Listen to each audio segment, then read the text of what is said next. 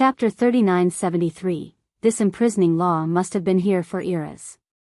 Those affected by it could only wait until death, never being able to see the sun again. It pierced through the core of the earth and left behind a pond. Instead of water, there was a thick liquid resembling blood or ink. Just one drop was heavy enough to crush anything.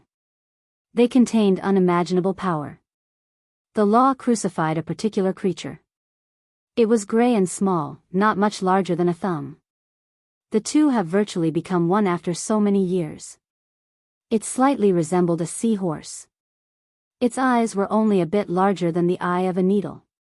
Nonetheless, one would know that these were eyes and not just tiny dots.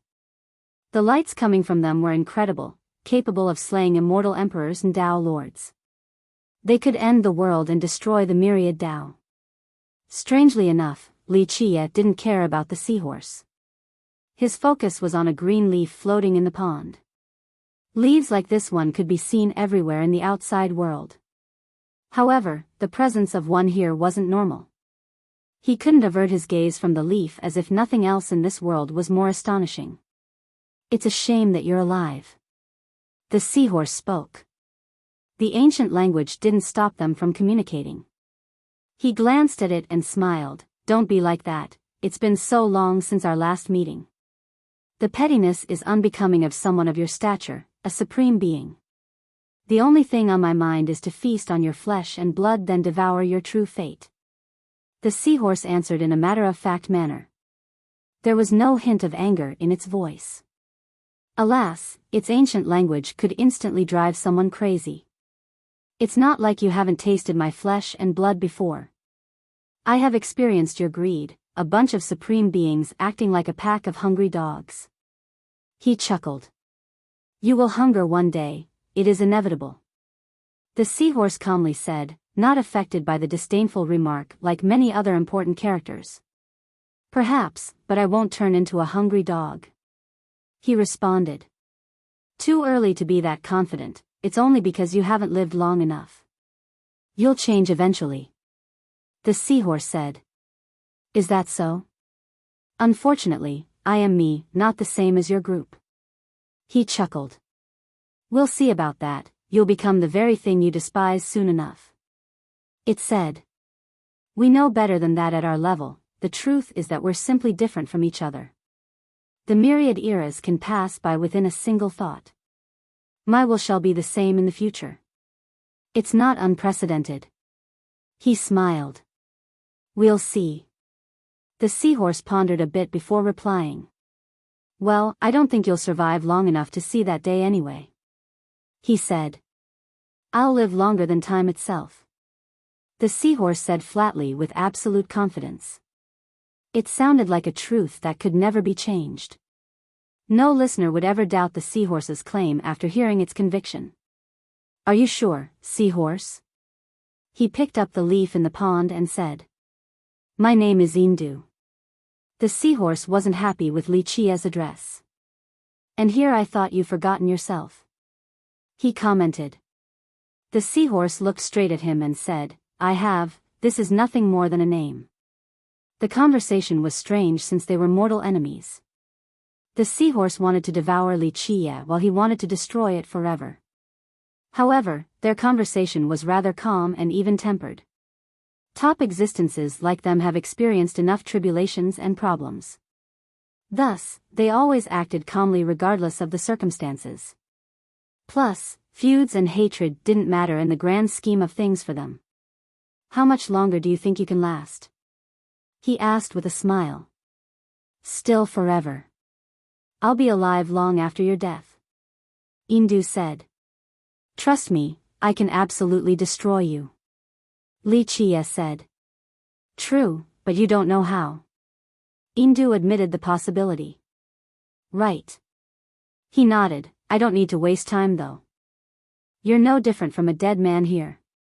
Feel free to try, watching oneself being destroyed can be an enjoyable experience," Indu said. "I don't have to do it, I'm sure you'll make up your mind soon enough." He chuckled and tossed the leaf back into the pond. Indu's eyes slightly shifted after seeing Li Qie's action. It chose to not say anything. He sat down and stared at the leaf again. There was nothing special about this leaf. It was as if someone had just plucked it down from a branch and left it here. Alas, this should be impossible. In history, the seahorse never let anyone else enter its domain. Even Buddha and Vajradao Lord could only make it to the cliff. Nonetheless, the seahorse wasn't the one who brought the leaf here. This meant that there was a previous visitor, another being on the same level as Li Chia. He came. Li Chia spoke with his hands around his knees.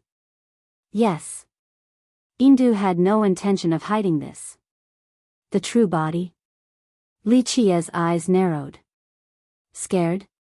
Indu asked. You tell me. Li Chia chuckled. No idea. Indu responded honestly. I actually don't think you know if it's the true body or not. Li Chia smirked. Indu didn't respond. Tell me more about him, yes? Li Chia's tone became friendly as if he was seeing a friend again after countless eras. Don't want to. Indu refused right away. I'm sure you'll talk. Li Chia stated. Such confidence. Is it torture time? Indu suddenly became interested. It wasn't that Indu was a masochist. It's just that the world has become too boring for beings like them. 1. Indu means someone who brings someone else over, a guide of sorts. When I see this name, I think of the ferryman in the underworld first. Hard to say without more context. Chapter 3974, You Wish, Wanting to Use Me as Entertainment? I'm not that bored. Li Chia smiled while staring at the seahorse. Tortures were meaningless for top existences like them. Even the cruelest treatment might only serve to help them pass the time, a little bit of entertainment. Then I don't know anything. Indu responded. We both know that your death is only a matter of time. He said. Everything is inevitable. However, I'll be here watching you die first. Indu said. I see. He paused before bringing up a different issue. What is your fear? I fear nothing. Indu answered without needing to think. I disagree, everyone has an opening or weakness, even those as powerful as us. He glanced at the leaf and continued, Your fear will cause you to waver. What is your weakness then? Indu asked. A brief silence ensued. He eventually responded, My heart is still alive. That's why you'll die before me. Indu smiled. It was impossible to tell whether a seahorse was crying or smiling, but it gave off the impression that it was smiling. Your heart is dead, but that doesn't mean you don't have a weakness. He smiled. An alive heart has too many weaknesses and potential threats. You'll never make it as long as us. Indu said. True, it's potentially dangerous, but it's also a sign that I have yet to waver. He calmly responded. A dead heart never wavers. Indu insisted. Are you sure? His lips curled into a faint smirk. Elaborate. Indu replied. Tell me, why did he leave this leaf? Just to decorate this place and add a little bit of life to it? He turned his attention back to the leaf. Indu did the same and started contemplating. People like them didn't think of it as an ordinary leaf. It was a world full of possibilities containing everything they desired. In fact, it wouldn't be an exaggeration to say that possessing this leaf meant having everything in one's grasp. You know the answer. He added. No. Indu flatly replied. He already came. It doesn't matter which form it was, the only thing clear was that he didn't save you. He said. Humph. Indu scowled, the only one aware of what had happened in the distant past. Do you think it was a message for you or for me? He asked. I'm not the only person who wants to eat you. Your true fate must be delicious, no one can resist the temptation. Indu said earnestly despite the bloody message. I can turn around and leave right now.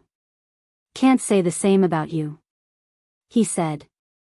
It's not bad, eras will pass by in the blink of an eye. This place is fine enough to be my grave. Indu said. That's absolutely the case in the past, but I'm sure you know things have changed. He smiled.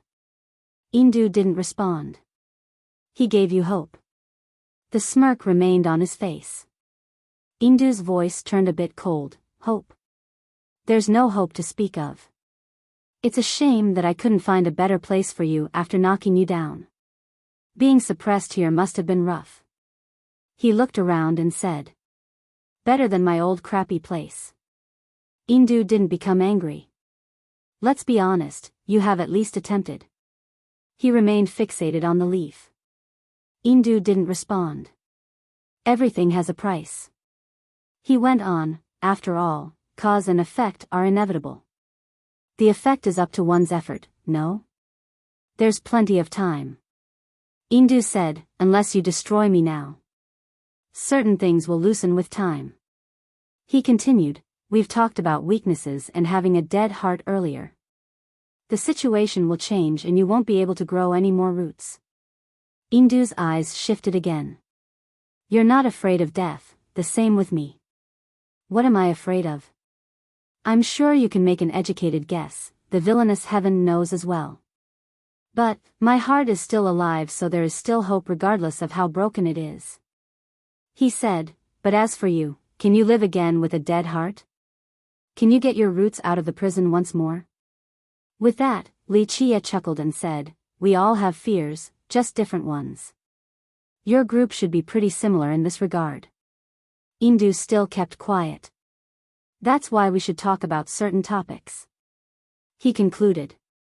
What do you want? Indu eventually acquiesced. The matters of the world are meaningless to us. He said, we can talk about that person instead.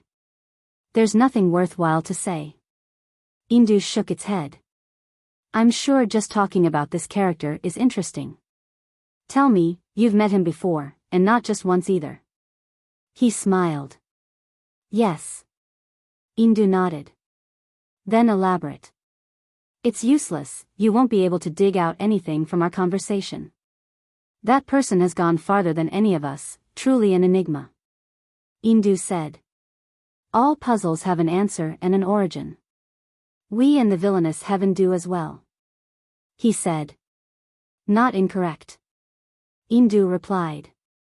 So let's smartly get through this. For example, why didn't he devour all of you? He asked. We have an agreement. Indu revealed. An agreement? Who are the parties? Just your group, or is it your group and him? It's a tradition, always has been the case. Indu said. This only works when there's a balance between the parties. I climbed up there and took you down, one by one, and pinned you here. Could he have done the same? He stared at the seahorse. It's because you chose to die together with us.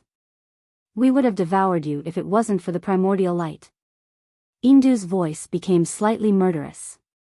See, I obtained the primordial light and took the next step. You're not a fool, tell me, did he have the ability to come up with something similar? He inquired. Indu didn't respond, clearly agreeing with Wuxia.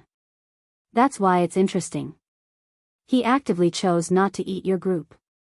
I don't think it has anything to do with tradition or balance. Plus, you've never cared about the tradition with the other groups. There are always exceptions. Indu said. Then what is it? Maybe there's a deeper reason, perhaps he's afraid of something, or to take it deeper, you all were still useful. Indu started contemplating. Aren't we being productive right now? Let's continue with sincerity. He said. What's in it for me? Indu said. I'll come up with a way to help you die faster, okay?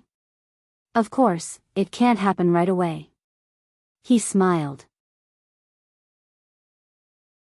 Chapter 3975, Boom. Today, the currents from black tides returned. A surging tsunami could be seen from a distance, virtually unstoppable. The water is back. Cultivators from Blackwood immediately took note of this. That's the end of the tidal recession. A big shot understood this development. However, everyone was caught off guard because black tides became increasingly violent. The massive tsunami smashed against black wood and didn't stop. Waves continued in a ferocious and relentless manner. The water didn't only come back to fill the ocean. It seemed eager to destroy Blackwood along with all of the southern West King.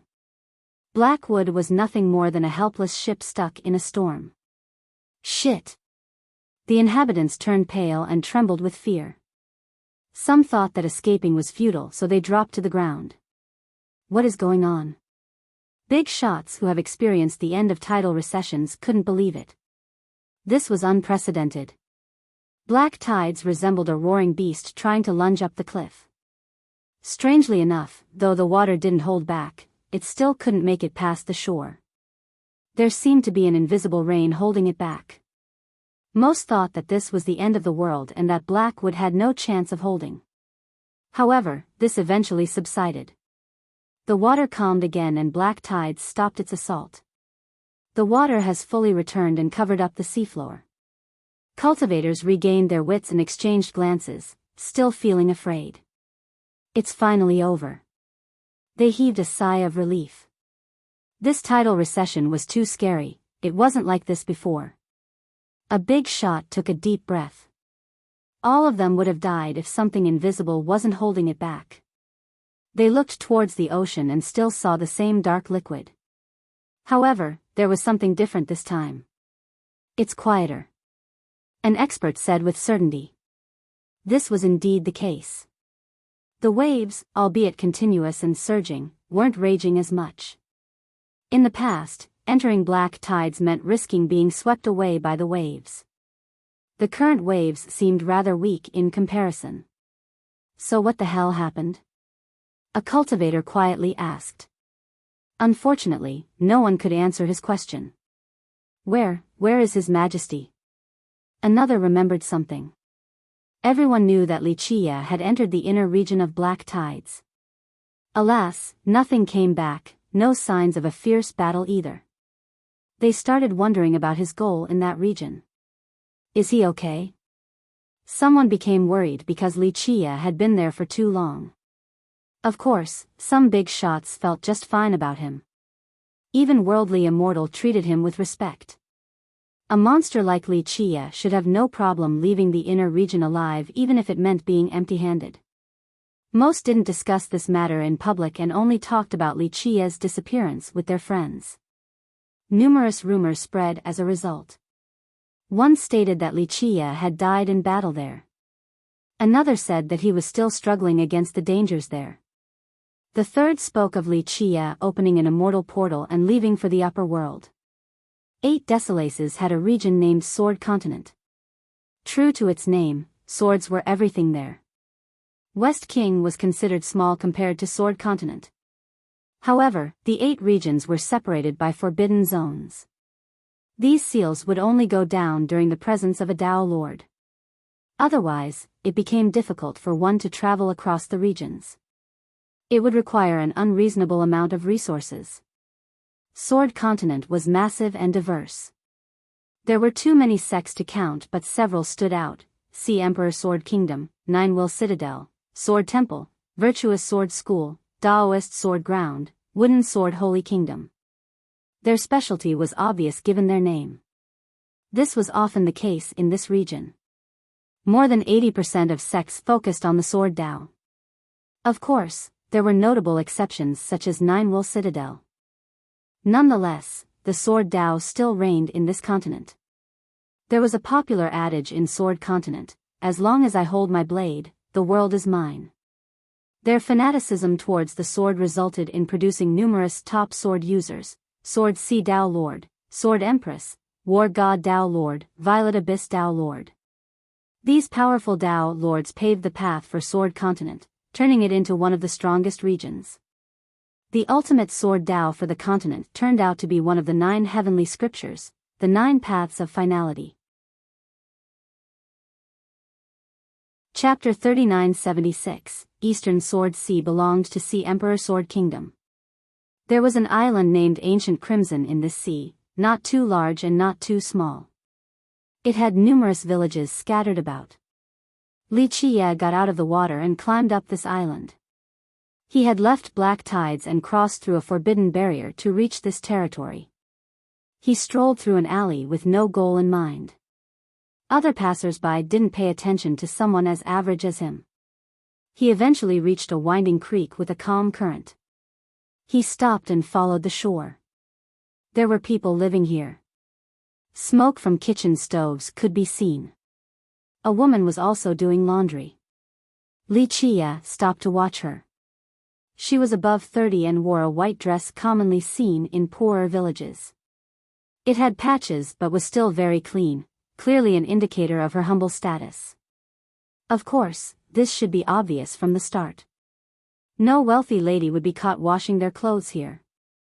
She wasn't gorgeous by any means, but there was a dignified elegance to her, healthy complexion and soft features. A wooden pin kept her hair together. They were slightly messy due to her being busy at work, but this didn't diminish her noble aura. Her clothes weren't a perfect fit, being slightly too hard. Nonetheless, they still couldn't hide her curvy figure with valleys and hills where needed. She was in deep focus. Her reflection on the water and herself seemed to be one. In this particular moment, she was in tune with heaven and earth, a truly captivating spectacle. Li Qiye was the spectator in this case. She noticed the stranger but wasn't afraid of him while continuing to wash her laundry. He sat down by the water with both hands around his knees. It was as if she was a supreme beauty in his eyes. Eventually, she finished and got back to her courtyard in order to hang the clothes up. He followed her and watched the process again, not thinking that he was being out of line. Just think about it, a woman all alone being followed by a man. This was awfully inappropriate, but Li Qiye turned a blind eye to this. After she finished with her task, she looked at him and asked, "Do you have business here, young noble?" Her voice was pleasant and gentle, sounding as natural as stream water splashing against rocks. "What is your name?" Li Qiye impolitely asked instead of answering her inquiry. "Shiyu." She didn't seem to mind. "Shiyu." Li Qiye repeated once, then left without saying anything else. She simply watched his departure with her brows slightly raised. She then returned to her room. As Li Qiye followed the next path, he eventually reached a city and saw more people along the way. There were more mortals than cultivators, always busy trying to make a living. Once he got closer, he half reclined on a street-side boulder to look at the city. He looked a bit dispirited, seemingly needing to rest before continuing. The city ahead wasn't a metropolis or anything like that. It was built a long time ago. The walls have fallen into piles of broken bricks. Nonetheless, given the style of the remnant bricks, one could see how majestic it used to be. On the gate was a stone plaque with ancient words. They were beaten by time despite being engraved on the plaque. Only a few faint outlines could be seen. Li Qiye had a blade of grass in his mouth, looking to be contemplating. The characters on the plaque couldn't be read by the present generation. However, they still knew the name of this place, Holy City. It seemed strange for this small city to have such a grand name. Nonetheless, its name has been known and passed down for eras. Holy. He sighed, looking a bit disappointed and sentimental. Holy no longer had its old appearance and inhabitants. This was akin to the sun during dusk. It seemed to be the twilight of this city. Soon, nothing would be left of it but broken bricks and tiles. In fact, when given ample time, weed would cover them too. He stared at the city, wondering if he should enter or not. Other passers-by didn't pay attention to Li Qiye. After all, everyone needed to rest for a bit after a long journey. A young passenger stopped near him and stared at the city. The sun began to set and painted a sad yet beautiful scene. Nonetheless, some solo travelers could appreciate the somber mood. This youth became immersed in looking at the sad city. He seemed to have traveled a long way. He wasn't overly tall and sturdy, but one could still see his muscles beneath his tight robe. He looked vigorous, like a fierce tiger ready to pounce. His robe was simple and clean. Judging by his expression and pose, it seemed that he came from a famous clan. Instead of a traveler, he resembled a soldier returning home. There was a hint of emotion building within him. He regained his wits and thought about entering before seeing Li Qie relaxing on the boulder. "You're not coming in, brother?" He could tell that Li Qie was a cultivator, so he cupped his fist. Li Qie glanced at the city and said softly, "The city is as old as I am tired, just resting right now." "Oh." The youth seemed amused by the comment. "True, it is almost the end of a long day." He appeared to be affected by the scenery, so he spoke. "I've heard about this city's history, too old to be traced. I wonder why it is here on this small island." "Indeed, the city is still here, but people have come and gone." Li Qie nodded and murmured. The youth didn't know why Li Qie was being so sentimental. The only thing special about this island was some big events in the past. Otherwise, no one would think twice about it. It was nothing more than a speck of dust compared to the massive continent. "Brother, it's all right, this city is old, but you should still lodge for the night. There aren't many places to stay the night on the island." The youth smiled. "Right." Li Qie nodded in response. "My name is Chen Sangsheng, nice to meet you. I'll be going now." The youth cupped his fist and left. Li Qie chuckled and continued laying on the boulder. Once the sun disappeared, he finally stood up and said, "Old but still okay for a stay. Let's go." Li Qie entered the city and walked on the paved road. It might only have 8,000 to 10,000 citizens. This wouldn't be considered a small town in Sword Continent. Nonetheless, the streets were paved with ancient stones. Most were broken, but one could still imagine the city's glorious days. The lamps were lit and merchants were still shouting. People were what gave the city life. Old city, new people. Life never stops, he thought to himself. Chapter 3977. He smelled various scents along the way: roasted meat, makeup powders, and blooming jasmine flowers. The mortal world had its fair share of suffering, but this was a part of life. All living beings struggled for various reasons. Nonetheless, they kept on producing and allowed the world to brim with life.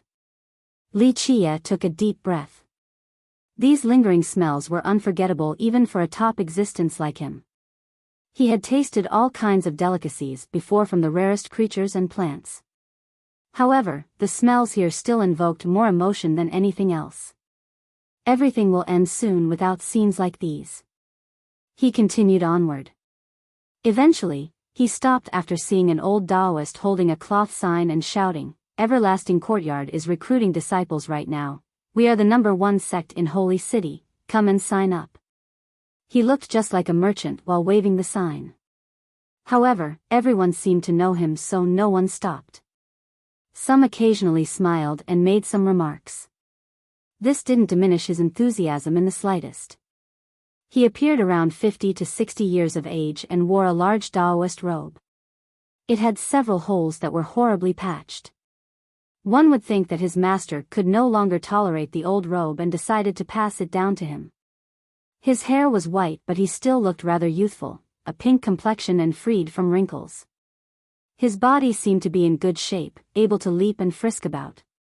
The cloth sign had the characters, "Everlasting Courtyard." Alas, the calligraphy skill left much to be desired.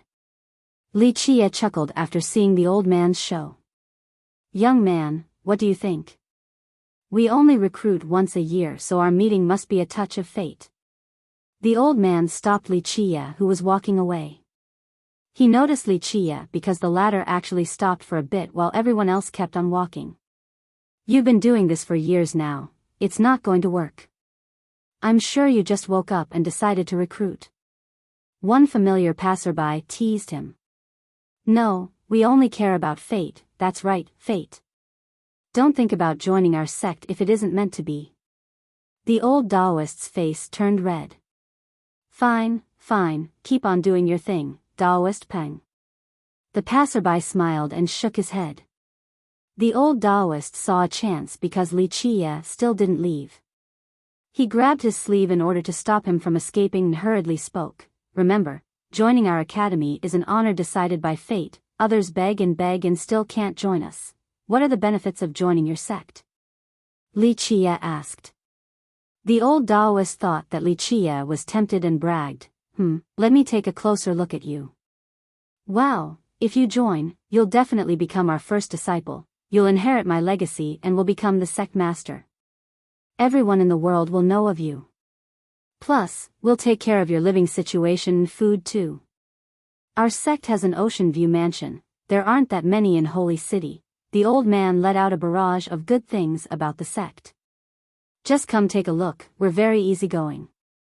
You can change your mind if you don't like it then. The old Taoist started sounding like he was begging. Fine, I'll go take a look. Li Chia smiled. Good. Off we go. The old Taoist rolled up the cloth sign. You're not recruiting more people? Li Chia teased. Ahem. The old Taoist looked a bit awkward for a second before coming up with a good answer. It's all about fate and karma, no need to force it. We are connected so I only need you, no more. Let's go then. Li Chia didn't bother exposing the guy. As the old Taoist moved ahead, he kept looking back every 3 steps or so as if he was afraid of Li Chia running away. After all, recruiting wasn't easy for his sect. He would never miss a potential new recruit. In his mind, letting the sect disband under his watch would make him into a sinner. You don't have to be so nervous, I won't leave. Li Chia shook his head. The old Taoist became embarrassed but was still quite happy with this development. Everlasting Courtyard was located in Holy City. They traveled through several winding streets and made it there. Unfortunately, it was literally a courtyard, not a sect. There were no other buildings nearby. Moreover, it seemed abandoned due to the weed infestation at the front. The front wooden gate hasn't been fixed in a while and issued creaking noises due to the winds. After entering, there was a small pond. It might have had something in there before, but it was empty now. This is your ocean view mansion? Li Chia glanced at the pond and said flatly. Well, the island is surrounded by water so yeah, this is an ocean view mansion. You can see the ocean by just taking a few steps. It's large too, at least 7 or 8 rooms. You can pick any of them. The old Taoist scratched his head before pointing at the rooms. Got it. So there are only 2 of us, no wonder why I'm the first disciple. Looks like inheriting this sect will be a tough job. Li Chia nodded. It turned out that Everlasting Courtyard only had 1 disciple in the old Taoist. Its only property was the courtyard as well. No one would want to join this sect outside of wanderers with no home left. However, the island was isolated and rarely had outsiders coming in. Don't say that. The old Taoist replied, we do have some capital left. Join me and I will give you our sect's heirloom. He then tapped on the sword hanging by his waist. The sword was wrapped several times around by a dirty bundle of gray cloth. This made the sword seem rather shabby. This sword? Li Chia was slightly moved to see this but didn't show it. Don't look down on this sword, it might appear unremarkable but it is our sect's heirloom. The old Taoist said, we're in a bad situation right now but keep in mind that our history is rich and glorious. Our sect was built during an ancient era, too old to be found in any record. The ancestors said that we were unstoppable and had more than just Everlasting Courtyard. There's also Emperor Era Hall, I think, and some other peerless halls. Chapter 3978, Our sect ordered the world back then. We had numerous experts and resources, few can compare to us. Clouds and winds dispersed when the 6 halls appeared together. Taoist Peng's eyes lit up as he told Li Chia the history of the sect. He wanted nothing more than to be living in the old era. Nonetheless, pessimism took over because this was no longer the case. Their past glory and strength had nothing to do with the present. Unfortunately, we have lost our supreme artifacts and immortal items. He said wistfully before tapping the sword hanging by his waist again. but, at least we still have this heirloom. If it's the heirloom, how powerful is it? Li Qie smiled. Well, Daoist Peng turned red and smiled wryly. Hard to say, I've never been able to exert its power before. Ancient Crimson is a peaceful island, there's no fighting. But forget about that, you're the first disciple and will inherit everything in the future, including this sword. If you find our missing treasures and scrolls from the 6 halls, they're all yours too. At that point, you won't need to worry about anything or anyone. See, that's our incredible and frightening potential. He went on. This was an empty promise since their resources have probably turned into ashes long ago. The 6 halls during their golden age were impressive indeed. Li Qie sighed and said. The academy had plenty of talents in the past and now, only Everlasting Courtyard was left. You know about them? Daoist Peng was surprised. I've read a few things. Li Qie nodded. Of course, he had personally experienced it back then. Since that's the case, don't you want to stay and be the first disciple? Daoist Peng didn't give up. It wasn't easy tricking someone to go back with him. He needed to find a disciple in order to continue the lineage. Otherwise, he would be too ashamed to meet the ancestors and forefathers in the afterlife.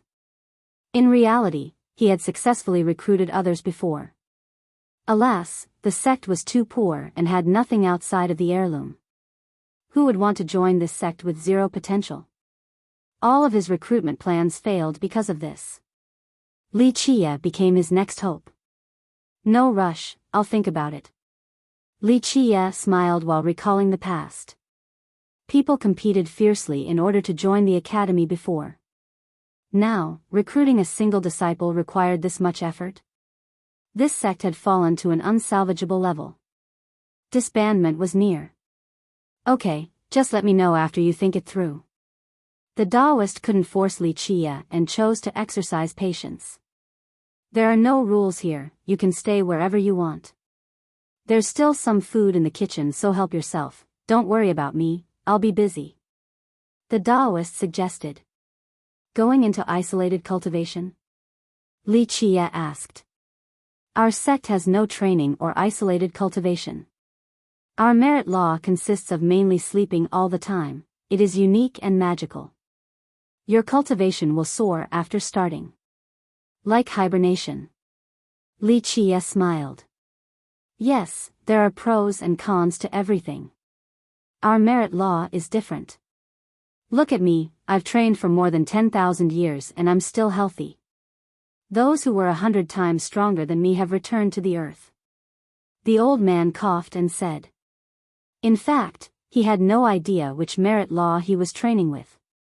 However, it definitely belonged to the academy. Whenever he recited the characters, he would become unbearably drowsy. Each sleeping session would last for a long time. Whenever he woke up, he would feel something different. The thing troubling him was that his cultivation didn't improve that much. Alas, each session lasted longer than the previous. If this trend persisted, he would become a sleeping god. That does sound impressive. Li Qie chuckled. Come, I'll show you some merit laws from the academy, you can pick some to train. The Daoist pulled Li Qie into the main chamber. Inside was a tablet filled with ancient engravings. The symbols were strange and didn't look like present characters.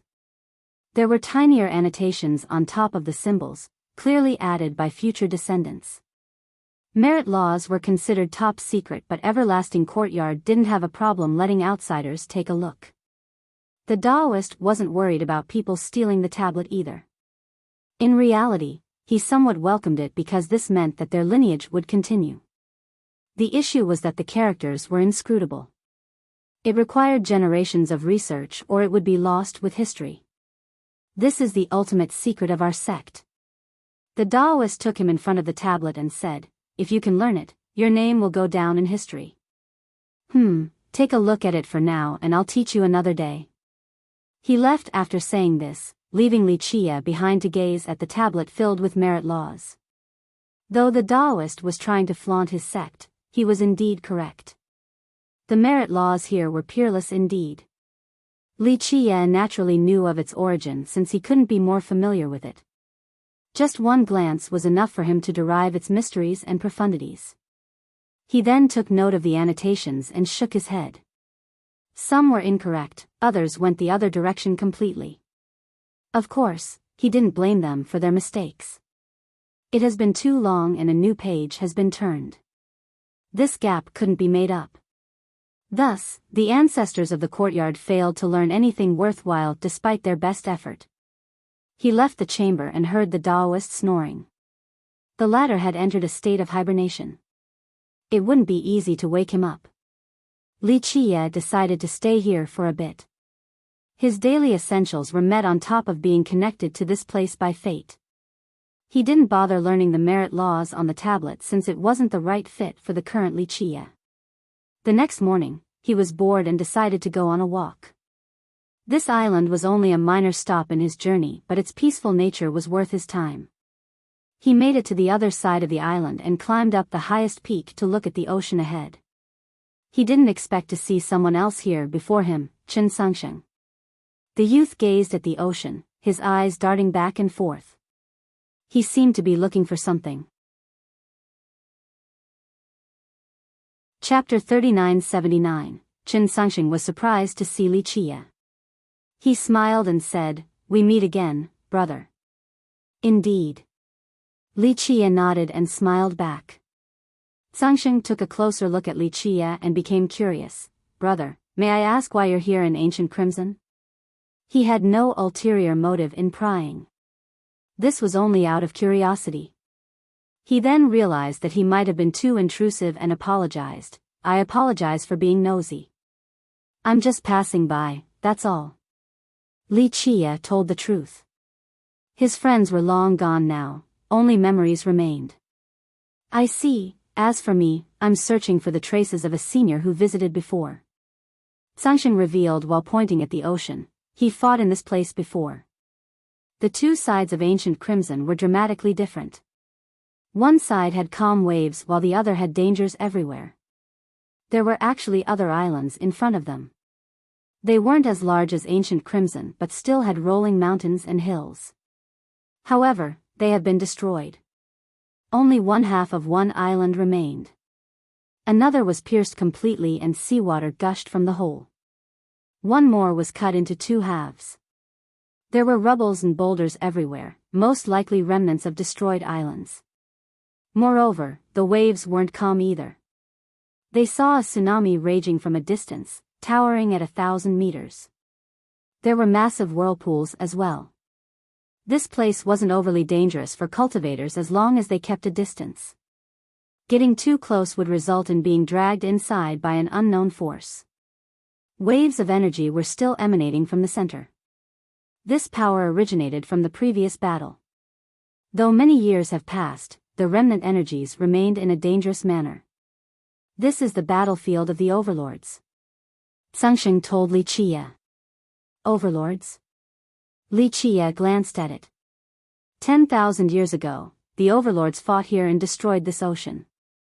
It shocked the entire world. Sangsheng elaborated. "Who are the overlords?" Li Qie chuckled, not really paying it any mind. "You don't know the 5 overlords of Sword Continent?" Sangsheng found this surprising. "No," Li Qie said. Normally, whenever the 5 overlords were brought up in Sword Continent, the crowd would show their respect and awe. All cultivators knew about the 5 regardless of their background. They were mountains towering over everyone else. People had no choice but to look up to them. The 5 represented the highest echelon of power in the continent. Some believed that only Dao lords could compete against them, no one else. "You really haven't heard of them? Are you a new cultivator, brother?" Sangsheng inquired because Li Qie didn't look like a new cultivator. "I'm just a passerby who doesn't know much about this region." Li Qie smiled. "The 5 overlords are the strongest characters in our continent. Only the Dao lords can take them on." Sangsheng said, "They fought in this area before, completely changing the landscape. No one can get close even now." "Why did they fight?" Li Qie smiled. The details were unclear. Rumor has it that it had something to do with the Myriad Era Dao sword. Sangxing said. I see. Li Qie smiled. Do you know about it? It is one of the 9 grand sword Dao, matchless in history. Sangxing went on. Not too clear. Li Qie said. Sangxing found this astonishing as well and stared at Li Qie as if he was a monster. The sword was everything in this continent. Its inhabitants have been connected with this sword Dao since birth. They lived and died for the sword. Thus, this continent was unique in both its power and purity. People in this continent haven't heard about many things. However, all knew about the 9 grand swords. This was another name for the 9 paths of finality sword, one of the 9 heavenly scriptures. It encompassed 9 heavenly swords and 9 sword Dao. Each Dao had a sword counterpart. Thus, they were the strongest when used together. The combination could allow anyone to dominate regardless of their cultivation. Moreover, a myth said that Sword Continent actually came from this scripture. This was the reason why its inhabitants were so obsessed with the sword. They grew up hearing stories about the scripture and the 9 Dao. However, Li Qie said he wasn't too clear on this issue. Was he still a member of Sword Continent? Sangxing ignored this and went on. It'll take more than 3 days and 3 nights for me to go on about the 9 swords. The most mysterious is the one we brought up earlier, Myriad Era. Most mysterious? Li Qie smiled. Ever since these swords started appearing, people obtained and lost them across the eras. But, no one has seen Myriad Era yet. Sangxing elaborated. Everyone was curious about this sword since its peers have shown up before. One sword god said that its appearance was inevitable. Perhaps it had shown up before, people just didn't know about it. In this case, its master should have become famous or started a powerful sect. This never occurred. Therefore, this sword remained a puzzle. Chapter 3980, Myriad Era has always been a legend desired by all inhabitants in Sword Continent. Chen Sangxing stared emotionally at the waters in front of them and said, there was news of this sword 10,000 years ago. It caused a stir across the continent, chaos ensued. Even the 5 big shots took note of this. Sects and individuals started planning for this competition. Eventually, the 5 strongest cultivators joined in too. Strangely enough, no one caught a glimpse of the sword itself or the scene of its emergence during this event. Nonetheless, a fierce battle broke out in the eastern Sword Sea. The continent slightly shifted from the shock waves. Spectators trembled in fear, completely oppressed by the terrible pressure emanating from the combatants. The battle eventually ended and no one knew the result. The location of the sword remained unknown as well. The 5 big shots of Sword Continent stopped showing up. Various rumors came out of it, serious injuries or even death for these masters. Sounds like the sword is quite tempting. Li Qie smiled. Definitely, it's the only one out of the 9 that is still mysterious. We only know that it does exist, nothing more. Sangxing nodded right away. All the sects and kingdoms paid special attention to Myriad Era. If it somehow was superior to the other swords, it would change the political landscape of Sword Continent. Li Qie chuckled and didn't say anything else. Do you want to look for it too? Sangxing thought that their meeting wasn't just a coincidence. Li Qie might be searching for something too. Not interested. You can keep looking. Li Qie replied. I do not dare to covet this supreme sword. I am more than satisfied just practicing my sex sword Dao since I am not that bright. One law is more than enough for me. Sangxing said. That's a good mindset. Li Qie praised and didn't observe the ocean for long before leaving. Sangxing didn't expect him to leave so soon. Now, he believed that Li Qie was telling the truth. What a strange guy. Sangxing murmured, then regained his focus. Ancestors, I hope I'll be able to find and bring it back home. Li Qie descended from the peak and continued walking in the wilderness without a direction. He traveled off-road without a care. Though the scenery wasn't the same as the past, he still felt something familiar embedded within. He once left behind his traces on this land, leaving behind grand momentum in order to protect it. Alas, nothing could last forever. These powerful foundations and formations still dissipated. Time could erase everything, even the marks of someone as powerful as him. He eventually stopped because something attracted his eyes. He made it to a mound and saw a tower in the middle. Only the bottom portion remained, but it was still high up in the air. The bricks had been weathered, no longer possessing their original appearance. Nonetheless, anyone with a sliver of knowledge would see that this tower must have been majestic and colossal. Unfortunately, the tower lost all of its old glory. It was slanted now, no longer standing proud like before. Wuxia got closer and gently rubbed the outer wall that was covered in moss. Emotions and dusty memories emerged again as if it was only yesterday.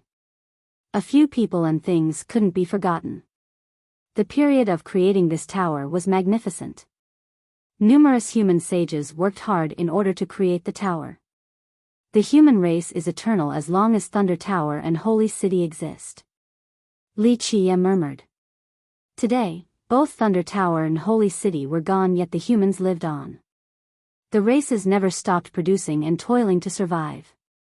Nothing is eternal. Wuxia patted the wall and chuckled. You're here, young noble?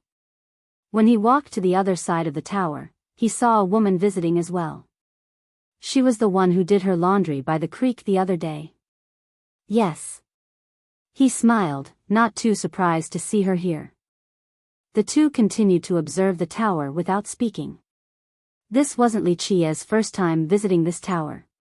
He was there during its creation and returned numerous times in subsequent generations. It had always protected this land, but now, its guardian aura was gone. The only thing left was a broken structure. You know this tower, young noble? The woman asked. I've heard of it. Wuxia replied. Me too, I was told that this guardian tower represents the glory of the human race.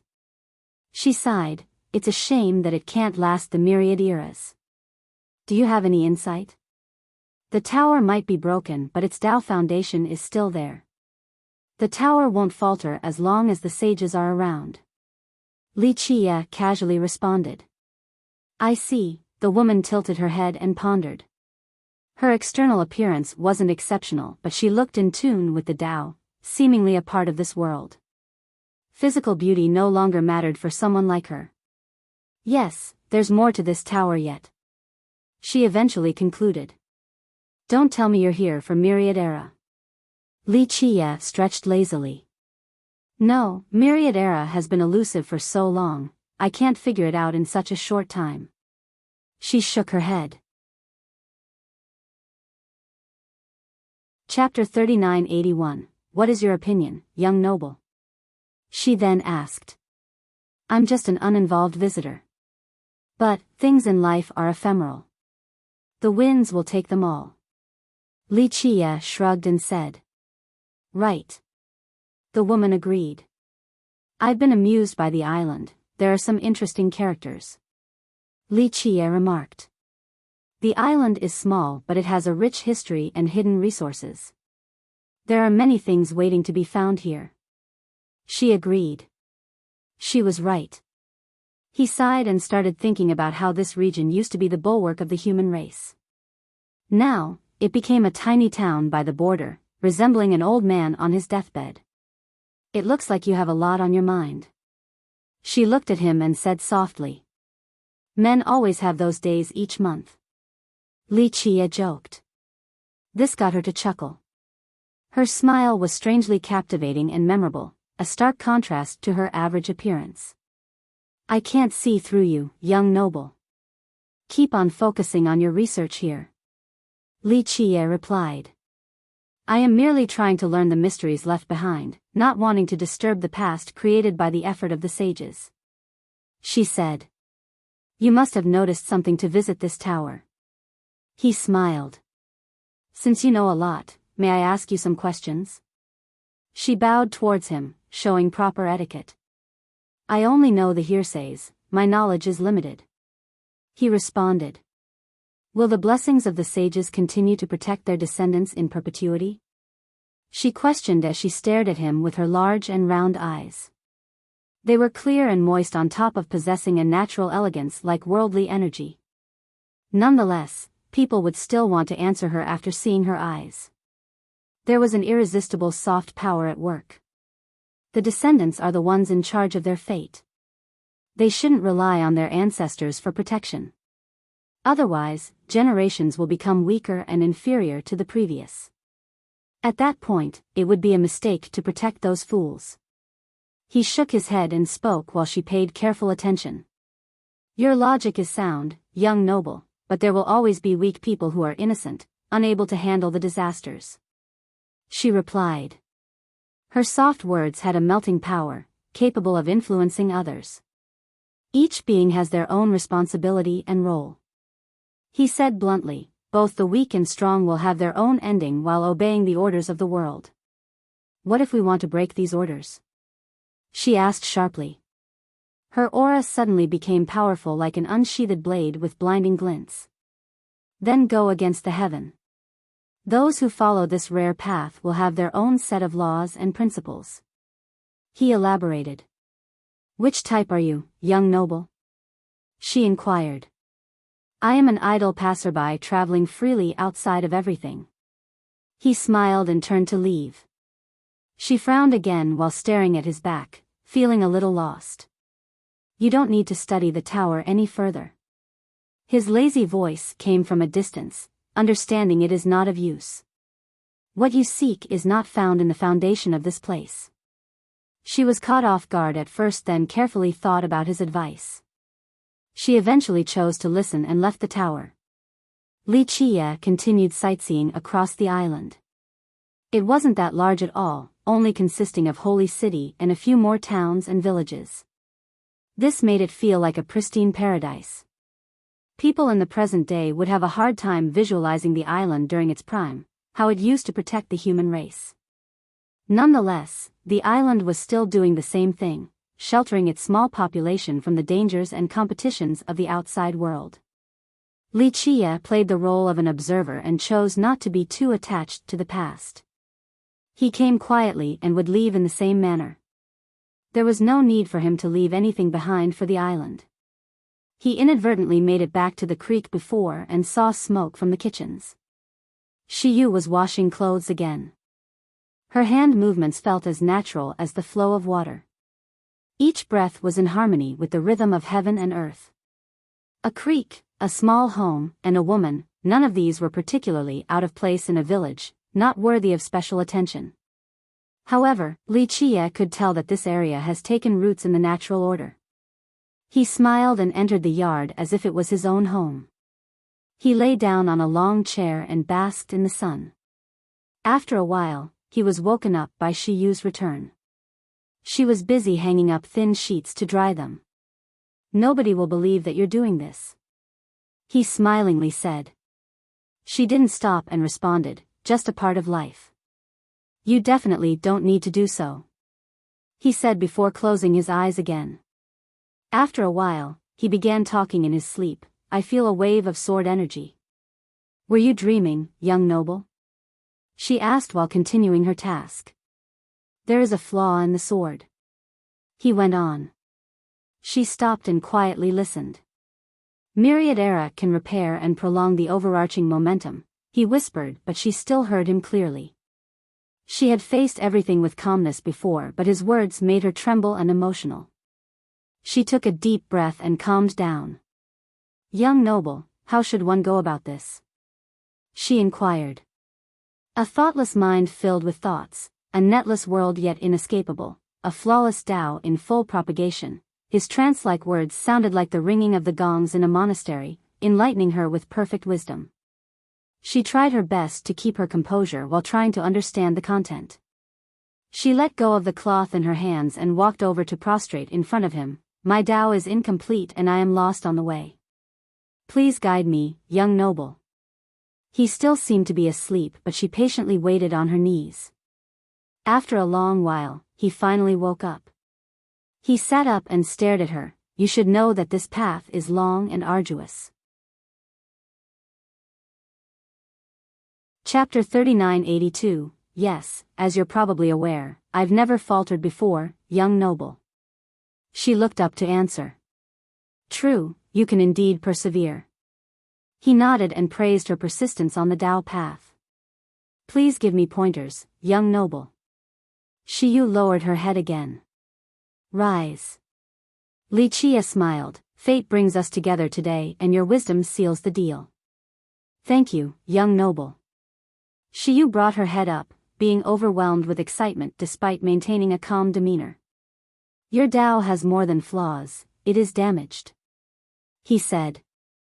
Your insight is impeccable, discerning it with one glance. She sighed and revealed, I met a powerful foe and suffered a setback to my Tao. This plus facing a bottleneck stopped me from improving. That's why I have no choice but to search for a method.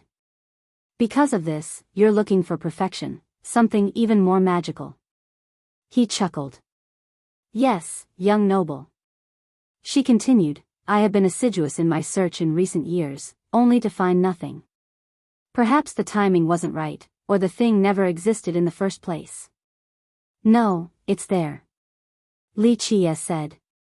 His answer shocked her because this thing she was pursuing was highly coveted in history. Numerous masters planned and some even paid with their lives only to fail. She didn't want it before, but due to the damages to her Tao, this became her method.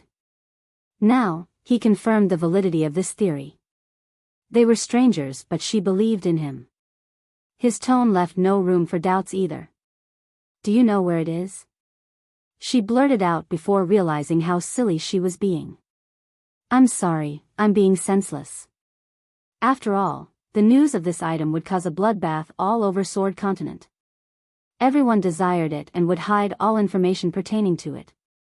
It's fine. The problem is that it might not actually be that beneficial to you. He shook his head. Please elaborate, young noble. She asked respectfully. I know your plan, wanting to use it to fix your Tao. However, relying on external means isn't the right way. It is time to take a leap given your current cultivation. He explained. You're right, young noble. I can follow the logic. She agreed and actually knew this already. Alas, there was nothing else she could do. It's just that I am trapped in a predicament. If I can't get out, I'll keep on deteriorating. She smiled wryly. It was dangerous for one's cultivation to continuously recede. That's why she had to resort to external help. I've thought about using pills first. She added. But you didn't because you knew that it wouldn't solve the actual issue. Using alchemy is only effective for a weaker cultivator. For someone like you, it's only temporary unless it is an immortal item. He smiled. The problem for her was finding alchemy ingredients at the immortal level. That would be tougher than resorting to external means. Leap out of your grand Tao, replace it with something newer and better. He suggested. Please show me the way, young noble. She cupped her fist and bowed after finding hope again. Very well, I shall aid you. He said before reaching for her forehead with one finger. The forehead was a vulnerable position. One powerful attack would definitely take her down. However, she trusted him enough to not be wary. A tiny law looking like a golden string circled around his finger. It entered her mind and created a ripple effect. Clank. Clank. Clank. Sword hymns could be heard as she became resplendent with this affinity. Fortunately, the area around the house has been sealed so no destruction happened to the outside world. A sword Tao erupted inside her mind like a supreme dragon. It started an endless tsunami with enough power to kill everything. She started shaking and immediately got into the meditative position. She absorbed energy and channeled her own sword Tao in order to fuse it with the new law. The sword aura emanating from her prevented anyone from getting close. The individual rays could pierce through any cultivator. This wasn't her strongest state, only an internal activation of her sword Tao. Once she chose to actually use it, one slash could cut ancient Crimson Island into two halves. The golden law pierced through her sword Dao, causing it to roar and struggle. Its scales extended like swords in a magnificent manner. The law continued with an incredible speed and made it to a particular position in this sword Dao. There was a damaged portion that couldn't be repaired before until now. The law weaved back and forth and instantly fixed this problem. Meanwhile, this process put her in unimaginable pain. She mustered all of her willpower in order to endure it. Of course, the joy due to the successful repair eventually overwhelmed the pain. Buzz. The golden law began affecting the entire sword Dao. A golden color eventually took over. This made the pain even worse since the sword Dao realized that it was being changed. Shiyu felt as if her body was being burned by branding irons all over. The dragon-like sword Dao struggled, but this was futile. It eventually succumbed to the golden law, culminating in a refreshing aura. This went beyond a transformative process, akin to starting a second life. The golden dragon soared to the sky and then landed again. It kept on playing in this manner, seemingly enjoying itself. What came after the pain was an equal level of pleasure and happiness. Shiyu could tell that her sword Dao had leaped out of the previous constraints. She had trained for years to no avail, unable to break through this bottleneck. However, Li Qiye helped her fix her Dao damages and let her reach the next cultivation realm. Chapter 3983. Some time passed and Shiyu woke up from her cultivation session, opening her eyes. She was drenched in sweat due to the pain of her sword Dao being pierced. This further accentuated her alluring curves. Pleasant sensations and happiness overwhelmed her. She had made it through the gate and saved tens of thousands of years from a simple touch in the forehead. This favor was truly shocking. Of course, the improvement had plenty to do with her training over the years. He simply guided her away from the wrong path. Otherwise, stagnation would have continued. She looked over and found him sleeping again. She then left quietly in order to not bother him. She was naturally curious about his identity. There wasn't anyone like him in Sword Continent, so where did he come from? Of course, a character like him certainly had his reasons for coming here. Asking him could be construed as being disrespectful. She finished hanging up the laundry, then returned to the yard. Li Qiye had woken up and started cultivating. Her mouth widened as she saw his process. Chaos energy engulfed him. It wasn't overly dense and simply looked like water vapor. One side yin and the other side yang. They rotated and formed the taiji. This revolution contained a boundless and everlasting force. Nonetheless, the process itself looked rather ordinary. It didn't have a shocking aura and pressure. However, this was special in Shiyu's eyes. She saw that he was in the yin-yang celestial realm. For ordinary people, this wasn't a bad realm at all. Alas, when compared to characters like her, they were simply ants. She could crush them with one finger. It's just that this didn't apply to Li Qiye. Someone who could heal her Dao injuries and help her break through couldn't possibly be limited to his cultivation. The weirdest thing was not his cultivation but rather, his chosen law, Samsara Mantra. This was one of the 7 laws of the Golden Age. Not to mention geniuses or experts, even a new cultivator wouldn't pick this mantra.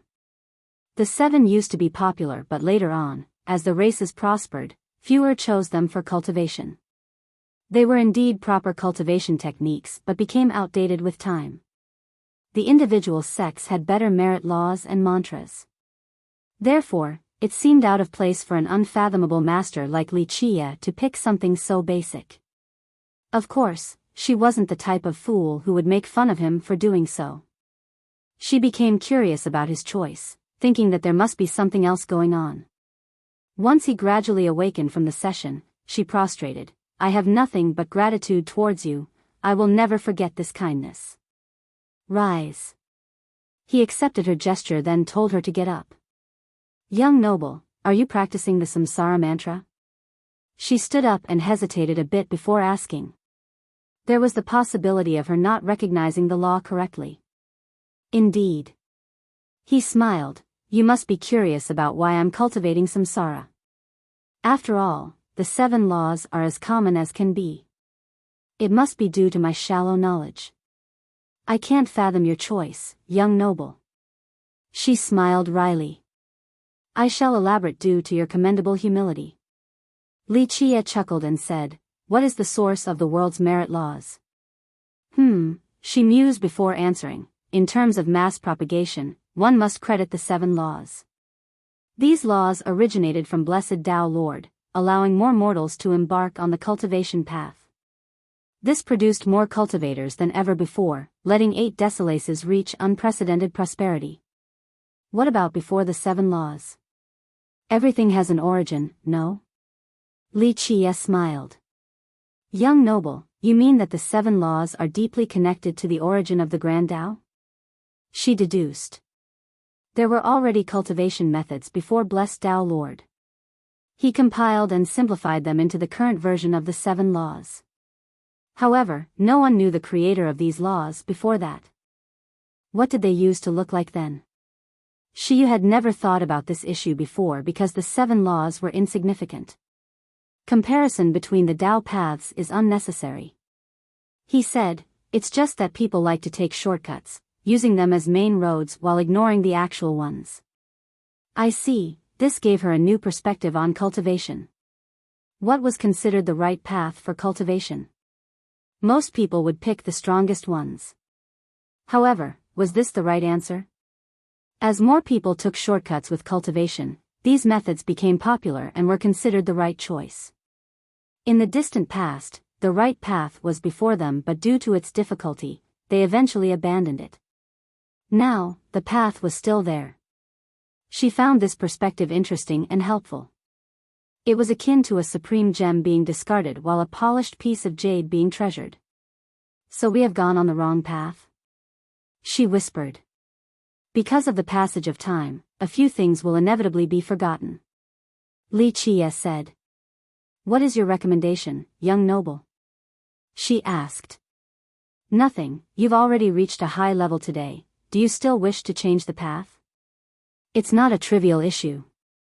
Ask yourself, can your Tao heart handle it? He stared at her and asked. She fell into silent rumination. She had already reached the top. What would be the outcome of changing her way? Chapter 3984. The apex was the dream of all cultivators. She might not be at the apex in 8 decilaces, but certainly wasn't far off. She paid in sweat, blood, and time for her current achievements. To restart was an unacceptable price. Furthermore, she had no idea if success was possible. Failure meant losing everything. Asking a king to give up his authority and start again as a beggar? No king would be willing to do this. It required immense determination and a firm Tao heart to jump down the abyss. Just one wrong step meant damnation. She sighed. It was easier said than done. Everyone has a limit. Li Chia said, only a selected few could reach this border and even fewer could surpass it. This applied to all the geniuses and top cultivators in history. But those capable of reaching the limitless state will become true overlords. Thank you for telling me this, young noble. It seems like I do not have the ability to ascend above the 9 heavens. She bowed, having made up her mind. No one would fault her for giving up. In fact, to start over was the crazier choice. Understandable. He nodded. Everyone has their own position on the long path. Those without a seat have no choice but to continue until one is found. She carefully thought about the statement and suddenly, she saw a solitary traveler walking on the Tao path through history. He crossed through the firmaments in spite of the raging waves. Prosperity came and went, but one thing was for certain, his continuous progress and footsteps on the river of time. He eventually traveled farther than anyone else. Others could only see his back. Once she regained her wits, she found him sleeping again. Nonetheless, she still bowed towards him. He slept until noon the next day when they had a female visitor. She was tall and thin, only around the age of 20 or so, attractive like most cultivators. Her simple dress gave her an elegant appearance. Her face was covered by a thin veil. Even a heavenly gaze wouldn't be able to see through it. The only thing visible were her gem-like eyes, looking bright and pure.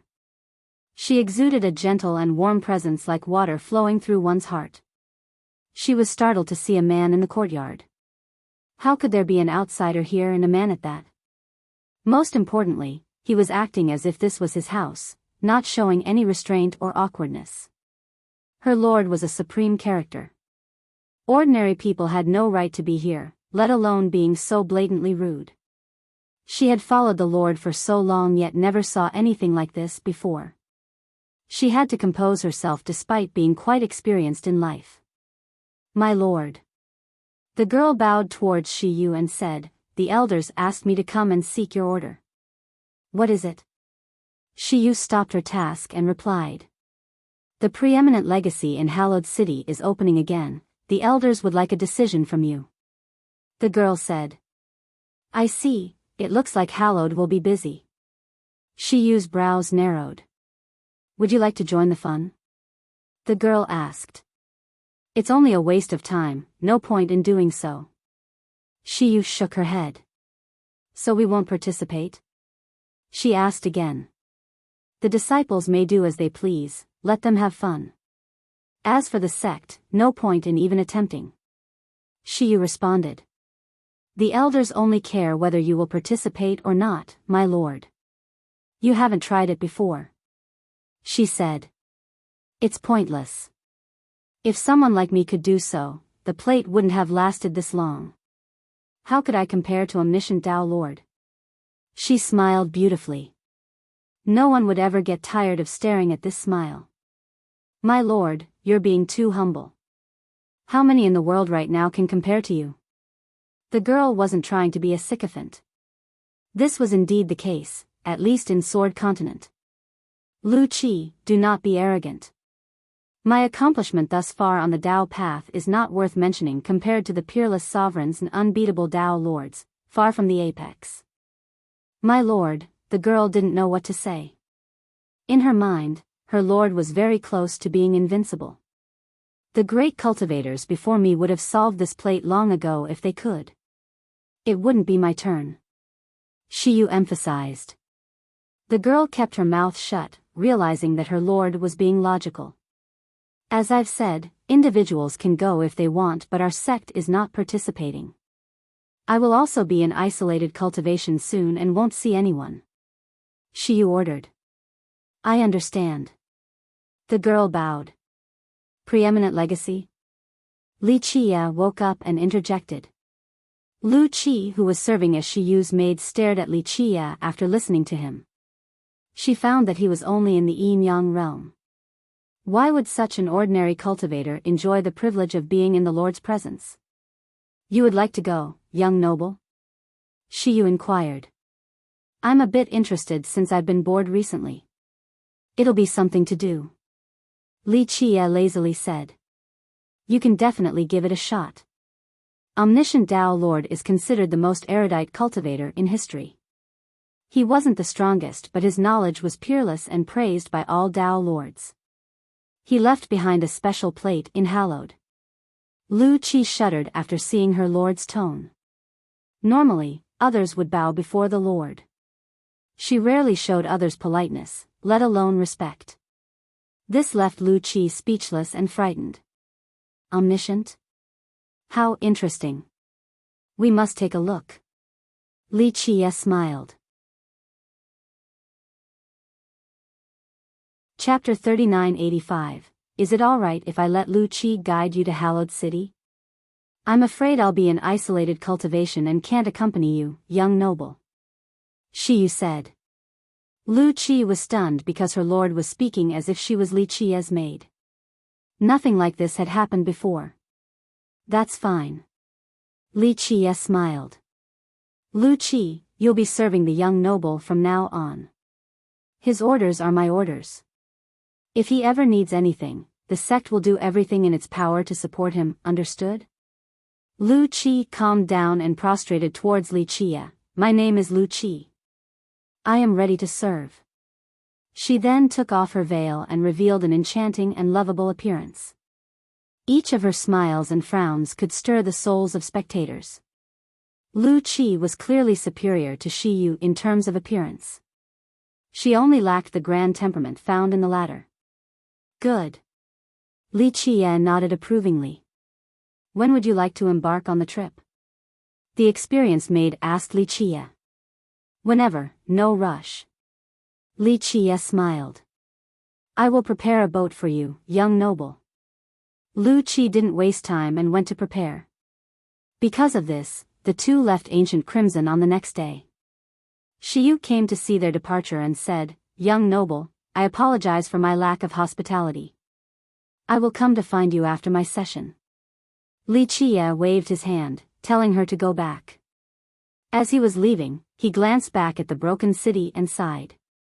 Nonetheless, he chose against restoring its former glory back. After all, he was only a passerby.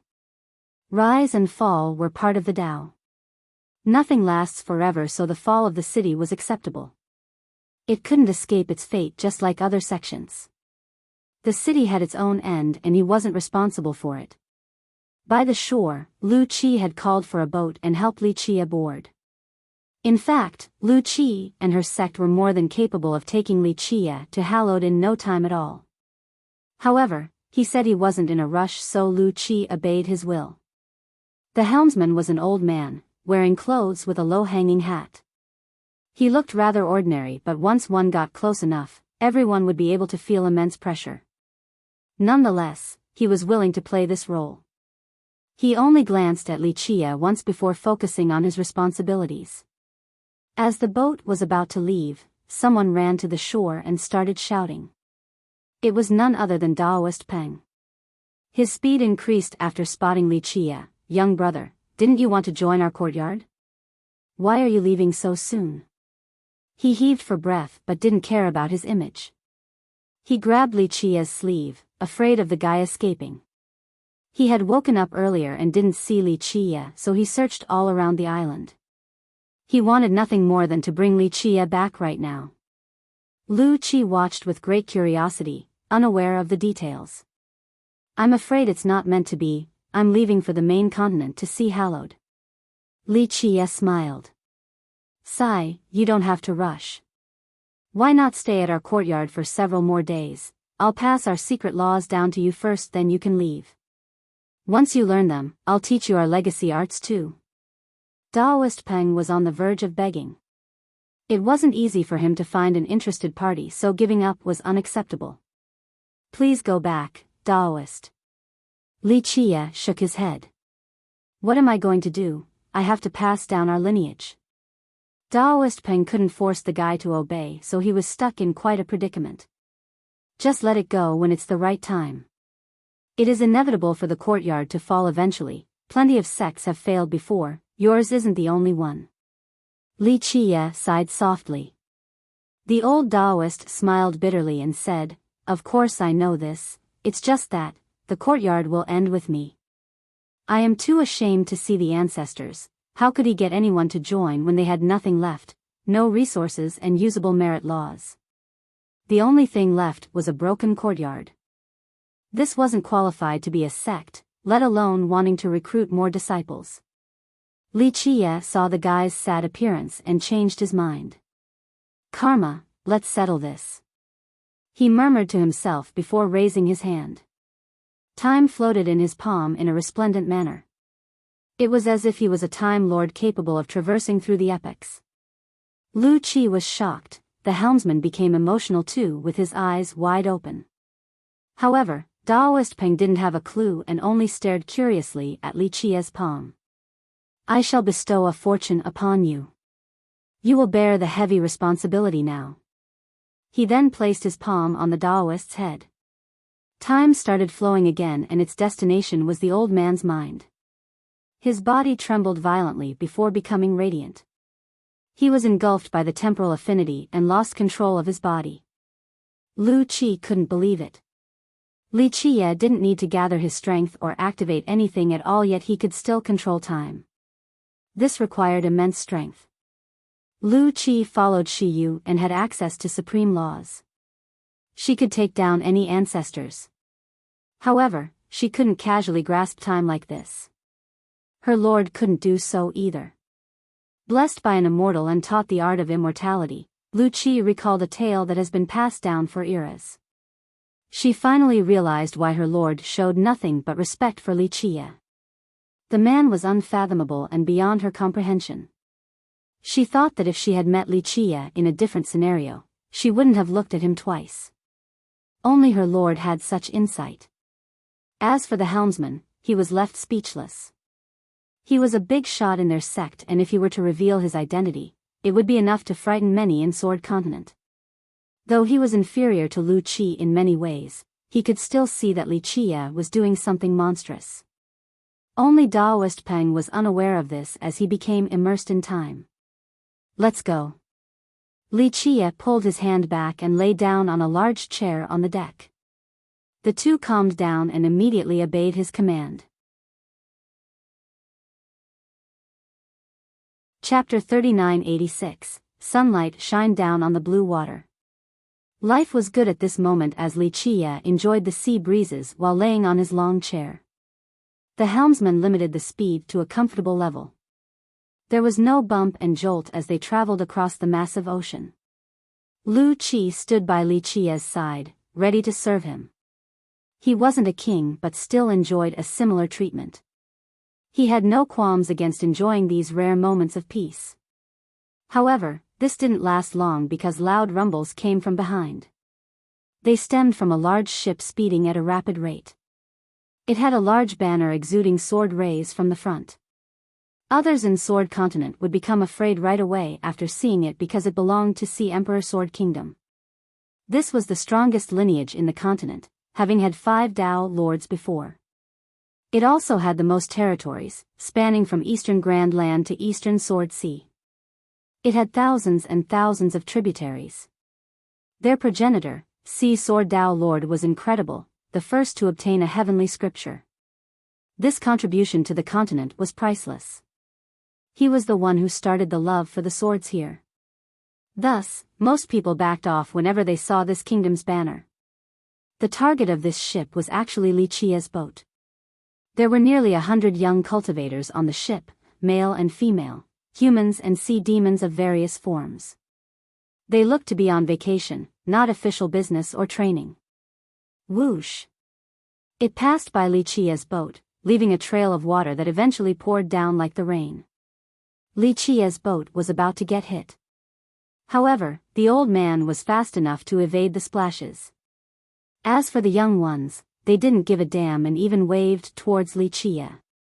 One of them shouted, "We're going ahead, keep moving at a turtle's pace."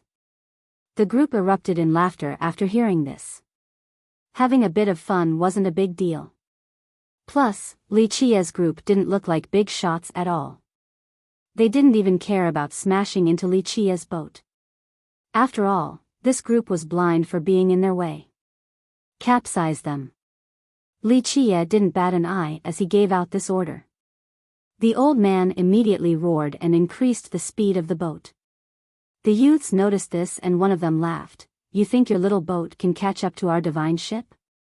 However, the boat was indeed gaining on them at a rapid rate. "So what if you can catch up? As if you can do anything to us," another disciple coldly uttered. One female disciple sneered, "Acting haughty in our territory? They must be tired of living." Their arrogance was understandable since they have grown used to having privileges everywhere. Moreover, this was within their own territory. In the next split second, the small boat leaped forward just like an arrow. "Shit!" An expert on the ship bellowed, but it was too late. Boom! The boat struck the back of the ship with the force of lighting. Crack! Though the latter had a defensive barrier, it was taken down instantly. The laughing disciples didn't expect their ship to break down. The impact threw them off the ship and into the ocean. Moreover, a massive tsunami formed from the shock waves and smashed them down into the water, causing them to drink several gulps. Once they floated to the surface, the boat was already long gone. "We won't forgive you for this." Many disciples roared furiously. You can run to the edge of the world and we'll still find you. Another declared. Their hatred couldn't be contained since they had never experienced retaliation before. Alas, the people on the boat couldn't hear them. Li Qiye was already sleeping while Lu Qi remained nonchalant. See, Emperor Sword Kingdom was formidable indeed, but these random disciples meant nothing to her. The boat continued riding the winds and waves. After a long while, Li Qiye woke up and found that they had made it to shore. The helmsman was now waiting in a carriage. There's still some time before we reach Hallowed. Is there anything you want, young noble? Lu Qi asked, not minding to take their time since it was Li Qiye's wish. Let's go. Li Qiye gazed ahead and said. They embarked on the journey with the old man doing a great job. He never said a word from start to finish. The scene outside the window was beautiful. Li Qiye quietly watched the ever-changing landscape. Meanwhile, Lu Qi thought about who he was. The man was a puzzle and she had no idea where to start. Nonetheless, she was aware of the mission given to her by the Lord. She must do everything in her power to serve Li Qiye well. Sun rose and set during their journey. Li Qiye eventually grew bored of the scenery and decided to sleep.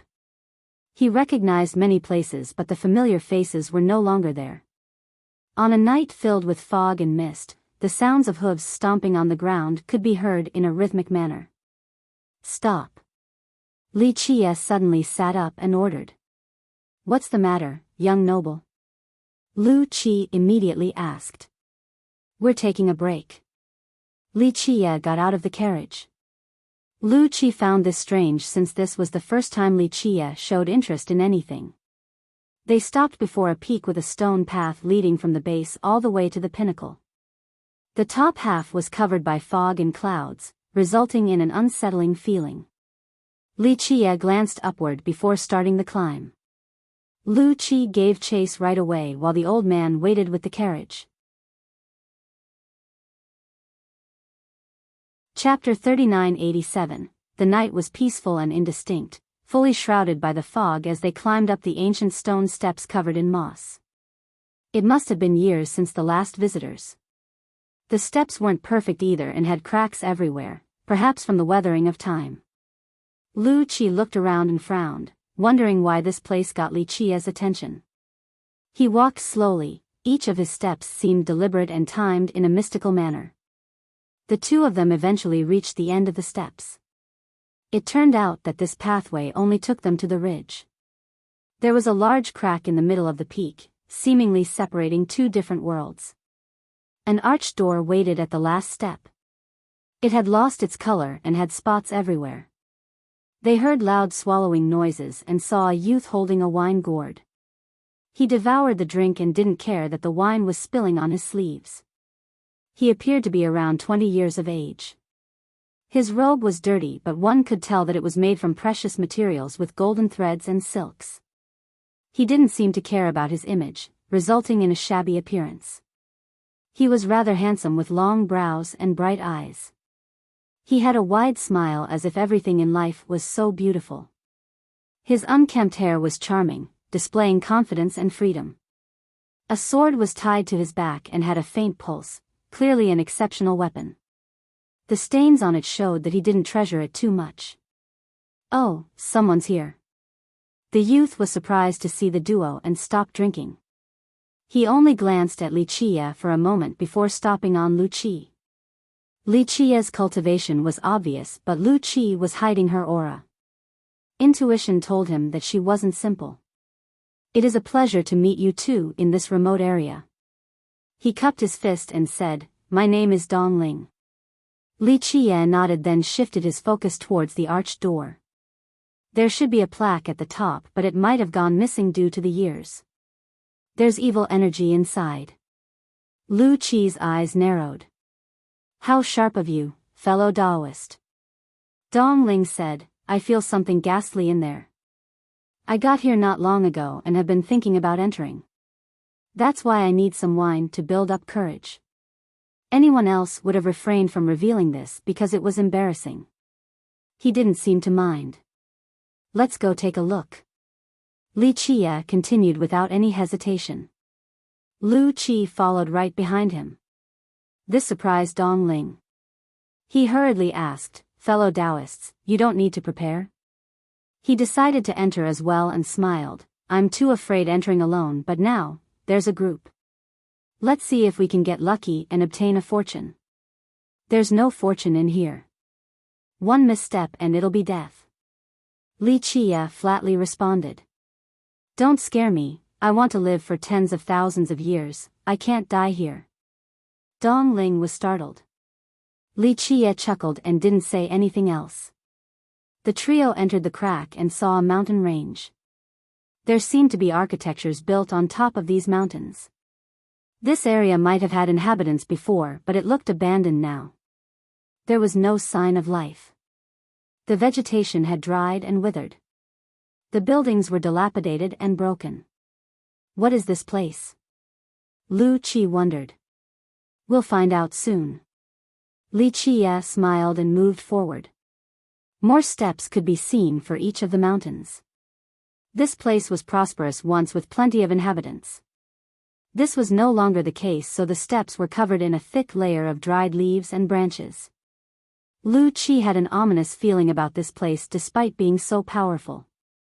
On the other hand, Li Qie seemed unaffected by everything. He eventually stopped to take a look at a tablet. This tablet also showed the same signs of aging just like other things found here. Its original color was indiscernible. There were 3 ancient characters carved on the surface, barely legible after being assaulted by rains and winds. Divine something peak. Dong Ling carefully examined it and understood 2 characters. A scholar, how surprising, Li Qie said. Dong Ling didn't know what to say after being looked down upon by a yin-yang cultivator despite being a famous prodigy. Others might have become angry at Li Qie, but he had great self-restraint. He coughed and continued, "My sect has scrolls regarding these ancient characters. I learned a little during my youth. Your Heaven Silkworm School does have a long history." Lu Qi interjected. "You know where I'm from?" Dong Ling didn't expect Lu Qi to figure him out so quickly. Lu Qi didn't answer and kept on walking behind Li Qie. This perplexed the youth as well. He could tell that Lu Qi was definitely stronger than Li Qie. However, she looked like his maid. Divine Crow Peak. Li Qie sighed, looking a bit disappointed while staring at the peak. "Oh, that's right, this character is Crow. It seems like my knowledge of the old language is inferior to yours," Dong Ling replied. Meanwhile, Lu Qi was taken aback by Li Qie's obvious look of disappointment. This guy never showed any emotion. She thought that he would be able to stay calm even when the sky was falling down. Why would looking at this peak elicit such a response? She didn't see anything special about the peak. Li Qie looked away and moved on to another peak with Lu Qi behind him. As for Dong Ling, he was curious about the tablet and Li Qie's reaction. He thought that there might be treasures here, but it would be improper to ask. As they traveled across the peaks, they saw signs of greatness and prosperity from the ruins. There must have been a powerful sect here in the past. They eventually made it to a street paved with bluestones, also covered in dried leaves. To the left and right were buildings tightly erected. Chapter 3988. The trio imagined the old street flourishing in the past with carriages and passers-by brushing shoulders. They could hear the peddling merchants. Now, a single footstep couldn't be found anywhere. There was something creepy about this street. They had the feeling that it wasn't a gradual decline throughout the years. It seemed as if everyone disappeared in the blink of an eye. There were still some stalls, tables, and carts to the side. Daily essentials were still seen inside the houses. Bowls and cups were placed on tables as if the families were about to have a meal. In front of the street was the neighborhood sign. They looked up and saw 3 ancient words covered in dust. They were worn down and difficult to read. Dong Ling looked up and tried his best. He was an expert in this field but couldn't figure out all three: revival, something, revival Emperor City. Li Qie only needed one glance. Dong Ling clapped and said, "You're right, it's revival Emperor City.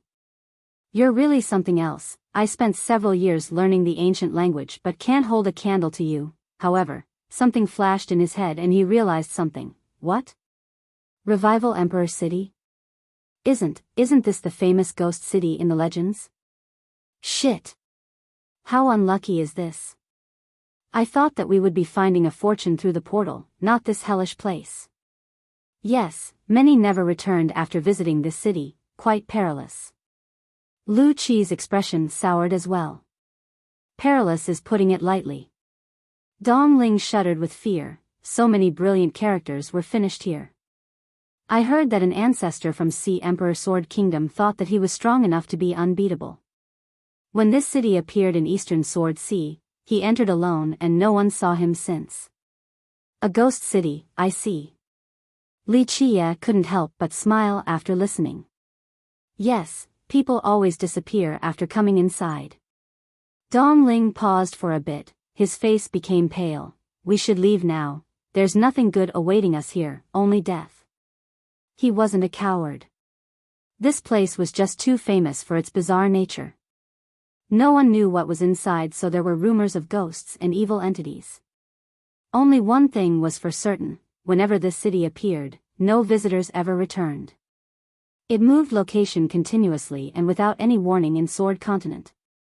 Thus, Revival Emperor City eventually became known as a ghost city. Nonetheless, people were still curious and some always took the risk whenever it appeared again. Dong Ling was being logical in wanting to leave. Even powerful ancestors have disappeared, let alone them. Let's just take things as they come.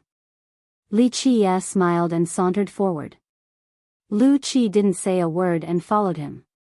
Dong Ling was left in a tough position.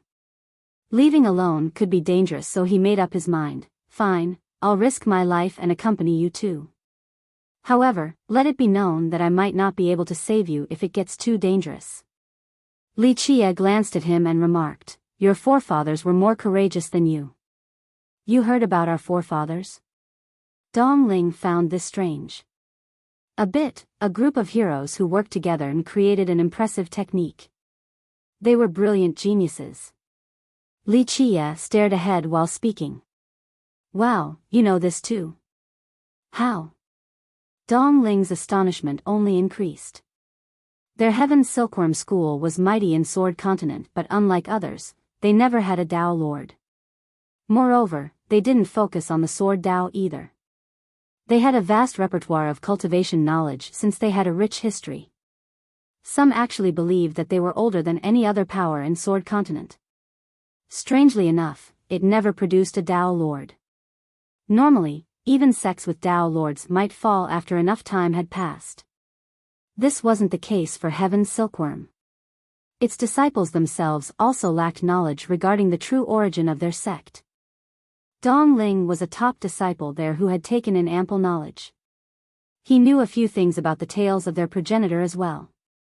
Thus, he was surprised to see an outsider like Li Qie know so much about his sect. Just read and you'll learn a lot. Li Qie looked back at him and said. Can't argue with that. Dong Ling scratched his head. Your cultivation isn't that exceptional among the young generation. However, your actual battle potential is impressive. Your Imperial Dao is wonderful and can pull a fast one on your opponents too. Li Qie changed the conversation. How do you know all of this? Dong Ling staggered backward and took a deep breath. His Imperial Dao was magical. It might not be the strongest but had plenty of applications in battle.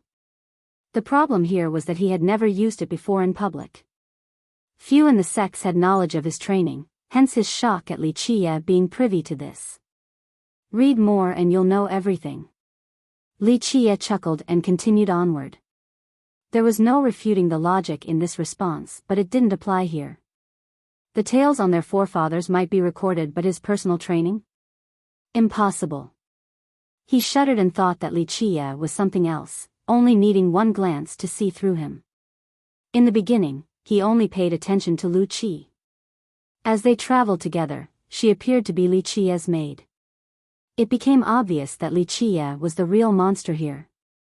He eventually regained his wits and caught up to the duo. A while later on the path, they heard cracks and movements. "Come out here." Dong Ling was creeped out. The streets started shaking and all of the items came back to life: the broken buildings, the vendors' stands, the carts, and tables. These non-living things became animated and turned into monsters. For example, the door of a building became a mouth, the windows turned into eyes, and the flagpole in front became a tail. 1. The character is Su. Su can be a last name or it can mean revive. Need more context. Chapter 3989, Rumble. Massive monsters stood up and made the trio look tiny in comparison. The houses were as large as mountains. One stomp could crush them like ants. What the hell are these things? Dong Ling was startled. They didn't look like regular monsters and beasts. The latter would at least be considered alive. On the other hand, these things had no sign of life even though they were moving.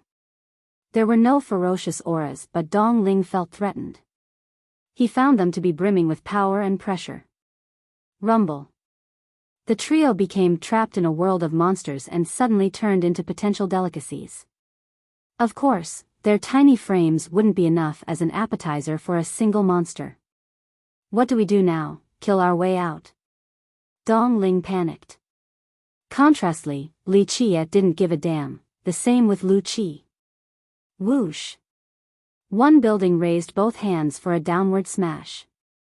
The sky suddenly turned dark with two mountain ranges descending down on Li Qia. He didn't bother looking up and kept the same pace. Meanwhile, Dong Ling was scared out of his mind. He grabbed his sword, ready to fight to the death. In this split second, Lu Qi made her move. She raised her jade hand and her fingers looked like a blossoming lotus flower. Rays of light came out and erupted like an exploding sun. A terrible force easily crushed the descending hands of the monster and pierced through the monster's chest. Boom! The entire thing collapsed right away. Dong Ling became slack-jawed after seeing how easy it was for her to take down one. He thought that he was quite strong given his age. Nonetheless, he had no confidence against so many monsters. This might not be the case for Lu Qi. As for Li Qia, he didn't bother looking at the fight at all. Rah! Strange roars came from the other side of the street. More monsters roared in response. Dong Qing felt as if he was a lost lamb being surrounded by a pack of wolves. They seemed to be infuriated, perhaps by Lu Qi's offense. Thus, all rushed towards Li Qia's group and caused violent quakes. "We'll turn into meat pastes," Dong Qing bellowed in horror. However, Lu Qi raised both hands this time and her fingers released bright sword lights. Boom! Frightening sword energies manifested from the rays. Thousands of divine swords appeared, their glints could wash the entire world. She's this strong? Dong Ling's legs became weak while being exposed to the domineering sword energy. He had met plenty of experts, both geniuses and ancestors. Thus, he had a good idea of power level. Alas, he was frightened this time. Even ancestors wouldn't be as powerful as her. This included most of the top ancestors in his sect. Clank. The swords gathered to form a single one. It unleashed a slash and decapitated numerous monsters. Their huge frames smashed onto the ground. This one slash covered the entire street, a testament to her incredible might. Dong Ling's mouth became wide open, speechless.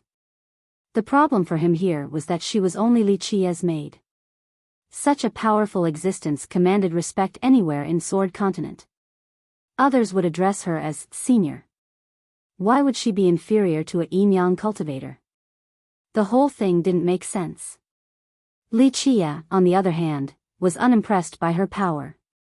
It was as if he thought that she was being too sloppy.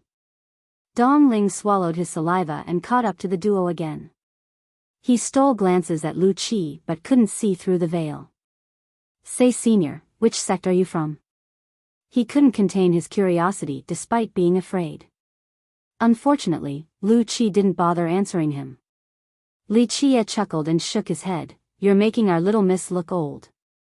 She might be offended and make mincemeat out of you. Having said that, he gently stroked Lu Qi's long hair. Dong Ling had no response. Given her power, he assumed that she was part of the previous generation. After all, he was acquainted with most of the young geniuses, the 10 swords, the 4 heroes, on and on. But what if Li Qie was telling the truth, that she was just as young as him? What would be her background? See Emperor Sword Kingdom? Nine Will Citadel? He couldn't exactly connect her to anyone from these 2 sections. Chapter 3990. Just one sword slash from Li Qie's maid took care of all the monsters on this street. Everything happened so quickly to Dong Ling's astonishment. The monsters assumed their original state. Doors, windows, and rocks scattered on the ground. Nonetheless, this wasn't the end of the creepy occurrences. Clicks and clacks could be heard as these things were moving. There seemed to be invisible strings trying to pull them back in position again. This process was rather slow. The small items such as the carts and tables were faster. The assembly wasn't perfect either. There were still damaged spots. The tiny things started walking, looking feeble and powerless. They're still not dead? This was Dong Ling's first time seeing something like this. They crossed through the street and saw a massive plain shrouded in darkness. The sunlight didn't reach this place. Perhaps this has been the case for millions of years. However, upon activating his heavenly gaze, he noticed a peak ahead. It could be a monster as well. Either way, it spanned the entire length of the plain. The scariest thing was the black smoke oozing from it, thick enough to obscure all vision. The smoke made it look like a great army was gathered there, giving off a creepy sensation. It resembled an evil city with flashing lights.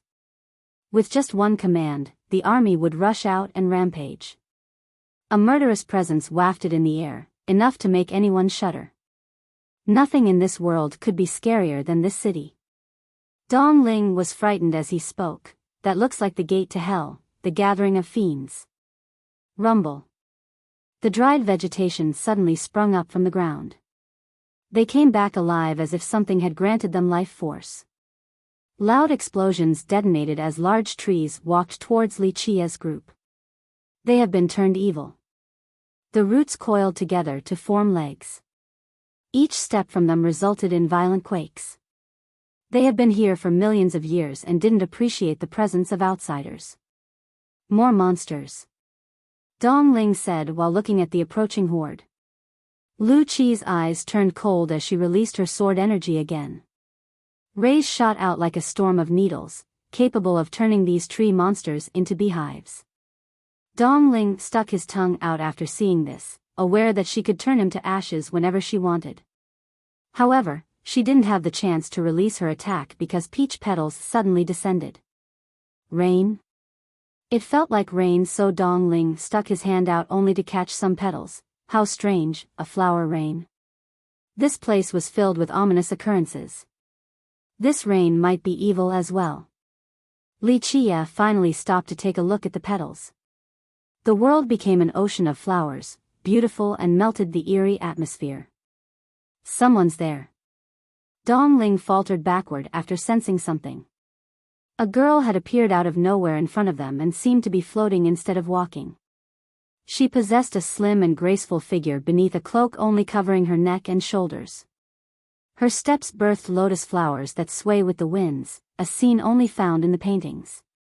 A go dash, Dong Ling shouted, but his words suddenly stopped in his throat. This was because the moment she opened her eyes, they chased away the engulfing darkness. Spring returned to the regions and millions of flowers blossomed. Her face was equally gorgeous, looking natural without any makeup. Words weren't enough to describe her soul-swaying beauty. Dong Ling considered himself a scholar, yet he couldn't come up with the right characters to describe her. Words sprung in his mind, and the only suitable ones were, number one, beauty. This common and overused phrase was the only one matching the current situation. She finally saw Li Qia, and he stared at her as well. Everything halted on the river of time. Not a single sound could be heard. It was as if the two of them were the only ones existing right now. The past, present, and future collided at this moment. Her eyes were filled with mist.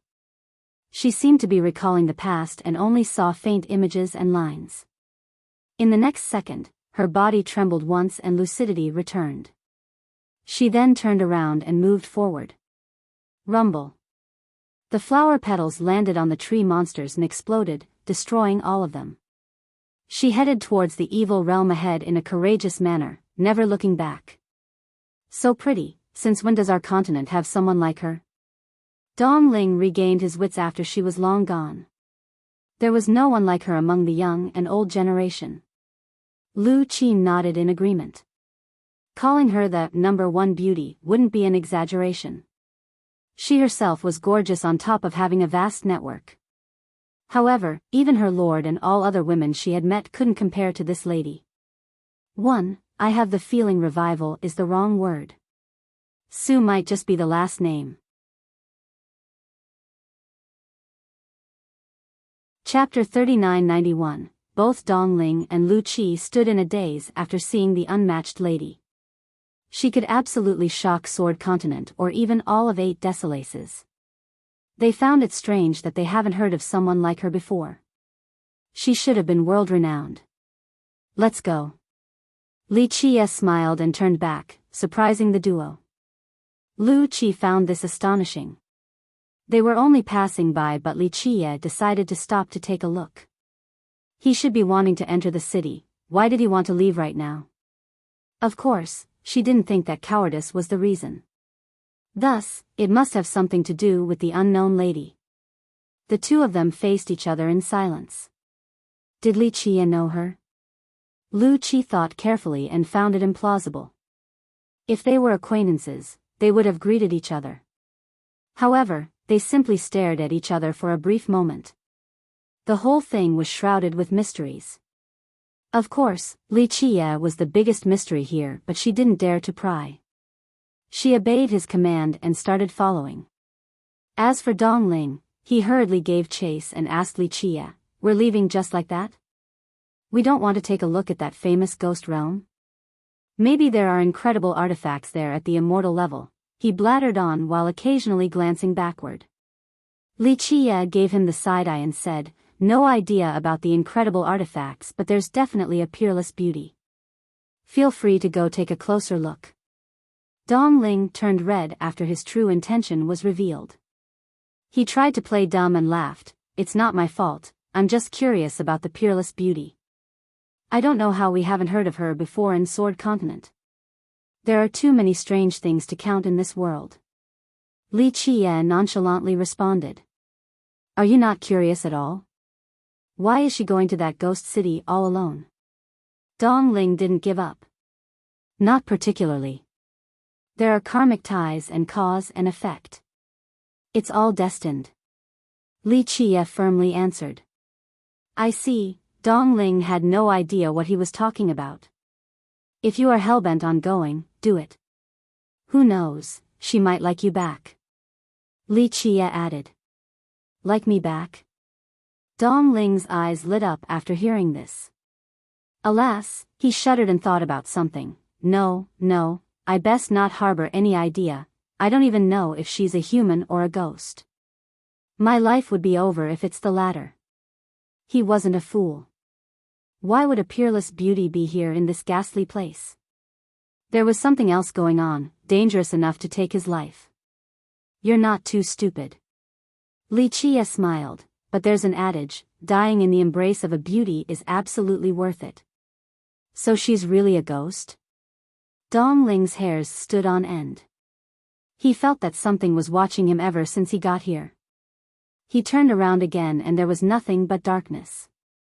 "Stop trying to scare me, cultivators aren't scared of ghosts." He got closer to Li Qia. "Cultivators are nothing compared to real ghosts, nothing more than food regardless of their power. Li Qie smiled. Really? Dong Ling became increasingly nervous due to their current location. Li Qie's lack of response frightened him even more. He didn't want to stay here all alone. Though he was strong, he had no confidence in being here alone. That's why it was wiser to leave with Li Qie. Just think about it, Li Qie gave up despite having such a powerful maid. If he kept on going to that city, he would be dead in no time at all. They eventually returned to the original steps. Dong Ling heaved a sigh of relief after seeing the starry sky and basking in the night breezes. Though they somehow escaped unscathed from Revival Emperor City, he still had a heavy heart. In reality, they were quite safe because of Lu Qi. It's just that the place was creepy and he felt something was watching him from the darkness. This feeling was unbearable, but he refrained from saying anything. Now that he was out, the feeling was no longer there. The entire trip felt like a dream or an illusion. Nonetheless, he was absolutely certain that something monstrous was keeping an eye on them. Are there really ghosts in that city? He couldn't help but ask while descending. Those with wicked thoughts might see some. Li Qie joked. I definitely don't have any wicked thoughts, but I still think there are actual ghosts in there. Dong Ling shook his head in response. No, just an abomination that has lived for billions of years. Li Qie revealed. Billions of years? What kind of thing can live that long? Dong Ling took a deep breath. He knew nothing about Li Qie since they had just met, but for some strange reason, he truly believed in Li Qie. A remnant of the past. Li Qie responded. The answer was rather vague, but it confirmed Dong Ling's speculation. There was something horrifying in that ghost city. It might be the reason why people never returned after visiting. It must have killed all of those cultivators. He stopped thinking about it and cupped his fist towards Li Qie. I will take my leave right now. As long as the mountains remain verdant and the rivers keep flowing, we are bound to meet again someday. I appreciate what you have taught me today. Li Qie simply nodded. Dong Ling then leaped into the sky and disappeared from sight. That's one of the 10 sword prodigies. Lu Qi said. Though Lu Qi rarely showed herself in public, she knew all of the famous cultivators in Sword Continent. After all, she was in charge of administration in the absence of her lord. The 10 sword prodigies were the best among the young generation. All were gifted in the sword Dao. Dong Ling was one of them, but he was rather humble and didn't state his title. Heaven Silkworm has a capable successor. Li Qie commented. Are you friends with that sect? Lu Qi asked softly. She felt that he had a special relationship with this mysterious sect. Just a few ties from the past. Li Qie smiled. Lu Qi nodded and followed right behind Li Qie. Once they made it to the base, they saw the old man still waiting by the carriage. He immediately stood up and greeted Li Qie. As they were about to leave, they suddenly heard something akin to a bamboo stick hitting the ground. Lu Qi and the old man immediately looked over and saw someone standing nearby. Chapter 3992. The person was an old man whose robe was tattered from overuse. There were plenty of patches that were terribly sewn on. However, the lack of craftsmanship was understandable after taking a good look at the old man. He appeared to be blind. His eyelids were tightly shut as if they were sewn together. They looked like 2 meatballs sticking out of the sockets. There was one tiny gap in the middle. Who knows if he could actually see out of them? Even if he could, his vision would be awfully limited. Being skinny caused his cheekbones to be overly prominent, resulting in a scary look. The rest of his frames were as thin as bamboo sticks. It seemed that one gust of wind could send him flying.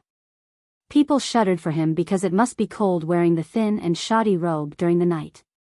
He held a walking stick made out of bamboo with one hand. The bottom end was bald, most likely from accompanying the old man for so long. His other hand was a broken bowl with several holes. He obviously picked it up somewhere and clearly treasured it since it was kept extremely clean. There were 5 coins or so in the bowl. They issued clanks as he walked. Everyone could tell at first glance that he was a beggar.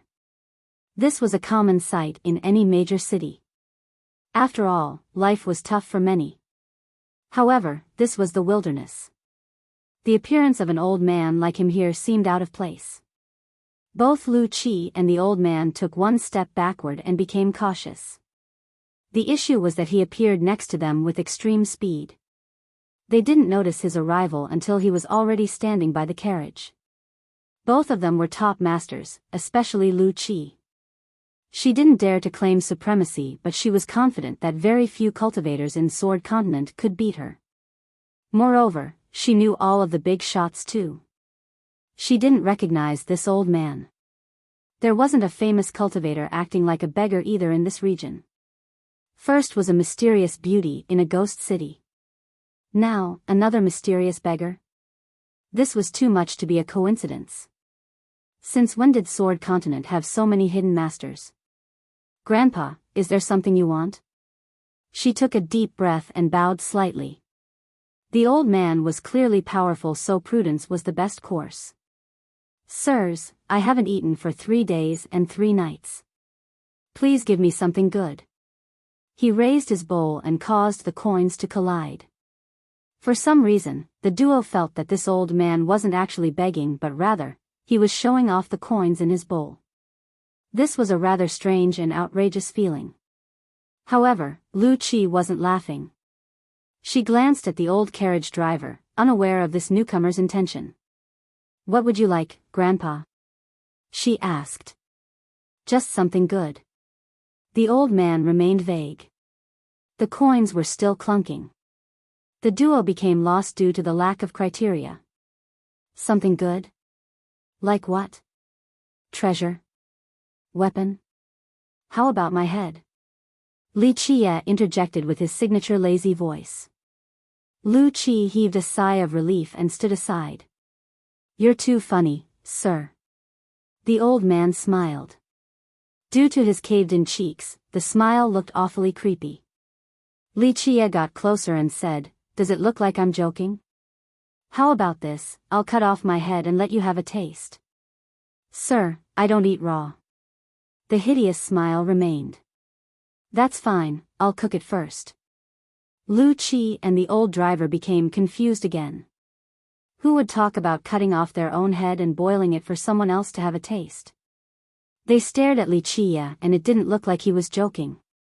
Sir, I don't have that many teeth left, I'm afraid I can't eat something so hard. The old man opened his mouth, revealing only a few yellow teeth. They seemed as if they could fall off at any moment, definitely unable to chew Li Qi's head. Then I'll cut off your head and boil it for you to eat, sounds good? Li Qie smiled. This suggestion was even stranger. How could the old man eat his own head? That's impossible. Well, I think my old bones might be too hard for chewing. The old man shook his head. Don't worry about it, I'll take my time boiling it. Even things harder than bone will eventually break down. Li Qie smirked. No, I don't think I can wait that long. The old man responded and shook his bowl again. Sir, just give me something good. So be it, here's something good. Li Qie chuckled and suddenly kicked the old man's chest without showing any mercy. Ah! Lu Qi and the old driver shouted in astonishment. Bam! The old man flew through the horizon like a meteor. The duo's mouth was wide open, not expecting this at all. Lu Qi knew that this old man was far stronger than her. How did Li Qie manage to make contact? Why didn't the old man try to dodge? The powerful hidden master really looked like a helpless beggar during that moment. The duo couldn't make heads or tails of this event. Chapter 3993, Hallowed City was created and named after Hallowed Tao Lord. It was one of the largest cities on the continent and served as an ancestral ground. It operated similarly to a sect, but there was one key difference: it was open to everyone. Others always protected their ancestral ground from outsiders, but this wasn't the case here. Because of this unique characteristic, it became quite lively and prosperous. Most importantly, its sword named Sacred was available for all to see. This was one of the 9 heavenly swords. Its equivalent Tao possessed the same name. In this continent, it was abundantly clear that having any of these swords meant regional supremacy. Any sect would instantly become a top power. The best example was Sea Emperor Sword Kingdom. It had 5 Tao lords and 2 swords, Vast Sea and Abyss. Few had the privilege of seeing the kingdom's 2 swords, not even its own geniuses. They were well hidden and heavily guarded. The other sects such as Sword Temple and Virtuous School did the same, always hiding their sword and the equivalent Tao. In Hallowed, the heavenly sword was placed at the highest spot, the Hallowed platform. Thus, one could see sacred lights emanating at the top of the city from a distance. The platform had a statue of the Tao Lord. The sword in his hand was the famous blade named Hallowed. It has been there for millions of years. Everyone had the chance to see it regardless of their background and race. Notorious characters and nobodies shared the same right as long as they came to Hallowed City. Indeed, numerous top masters have come before: War God Tao Lord, Armament Tao Lord, Blessed Tao Lord, All Things Tao Lord, Buddha Tao Lord. Even Duality Master visited. Many pondered the reason why the insightful Tao Lord left his weapon on the platform for all to see. There were plenty of explanations and speculations regarding this topic. One speculation stated that it had something to do with Hallowed Tao Lord's background.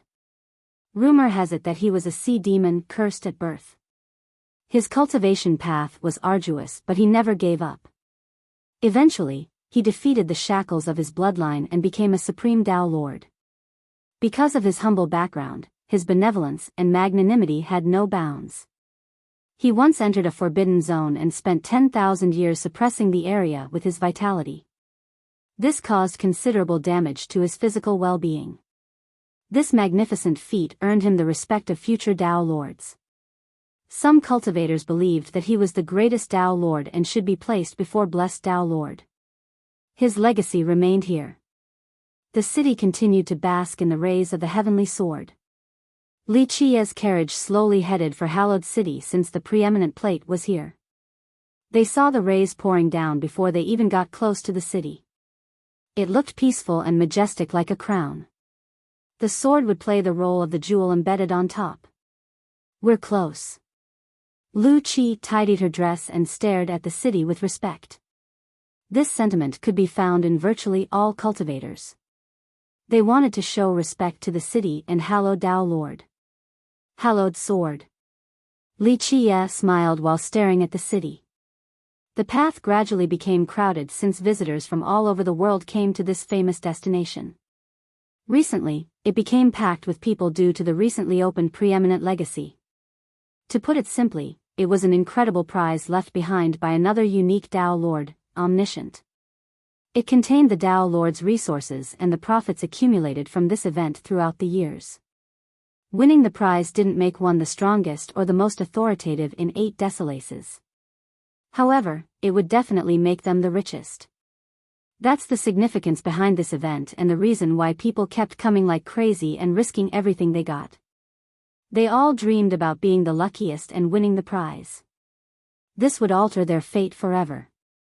Unfortunately, no one had won the grand prize while the legacy continued becoming bigger and bigger. This still didn't deter visitors from giving it a shot. Young noble, would you like to go to the legacy first? Lu Qi asked. Li Qia lazily answered, go on a tour of the city first. No one won before, we don't need to be in a hurry. Lu Qi nodded and obeyed his command.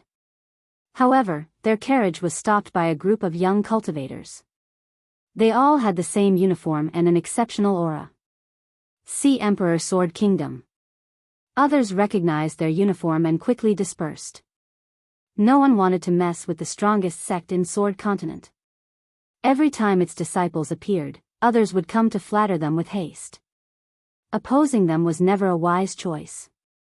They wondered about the people in the carriage. Who was brave enough to antagonize the members of this sect? 1. This was plate before, changing to legacy. Chapter 3994. The disciples from Sea Emperor Sword Kingdom surrounded Li Qia's carriage and attracted the attention of the crowd. Who is in charge here? I am Lu Qi of Sea Emperor. Come out and talk now. A young male came out and shouted with vigor. He was at the Yimyang realm, a high cultivation realm for many cultivators, especially the smaller sections. The sect masters there were most likely in this realm too. However, this realm was nothing to a lineage like Sea Emperor. It had millions of disciples. One could pick a random member and find them to be in the Yimyang realm. Some believe that only those in the myriad form realm and above mattered in Sea Emperor. A Yimyang disciple was only average at best. From this notion, one gained a better idea of Sea Emperor's power. No one in the crowd had a clue on who Lu Qi was. If he was from any other sect, he would have a title and a high position, perhaps an elder if not the sect master. Alas, he was just a nobody in Sea Emperor. Nonetheless, others didn't view him in this way. An ordinary disciple from Sea Emperor was still a big deal to the rest of the world. The old driver didn't bother reacting while Lu Qi frowned slightly. Li Qia got out of the carriage and lazily stretched. What is it? No one thought that Li Qia was a big deal due to his appearance. Brat, you hit our ship and injured our disciples. Do you realize what you have done? Lu Qi aggressively shouted after seeing Li Qia. This caused the crowd to clamor. They thought that the ordinary guy was quite bold, to actually hit a ship from Sea Emperor. This was akin to taking food from a tiger's jaws. I suppose something like that did happen. And? Li Qia shrugged with a smile on his face. His attitude left Lu Qi and his peers furious. They glared angrily at him. Such impudence. One of them roared. Others couldn't believe it. This guy dared to blatantly disrespect Sea Emperor? He must be tired of living. I don't think the brat knows how frightening Sea Emperor is. A Yimyang cultivator means nothing to them. One expert murmured. They could see Li Qia's cultivation realm. He was similar to Lu Qi, but the latter was from Sea Emperor. This meant that he should be far stronger than those in the same realm. Lu Qi's face turned red. He took a deep breath and tried to maintain a style befitting that of a disciple from a prestigious sect. He coldly uttered, "There are two options for you, oh?" Li Qia interjected and appeared to be bored of this conversation already. His inattentiveness infuriated Lu Qi. Nothing would feel better than stomping on Li Qia's face. He took a deep breath and said, "First, compensate for our losses and apologize by prostrating." The crowd exchanged glances. Some believed in pride and honor over life. An apology and compensation weren't out of line. However, demanding prostration was too extreme. Nonetheless, this was indeed the style of Sea Emperor. And if I refuse? Li Qia waved his hand and interrupted Lu Qi. Then you're a dead man. The prestige of Sea Emperor cannot be questioned or violated. It doesn't matter how far you run. Lu Qi's eyes became murderous, but we're not unreasonable. Since you broke one of our ships, just your life alone will be enough. We'll spare the others. Others didn't think he was being arrogant. Sea Emperor did have this power and authority. If they wanted someone dead in Sword Continent, escaping would be impossible, especially for a nobody like Li Qia. Taking his life is too much. Let's turn this hostility into friendship. A smooth yet serious voice answered before Li Qia. Everyone followed its direction and saw a youth walking over slowly. Despite the seemingly slow pace, he was actually moving quite fast and appeared before everyone in the next moment. He wore a black robe with an old sword tied to the back. He possessed a pure and refreshing aura, as if he came from a pristine wilderness. Handsome wouldn't be the word to describe him, but he exuded an aura of open-mindedness, amicability, and trustworthiness. Qingqing Zi. Many recognized him right away. One of the 10 sword prodigies. Most have heard of him before. Brother Qingcheng. Lu Qi lowered his head to greet this newcomer. His peers did the same. Of course, they weren't afraid of Qingcheng Zi. There was another reason. Conflicts are inevitable once outside. Qingcheng Zi stared at the two and spoke. Since the brothers from the Sword Kingdom haven't suffered any personal injuries, why not drop this issue? Lu Qi hesitated for a moment and unwillingly said, "Humph. Brat, I'll drop this out of consideration for Brother Qingcheng." The young audience found this surprising. The sword prodigies have plenty of clout. Even members of Sea Emperor have to give them face. One youth murmured. I thought Mount Qingcheng has been declining for a long time now. Plus, it's under the jurisdiction of Sea Emperor too. Why would Lu Qi be so polite towards him? Another became perplexed. One prodigy was far from enough to affect Sea Emperor. This sect had young geniuses at the same level as well. The reason is that the ancestor of Mount Qingcheng was kind to Sea Emperor's progenitor. That's why Sea Emperor has always respected Mount Qingcheng. An older cultivator explained. The progenitor of Sea Emperor was Sword Sea Dao Lord, rumored to be a sea demon who eventually obtained the heavenly sword named Vast Sea. This allowed him to become a Dao Lord. He always personally protected Mount Qingcheng. After creating Sea Emperor, he ordered for his sect to keep the same sentiment. According to the legend, his ancestor was a powerful sea demon who was saved by an ancestor from Mount Qingcheng. Thus, the Dao Lord did all of this to repay the kindness shown to his ancestor. As Sea Emperor grew stronger while Mount Qingcheng declined, no one dared to ever offend the latter. The members of Sea Emperor also showed respect towards Mount Qingcheng since this was a rule in their sect. 1. This is a Daoist title, but it serves more as a name than an actual title.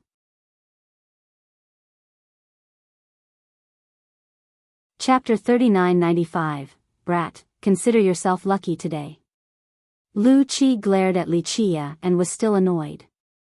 He gathered his friends and pursued Li Qia in order to teach the guy a lesson about offending Sea Emperor Sword Kingdom. This would also serve as a deterrence for everyone else. Alas, he had no choice but to give up.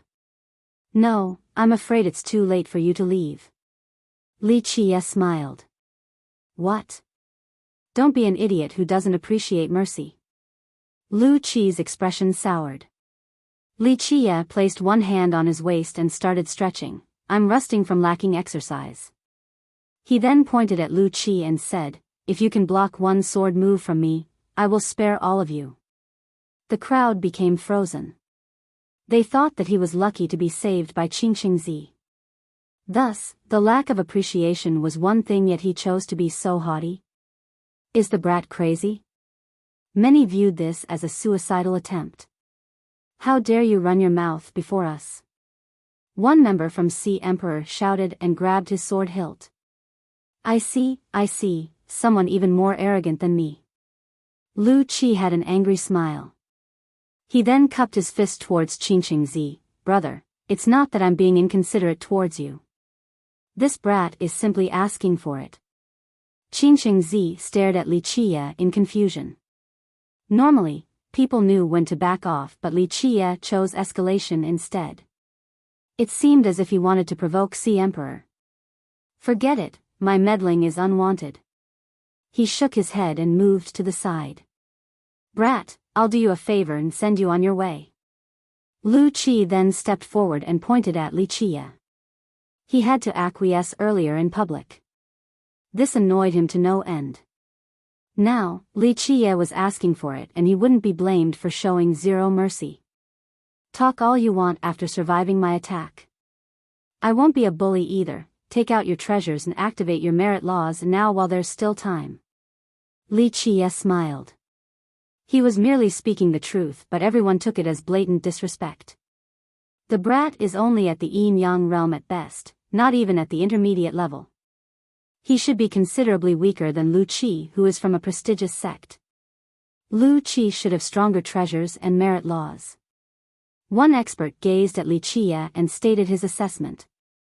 Though both were in the same realm, everyone thought that Lu Qi should be stronger due to his background. Thus, Li Qie was being a fool. He's nothing more than a frog who doesn't know the immensity of heaven and earth. This is fine, he deserves death anyway for messing with the wrong person. One youth sneered. Senior brother Lu, make him get on his knees and beg. Someone from Sea Emperor shouted. No, that's not enough. Crush all of his bones and make him beg for death. That's what he gets for offending our sect. Another added. Everyone thought that Li Qie was finished after listening to the aggressive members from Sea Emperor. They realized that it was best to never provoke this sect. Come, brat. Lu Qi roared as his eyes pulsed murderously. Take out your weapon already. Li Qie waved his hand. Lu Qi trembled with rage. Though he wasn't a genius or anything in his own sect, he was still a big deal in the cultivation world, being on the same level as some elders and sect masters. I hope you can back it up. Lu Qi released his vitality, unable to tolerate this any longer. Boom! 9 fate palaces appeared along with the majestic 4 symbols. They were around 18 feet large and poured down violet rays. He's at the intermediate level. One expert said after seeing the size of the symbols. As a cultivator grew stronger, their symbol would become 1 foot longer after each realm increase. Given what he had shown, others could see that he was at the intermediate level of the Yin-Yang realm. He's a ghost member. Another noted the violet rays pouring down like waterfalls. This was an obvious sign. Clank. He unsheathed his sword and green waves emanated from it. A heaven-level sword. One youth said. Only experts had access to heaven-level weapons. Though this was a low heaven-level sword, it was still more than enough to impress the crowd. Sea Emperor probably had a scary number of disciples like Lu Qi.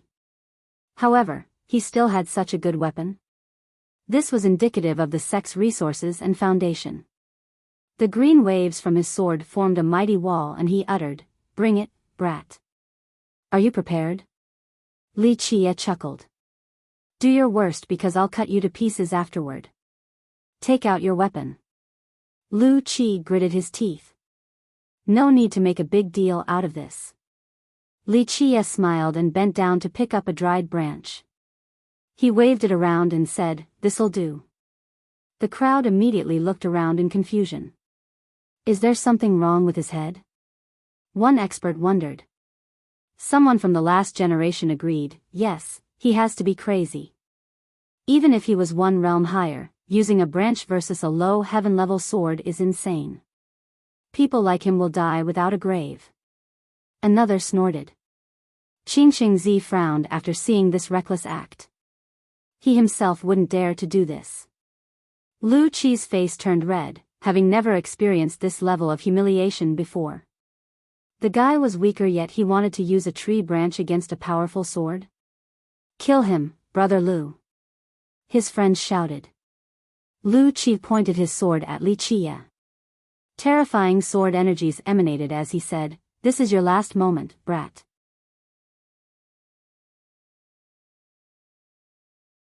Chapter 3996. Though far from being peerless, Lu Qi was still an official disciple from Sea Emperor Sword Kingdom and had access to orthodox merit laws and weapons.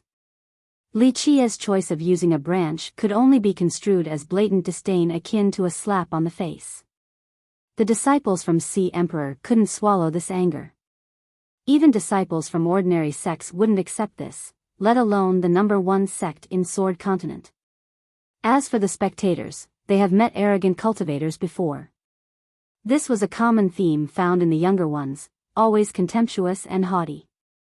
However, it was their first time seeing someone like Li Qie, using a branch to compete against Sea Emperor's merit law and treasure. If he was a sovereign and far stronger than Lu Qi, it would be a different story. However, his cultivation was actually weaker. I can't believe what I'm seeing. A knowledgeable cultivator shook his head. If he dares to do this to my sect, I would let him suffer a fate worse than death. A youth found this unacceptable. There's no way he's getting out of this alive. Another youth sneered. As for Qingqingzi, he found this astonishing as well. He had met plenty of people before due to his prestigious status. This was still a first for him. C Emperor was number one for a reason. Their merit laws and treasures were exceptional and brilliant, nearly always better than the competition. Thus, someone who would act in this manner was either crazy, outrageously ignorant, or extremely powerful. Alas, he didn't think Li Qie fit these categories. The guy looked strangely calm and aloof. Senior brother, don't kill him so quickly. Cut off his legs first and take your time. A Sea Emperor's member gritted his teeth. That's right, killing him with one slash is too nice. Make an example out of him. Another bellowed. Brat, you deserve death of the worst kind. I shall make mincemeat out of you, then drink your blood and eat your flesh, Lu Qi coldly uttered. Enough blabbering, start already. Li Qie interrupted him. Rage made Lu Qi tremble. He shouted, die. Clanks could be heard, and after a bright flash, green light needles erupted from a slash. They seemed eager to add thousands of holes onto Li Qie without killing him. Li Qie reacted by slightly waving his branch to the side. To the spectators, he looked as if he was panicking. Lu Qi was in front of him, yet he thrust his branch towards the back. Has this brat cultivated before? Even the most generous spectators thought that Li Qie's mistake during battle was egregious. What an idiot! Some young cultivators laughed. Others watched with disdain, thinking that this stupidity was about to end with death. Even if he was weaker, he should know where the opponent was attacking from and react accordingly. Qingqingzi didn't expect this either. He thought that Li Qie would put up a better fight. Only Lu Qi was moved to see this. She thought that Li Qie's movement looked a bit familiar. She also knew that this youth from Sea Emperor was nothing more than an ant. After all, even her lord treated Li Qie with respect. She was merely curious about his true power and this particular technique. The old servant became surprised, and this feeling only grew as time passed. Idiot, meet your Mac dash. Lu Qi also laughed after seeing this. As Lu Qi's sword rays were about to piece Li Qie, Qingqingzi suddenly noticed something amiss. Intuition told him that a threat was near. Lu Qi suddenly stopped and couldn't finish his line. Something seemed to be stuck in his throat and impeding his breathing. It was none other than Li Qie's branch. Lu Qi had no idea how it pierced his throat. In fact, other spectators had the same problem. They only saw Li Qie attacking in the opposite direction. How the hell did the branch hit Lu Qi? Since the latter never expected any resistance, he didn't bother trying to block. This, Qingqingzi felt a chill coursing down his throat. He wondered if he could have blocked the branch just now. He couldn't come up with an answer from lacking confidence. Lu Qi himself thought that this was an illusion. However, the pain coursing through his entire body told him otherwise. As Li Qie pulled the branch out, blood began to gush from the wound. Lu Qi could only watch his life pass away without being able to say a single word.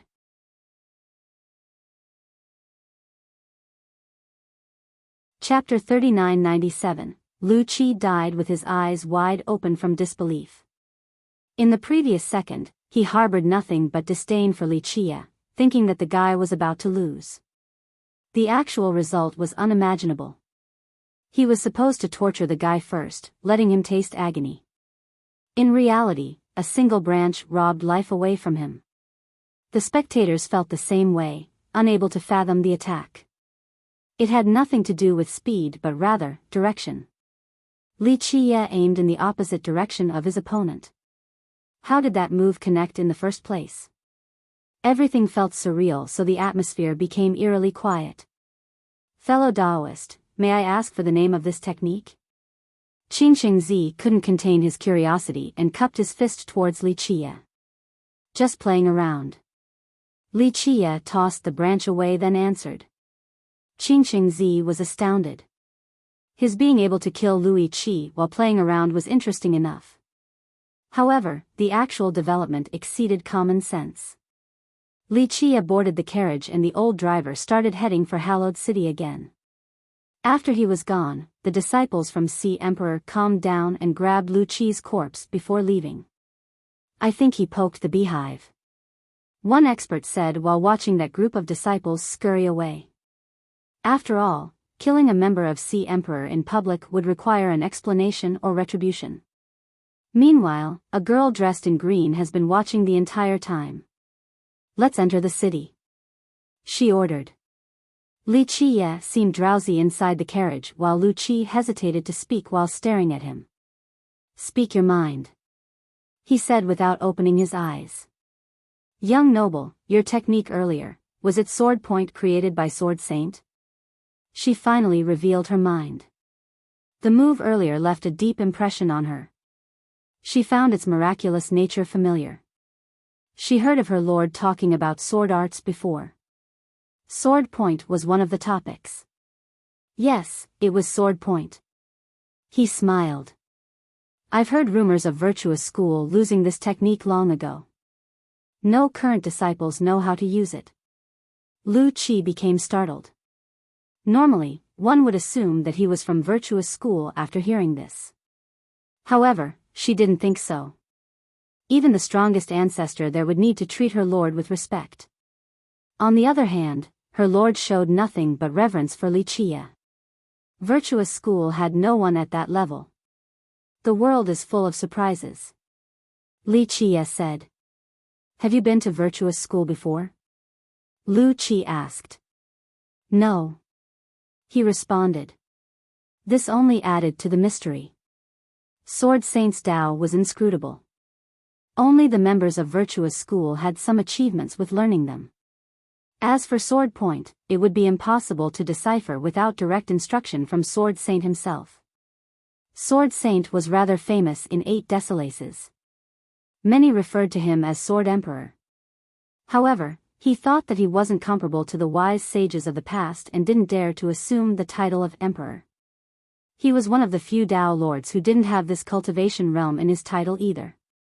After becoming a Tao Lord, he started Virtuous School. He was considered one of the 10 grand creators for his help in popularizing the sword Tao. His achievements illuminated the ages. He stood shoulder to Sword Sea Tao Lord and even the mythical cultivator known as Emperor Yi. Nonetheless, some refuted his supremacy, thinking that it would be unreasonable for him to be listed on the same level as Sword Sea Tao Lord and Emperor Yi. He obtained one of the 9 heavenly swords after becoming a Tao Lord, Rage Sun. However, he didn't find the Tao that paired with it. Thus, he shouldn't be able to compete against Sword Sea Tao Lord who had a perfect pair. Nonetheless, his contribution to the continent was as clear as day.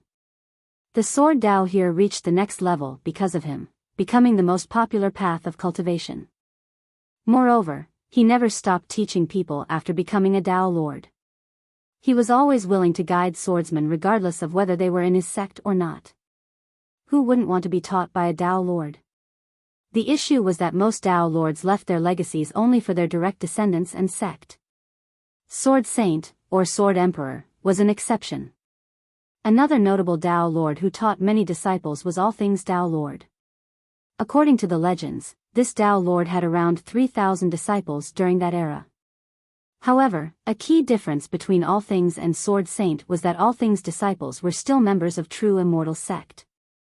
As for Sword Saint, he still took in disciples outside of Virtuous School. His 36 best disciples had the title of Sword God. Only the first disciple was from Virtuous School. The others came from other sections. From this, one could see how generous he was. During his era, 90% of all cultivators in Sword Continent focused solely on the Sword Tao. This earned him a great reputation as the #1 swordsman and a spot among the 10 great creators. Thus, many sects in the current days had ties with him. Alas, after so many years, only Virtuous School still had a strong grasp of his Sword Tao.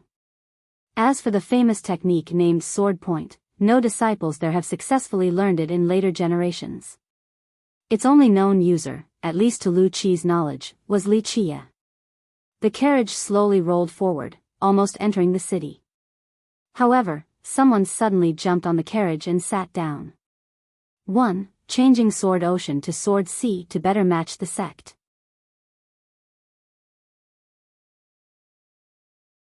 Chapter 3998. The old servant and Lu Qi were startled by the uninvited guest.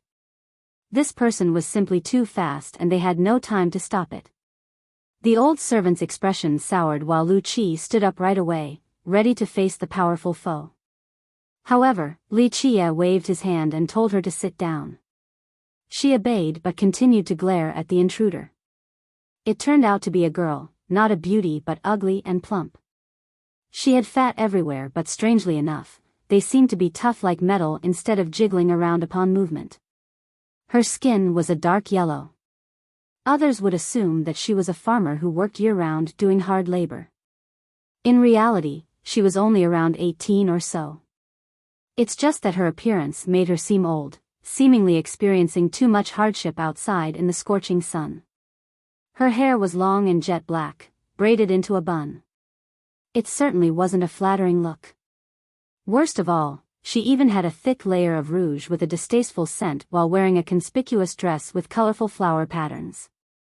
If she had an average and low-key fashion style, no one would fault her for her physical appearance. This gave the impression of her being a country pumpkin who yearned for life in the big city. Oh. Lil bro, long time no see. The girl acted coquettishly and winked at Li Qie while gesturing by connecting her middle finger and thumb. This only worsened her unflattering appearance to a nauseating level. The old driver shuddered while Lu Qi had goosebumps, wanting to kick this monster off the carriage. As for Li Qie, he stared intensely at the girl for a while. Lu Qi noticed this and found it quite strange.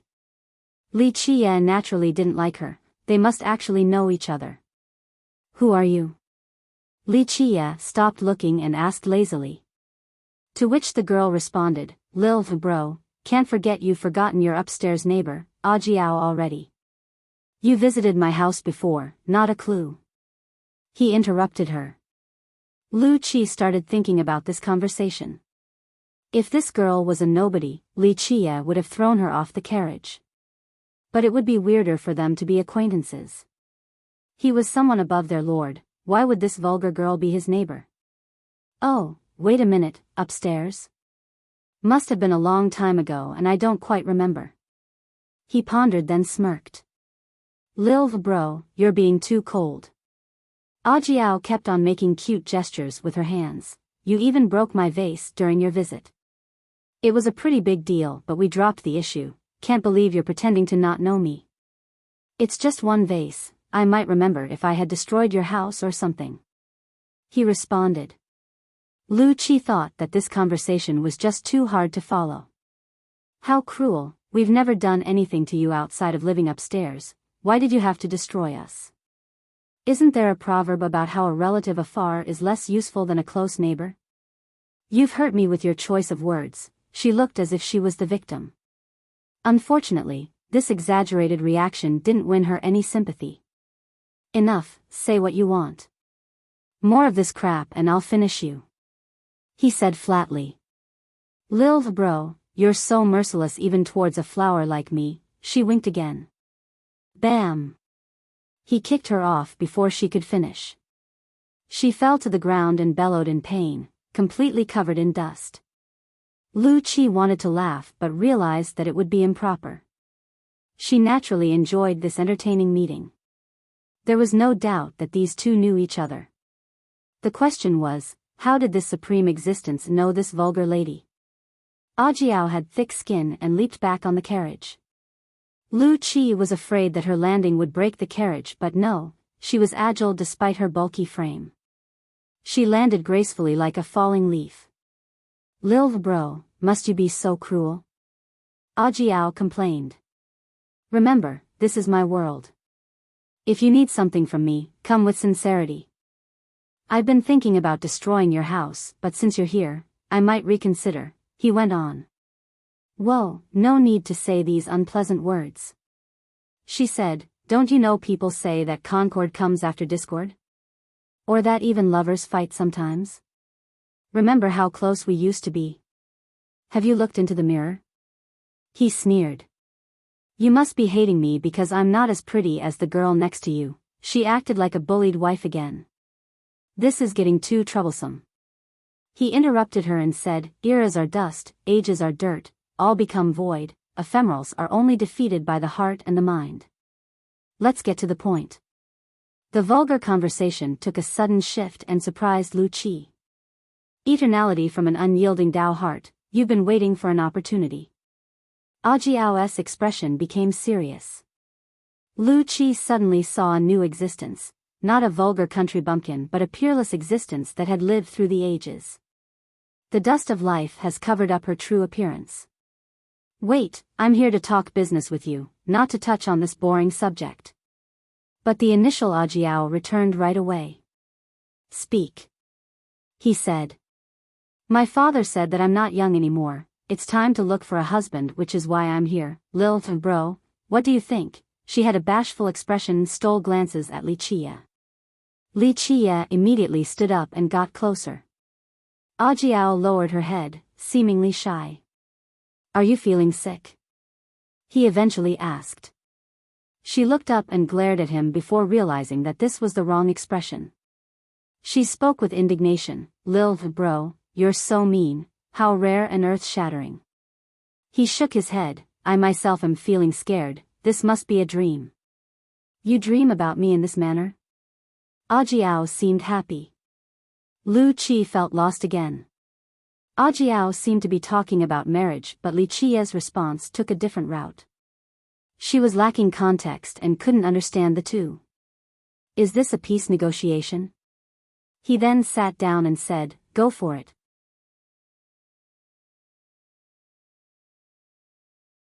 Chapter 3999, Lil bro, why are you so anxious? We need to take it slow when talking about the most important event in our life. Ajiao said coquettishly. Do you think I can't stomp you down? I want to see how you would try to stop me. Li Qia glared at her. Lil bro, your words are as sharp as swords. She pouted, causing her lips to look like a pig's snout. Scram. He lay down and stopped paying attention. Okay, let's just talk. She begged. Li Qia simply ignored her. Alright, since you want to talk, let's talk. She winked. After all, you'll be our son-in-law soon, you're making me nauseous. Leave already. He glanced at her. She laughed heartily after hearing this. The laughter echoed like a bell, but at the very least, it was far more pleasant than her trying to act cute. What is your condition? She became serious. I don't think anything like this has happened before in history, what a miracle. He touched his nose and smiled. Well, there's an exception to everything. Plus, you're a unique existence and have value above everyone else. My rich father said that you can ask for whatever you want, we have a lot of antiques at our home. Don't be shy now, this will be a good start for us. She acted as if she was on his side instead of her father's. I don't think free lunches exist in this world or a random pie falling from the sky. Even if there was, this pie might smash my head hard enough to kill me. He calmly said. You're being too suspicious for no reason. Ajiao complained, our house takes pride in having a flawless reputation of being trustworthy. Reputation isn't worth a coin when everyone's dead already. Li Qia said. Well, there's a beginning to everyone. She said, this is for our happiness in the future. You just need a little push to start and then you can do anything given your ability and intelligence. If you're relying on me, it shows that the matter isn't serious enough. You all can deal with it too. He said. It's a matter of should or shouldn't. This is a case of shouldn't, that's why we need you to do it. Plus, this aligns with your goal too. She elaborated. Oh. He showed no sign of hastiness. I'll start with a high price if you insist. Do as you please. She revealed her most charming smile. Our house has money anyway. Do you know what I want? He smirked while staring at her. She pondered before answering. I'm not a worm in your belly, lil bro. If you don't know, then you've come to the wrong place and found the wrong person. He shrugged, return from whence you came and one day, I might visit again. His eyes narrowed after saying this. Her eyes narrowed as well. This caused Lu Qi to feel a chill all over her body. Time and space seemed to be flowing chaotically and she became something as insignificant as a speck of dust, just one exhale from Audiobook would blow her away. She realized just how terrifying Audiobook was. Both her lord and the top existences of Sword Continent couldn't hold a candle to her. Why was this terrible being here in Sword Continent? Who the hell was she? Only Li Qia was unmoved by Audiobook, unaffected by the terrifying aura. Your heartlessness is hurting me. She became normal and the aura disappeared. If you want to negotiate, do it earnestly. If you don't, whatever. When the opportunity comes, I'll go. He said. Do you really want it? She asked. Isn't it obvious? I know you can't give it to me though. He chuckled. Lil bro, change your condition, we can negotiate something else. She sighed and said. Can't you see that I have all the advantages? It is you who is asking for a favor here. Trust me, I have plenty of time and of course, you do too. Then why the need to rush anything? He smiled. Maybe. She answered seriously, but you know that time is not on your side. No one can escape when the end comes, not even you or me. When a nest is overturned, no egg can remain intact. He replied, I understand this very well. It's just that you're far more anxious than I am, no? Lil bro, don't you know that you're not the only one in this world? Maybe others can do it too. At that point, your bargaining chip, feel free to ask someone else. Li Qia waved his hand and interrupted her. I don't mind if you actually have another candidate. After all, this might be a crappy transaction, the probability of dying is 100%. You're afraid of death? She smiled, wanting to provoke him. That depends on how. At the very least, this matter is not worth my death. He said, stop bluffing though, you wouldn't be here if there were other candidates. Audiobook had no response this time. After a long while, she asked again, change it to something else, we can accommodate you then. I'll let you have some time to come up with a list. We can talk afterward. He said. She carefully mused before nodding, so be it. As you've said, we do have time. There's no need to rush. Goodbye now. He told her to leave with no intention of getting up like a polite host.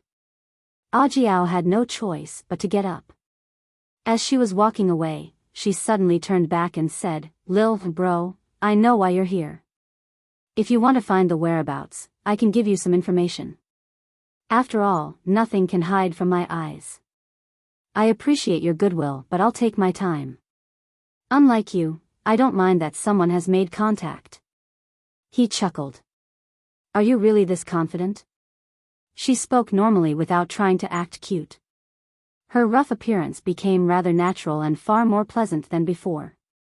Yes, and you have experienced my confidence before. My goal will come into fruition eventually, I've never doubted this for a second before. He said. It's nice that you're so confident, but the unexpected will always happen. She cupped her fist then continued to walk. She then turned her head and winked at him again, Lil bro, remember to come, I'll be waiting.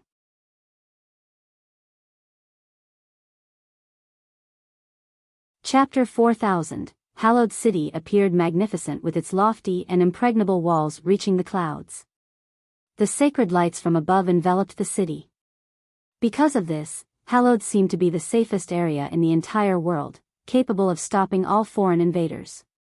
Moreover, basking in the light gave people the impression that they were being enlightened by a Tao Lord while being protected by him. They found unprecedented peace and comfort in this place regardless of their power. Even the weakest living beings no longer had fear in this place. That's why numerous inhabitants of the continent traveled to Hallowed City, hoping to make a home here. The charm of the city turned it into one of the largest on the continent. Its flourishing prosperity couldn't be overstated. After entering the city, a bustling scene and exciting atmosphere greeted newcomers. Thousands and thousands of disciples and experts from various sects and races were present. Some were still unknowns while others were top lords.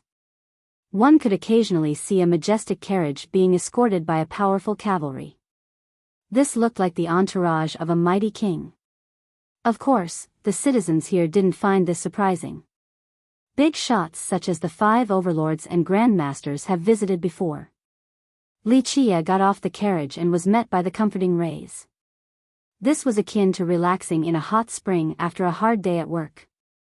One must admit the greatness of Hallowed Dao Lord for creating this massive architecture and sharing it with the rest of the world. Few in history have done something similar. Hallowed. Lu Qi said sentimentally. This wasn't her first visit, but she was still stirred each time. The city lord is doing an excellent job at governing. The city is becoming increasingly prosperous. No wonder why it is considered the everlasting impregnable fortress of Sword Continent. Lu Qi said. The city enjoyed a historical foundation with plenty of advantages. However, this didn't diminish the achievements of the current city lord. Some believe that the lord was unstoppable when not counting the 5 overlords. Thus, Hallowed City had enough power to take down any sect in this region. Even Sea Emperor Sword Kingdom wouldn't dare to be haughty here. Everlasting? Wuxia shook his head. Don't say that word in a trivial manner. The only thing everlasting is the cycle of rise and fall. Even the most powerful lineage will crumble one day. Lu Qi couldn't help but nod in agreement. As for Wuxia, he was thinking about Holy City again. It was considered the bulwark of the human race. Alas, time was merciless and still took it down. Hallowed City, more or less, resembled Holy City back then. Being everlasting was easier said than done. It required the effort and blood of countless people. Wuxia raised his hand and rays began dancing on his palm. Lu Qi couldn't believe it. Everyone knew that the rays emanate from the heavenly sword. No one could grasp or control them, but Wuxia had no problem in doing so. They looked like spirits happily playing, unable to resist the temptation of his palm. During this process, a gray-haired old man somewhere else in the city suddenly felt something only for a brief second. He murmured, "Who is resonating with Hallowed? Can it be a new master?" He attempted to find the source to no avail. Everything had returned to normal, but he knew that it wasn't an illusion. Someone had indeed communicated with the sword and caused it to harmonize. Hallowed Dao Lord left the sword here for its fateful owner. The one capable of gaining its approval could become its next master. The old man was frightened because only a peerless cultivator could do so. He started thinking about the possibilities. Lu Qi back in the carriage was doing the same. "Young noble, do you know that those who can harmonize with the sword can try to pull it out?" she asked while looking upward. Who wouldn't want one of the 9 heavenly swords? Hallowed, in particular, was a special one as well. Not wasting my energy thinking about it, I can take a heavenly sword whenever I want. He smiled. Lu Qi was shaken after hearing this nonchalant comment. This sword's new owner had a strong possibility of becoming the next Dao Lord. On the other hand, Wuxia didn't think much of it, and she knew that he wasn't being pompous. Her lord couldn't dare to make this claim. This made her wonder about Wuxia's true power. He lazily got back into the carriage and stopped caring about the sword. Her sect had many properties in Hallowed City. Thus, they stayed at a mansion where the land was worth as much as gold. Possessing such an expensive property was a testament to her sect's power. After preparing their place, Lu Qi acted as a guide and led Wuxia towards the most bustling street in the city, Purification Street. It was also the most complicated area with people everywhere, scammers, thieves, hidden big shots. Rumor has it that Hallowed Dao Lord came from this street. After becoming a Dao Lord, he still left this place open to the public.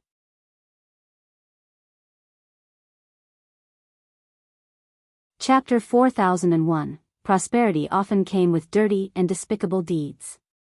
This phrase applied to Purification Street filled with complex characters. Li Qie and Lu Qi arrived and saw stores and merchants everywhere. There were mortals trying to make a living as well. Li Qie chuckled after seeing this. It was tough to escape the temptations of life. This place was a perfect example. Is there anything you would like to buy, young noble? Purification Street has merchandise from all over the world. Lu Qi asked. Unfortunately, she then realized how unnecessary this comment was. Nothing here should be able to enter his sight. He couldn't answer before a sweet fragrance wafted in front of them. Fellow Taoists, are you here to shop? A girl stood in front of them with a voice as pretty as the chirp of an oriole. Eyes would lit up in her presence. Her slender figure was covered by a purple dress and had curves in all the right places. Her eyes were round, bright, and expressive. 2 dimples could be seen as she smiled, they accentuated her cuteness. She had a ponytail, causing her to look innocent yet still gorgeous. She had a jade pendant hanging on her waist that issued pleasant clunks upon movement. Li Qie's direct stare made her uncomfortable. She turned red from being inexperienced. His eyes seemed capable of piercing the soul, just needing one glance to see through everything. Fellow Taoist, may I be of assistance?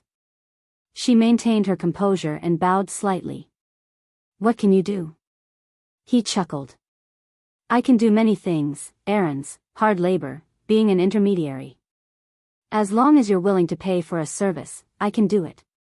She hurriedly said. A freelancer? He smiled.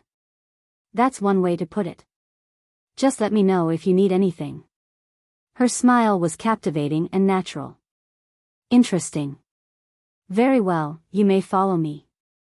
He nodded. May I ask for the payment information? Her smile became sweeter after finding a new boss. It is a privilege and an honor to work for me.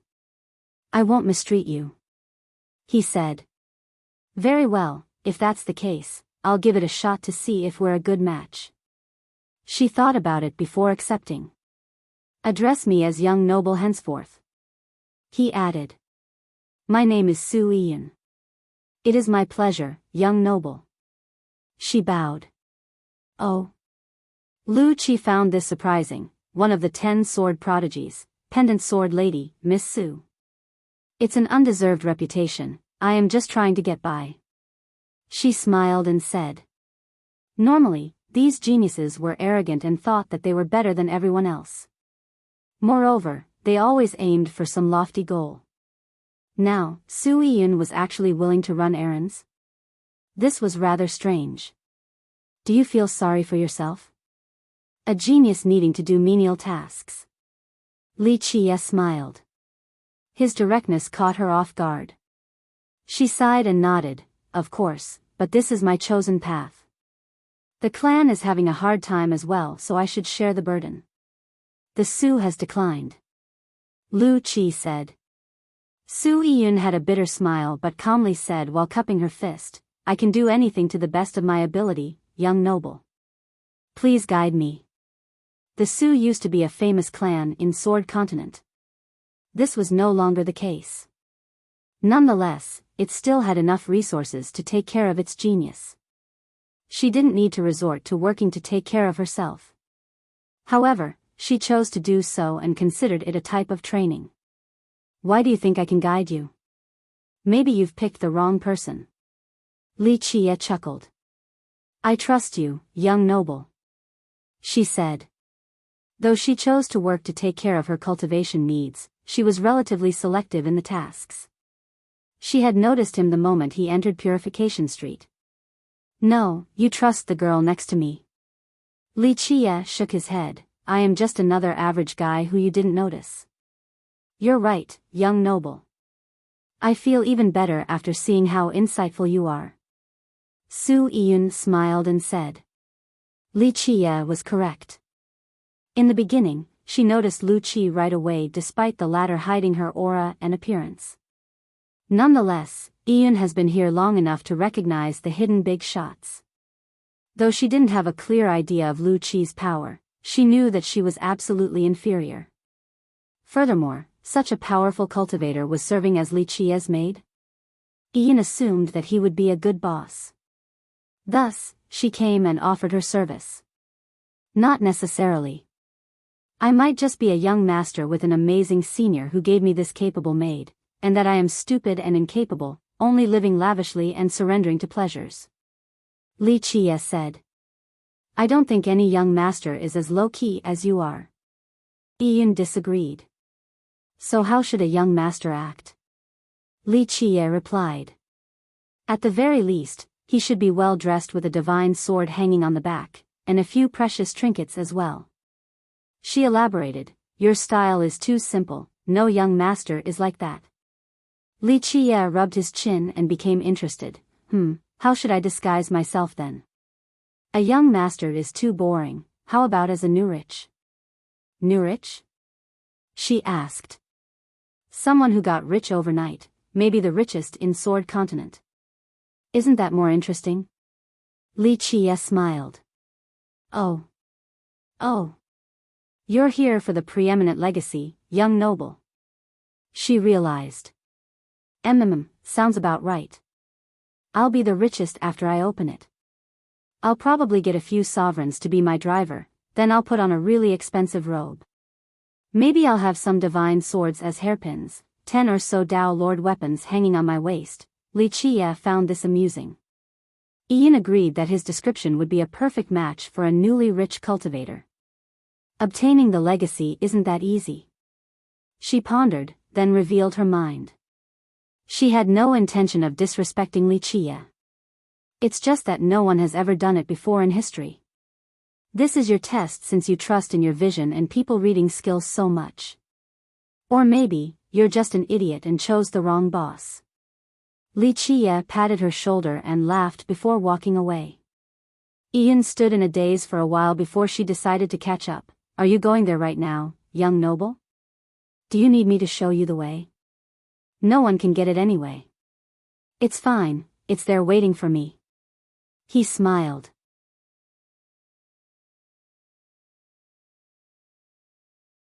Chapter 4002, Su Ian followed behind Li Qiye and winked. Is there anything that you need in particular, young noble? What are your hobbies? Let me know and I'll come up with the right place to visit. You sound like a madam right now. He glanced at her. Young noble, that's improper. I'm not a madam, I don't participate in this trade. She turned red and let out an awkward smile.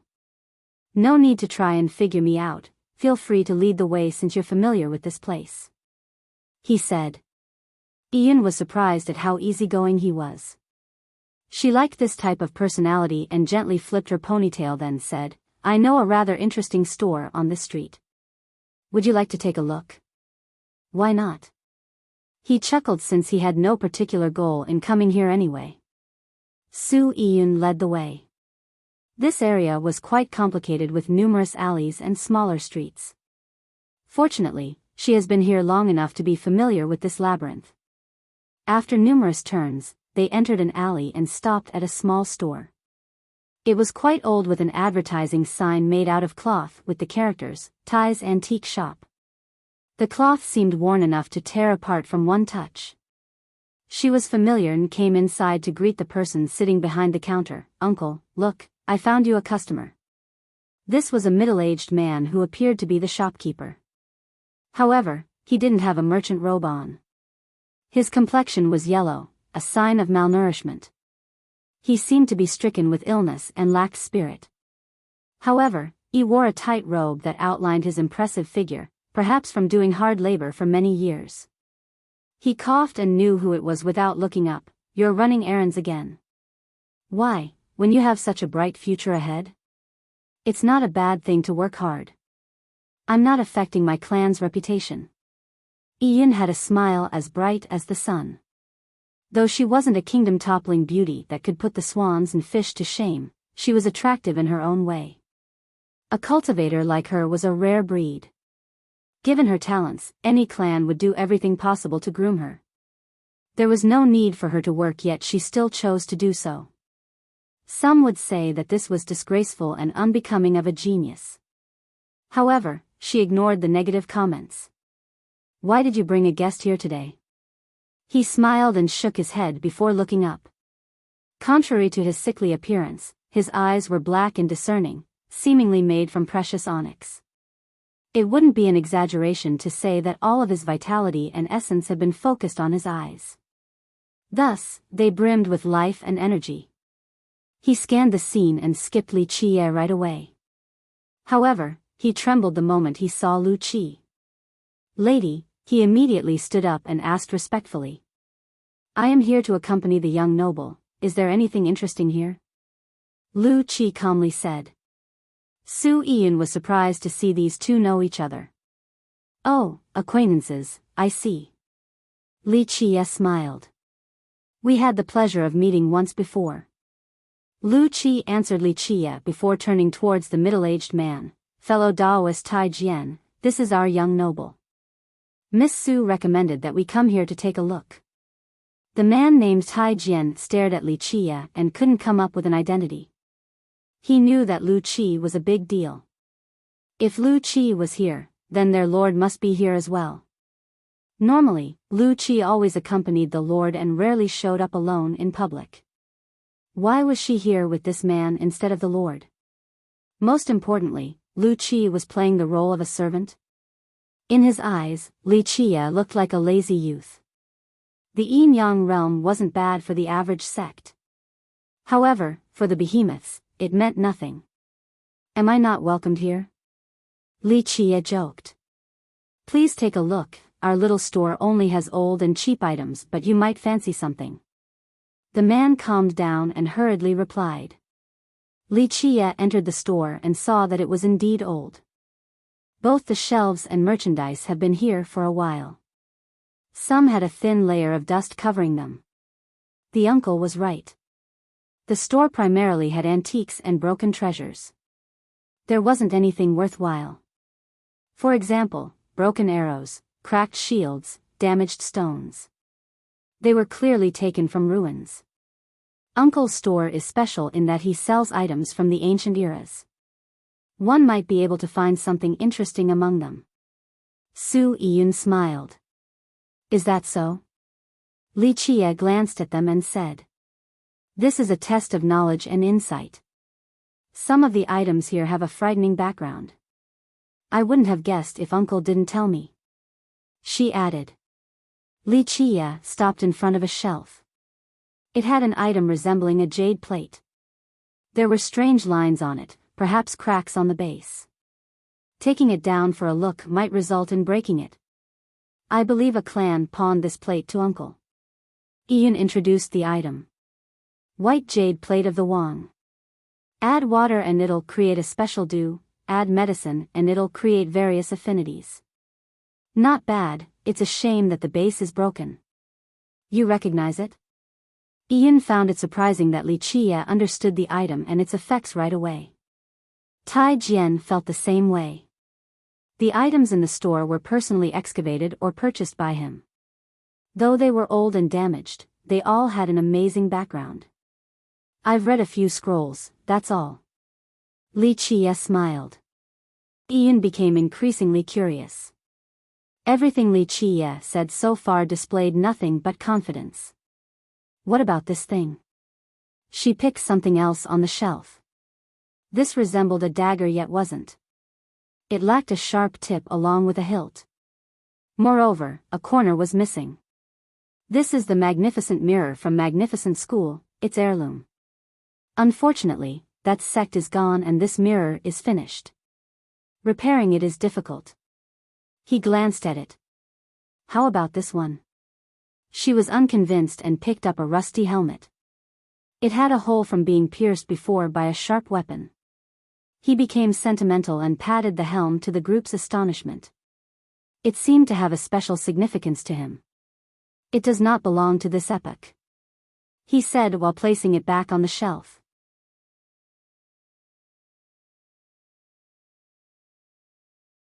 Chapter 4003, How Keen You Are, Young Noble. I personally found this helm from an ancient battlefield. I took my time looking and couldn't find anything similar. Tai Jian found this incredible. Li Qie smiled and shook his head. Though the past was long gone, some items still made it through the year. He managed to see one in this shabby shop. Su Yiyun found this curious as well. Many of the items in the shop were unidentifiable due to their age. Even top historians had no idea, let alone regular cultivators. Only big shots could recognize the old items here. However, they didn't know everything and certainly not as fast as Li Qie. The guy seemed to be more familiar with the items than her uncle. Tai Jian had spent his time going over each item. He either found them in the ruins or bought them from disciples of fallen clans. He took pride in this yet still didn't know all of their history. It was surprising to see a guest possessing so much knowledge. These things weren't precious to cultivators. They were broken and old with no real uses. Nonetheless, he still listed them at relatively high prices. Thus, it would be strange for this shop to be profitable. It rarely had customers. However, he certainly had a few interesting antiques dating back to the previous epoch, the Nine Worlds. What was his goal in keeping up this shop? All of his efforts were not rewarded in a financial manner. Li Qie scanned the entire shop and didn't find anything particularly interesting. He had seen all of them before. In fact, what they considered antiques were new creations in his timeline. You don't like anything? Su Yiyun found this disappointing, unable to help her uncle out. Some are up there in years but nothing more. Li Qie smiled. Yiyun couldn't say anything else since he was more familiar with the merchandise than they were. Introducing something else to him would only result in embarrassment. Common items can't interest our young noble. Lu Qi told the middle-aged man, if you have a real ace, take it out and let the young noble take a look. He might be able to identify and increase its value. The man hesitated for a bit. He had something good indeed, the ace card of the shop. He never took it out because he hadn't understood it yet, only that it was rather valuable. The extent of its value remained unknown. Taking it out was risky, but on the other hand, meeting someone as knowledgeable as Li Qie was rare as well. If he missed this chance, he might never be able to solve its mystery. Lil Jean, take out the thing beneath my bed. He didn't waste time and made a decision right away. Someone in the room acknowledged the command. A while later, a youth brought out a wooden box. The box seemed to be carved from a single piece of wood. There were no traces of assembly. It didn't have a lock, only a seal. The seal wasn't activated, but an immense force still assaulted whoever was close by. The man picked it up and used a merit law to deactivate the seal, then took out the item. It emitted a refreshing air, akin to one finding shade and breezes during a hot summer. It had a faint yellow color and resembled a piece of amber the size of a basin. The thing inside this amber was nothing shocking, just a piece of tree root. It was golden and as thick as a thumb. There were a few tiny roots branching from it. The thing looked like golden ginseng. The man presented it to Li Qie with both hands and said, I cannot identify this item, but I'm sure it is special. I found it buried deep in an ancient land. That area was freed from impurities. It also had incredible visual phenomena when I took it out, including a diagram depicting the myriad ages. He paused for a bit before continuing, it has been in my possession for a while, but I still can't figure it out. Back then, he was shocked by the visual phenomena when he excavated it. If it wasn't for this personal experience, he wouldn't have been able to confirm its precious value and keep it until now. He spent his spare time looking at it, but it didn't exude anything special afterward. Li Qie's arrival today was a decent opportunity. Li Qie gently rubbed the piece of amber. It was cool like jade but far harder and heavier. Amber shouldn't have been heavy, but this had more weight than refined metal. Do you notice anything? The uncle could see that the rubbing was intentional. Li Qie glanced at him once before focusing on the amber again. His hand lit up with a gentle light and chaos energy. This energy began melting the amber, allowing him to reach the root inside. Buzz. Once he made contact, the root became resplendent. The rays coming from it were sacred. Being shined by it made the group think that they were ascending. Hallowed Sword exuded something similar to the entire city. However, the rays here were different. While being in the rays' presence, they felt as if a light was being born in their heart. Their very being was slowly being shifted into this holy affinity, a rather profound process.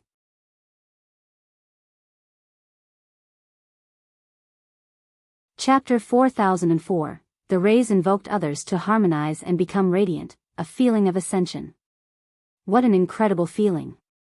Su Ian exclaimed while basking in this comfortable moment. Li Chia then pulled his hand back and the rays disappeared. The root turned back to its original appearance. So what is it? Tai Jian became emotional. After spending so much effort on this root, he occasionally thought that maybe he was wrong. Perhaps the item was worthless. Now, Li Chia has shown them its magical properties and impressed him with his knowledge. The guy managed to accomplish more in several seconds compared to his thousands and thousands of years. This required immense wisdom, knowledge, and ability. This item has a fateful connection with me.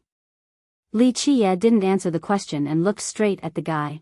I want it, name the price. Well, Tai Jian hesitated and was stuck in a tough situation. The image he saw when he excavated the item was unforgettable. Moreover, what happened today showed its worth. It would be hard to accurately put a number to its monstrous value. He had no intention of selling it. After all, money came easier than a wondrous treasure and he certainly had no lack of money. However, the thing was useless in his possession. This was proven throughout the years. He couldn't understand its profundity, not enough to activate it. Meanwhile, Ian didn't get involved, not daring to offer her opinion on someone else's treasure. Tai Jian had thousands of thoughts circling in his mind at the moment. Eventually, he gritted his teeth and said, if it's fate, then so be it. It shall be my gift to you for our first meeting. Oh. Ian didn't expect this result at all.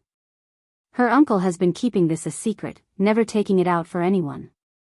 If he were to sell it, it would be for a sky-high price. Now, he chose to give it to Li Chia. She took a deep breath to calm down, then stared at the two. She realized that her uncle was a very decisive person. Lu Qi felt the same way. This was quite a generous gift. Not just anyone could give up their prized possession. After all, this was their first meeting. They had no ties with each other. If that's the case, I'll happily accept it. Li Chia didn't refuse and accepted the gift. Tai Jian actually felt a weight lifted off his shoulders by giving the item away and felt zero regrets regardless of the result. It is fate. He bowed towards Li Chia. Very well. It shall be fate again another day when I bestow upon you a great fortune. Let's go. Li Chia smiled and left. Tai Jian stood there in a daze because Li Chia's domineering comments didn't sound forceful like empty bravado. He wouldn't claim supremacy in the present day but was still a top existence in Sword Continent. Who could actually give him a great fortune? Nonetheless, Li Chia said it as if it wasn't a big deal. If it came from another youth, he would consider the guy as being ignorant and arrogant. Remember, Li Chia had Lu Qi as a maid. This made Tai Jian more curious about Li Chia's actual identity. Once he stopped pondering, the three were already outside of the store. He watched their departing figure and smiled wryly. This whole meeting felt like a dream. He sighed and went back behind the counter. The three walked down the lively street again, seeing the mortal coil in action. They stopped at a large store this time, perhaps the largest in Purification Street. Li Chia looked up and read the characters on the plaque, archaic style. These were modern characters but were written in an ancient style. They seemed to be traveling through the river of time from the past to the present. He was actually amazed to see these characters, perhaps even a bit surprised. How unexpected. He looked inside and commented. Meanwhile, Su Yun was also staring at an item inside the display window. She unwillingly looked away. Oh. You like it? She suddenly heard Li Chia's voice by her ear. This was a sword made out of grass. There was a sign next to it with the characters, Celestial Grass Sword. There was a price as well, 210,000 heavenly sovereign refined jades. It wouldn't be considered reasonable by anyone since this was just a sword made out of grass. However, upon closer inspection, one would see tiny flashes within the unknown grass. They were barely visible. It seemed as if someone had engraved tiny stars onto the grass. The sword required numerous blades of grass bundled together to maintain the shape. Thus, it contained an unimaginable number of stars as well, hence its name. I feel that it's related to my clan somehow. Iyun was a bit embarrassed. Her entire clan wouldn't be able to pay this sum, let alone her. Grass sword attacking immortal law. Li Qie chuckled. You know about this legend, young noble? Iyun became startled. Of course, how could he not know this technique? Our clan has never been able to master this immortal technique, but our 8-strike sword law is derived from it. Iyun smiled. Their technique was famous in Sword Continent. Though it wasn't on the same level as, say, the Tao of Sea Emperor, it was still impressive in its own way. Rumor has it that in the past, the Su was only a mortal clan with access to improper Tao cultivation manuals. However, a great matriarch appeared among them.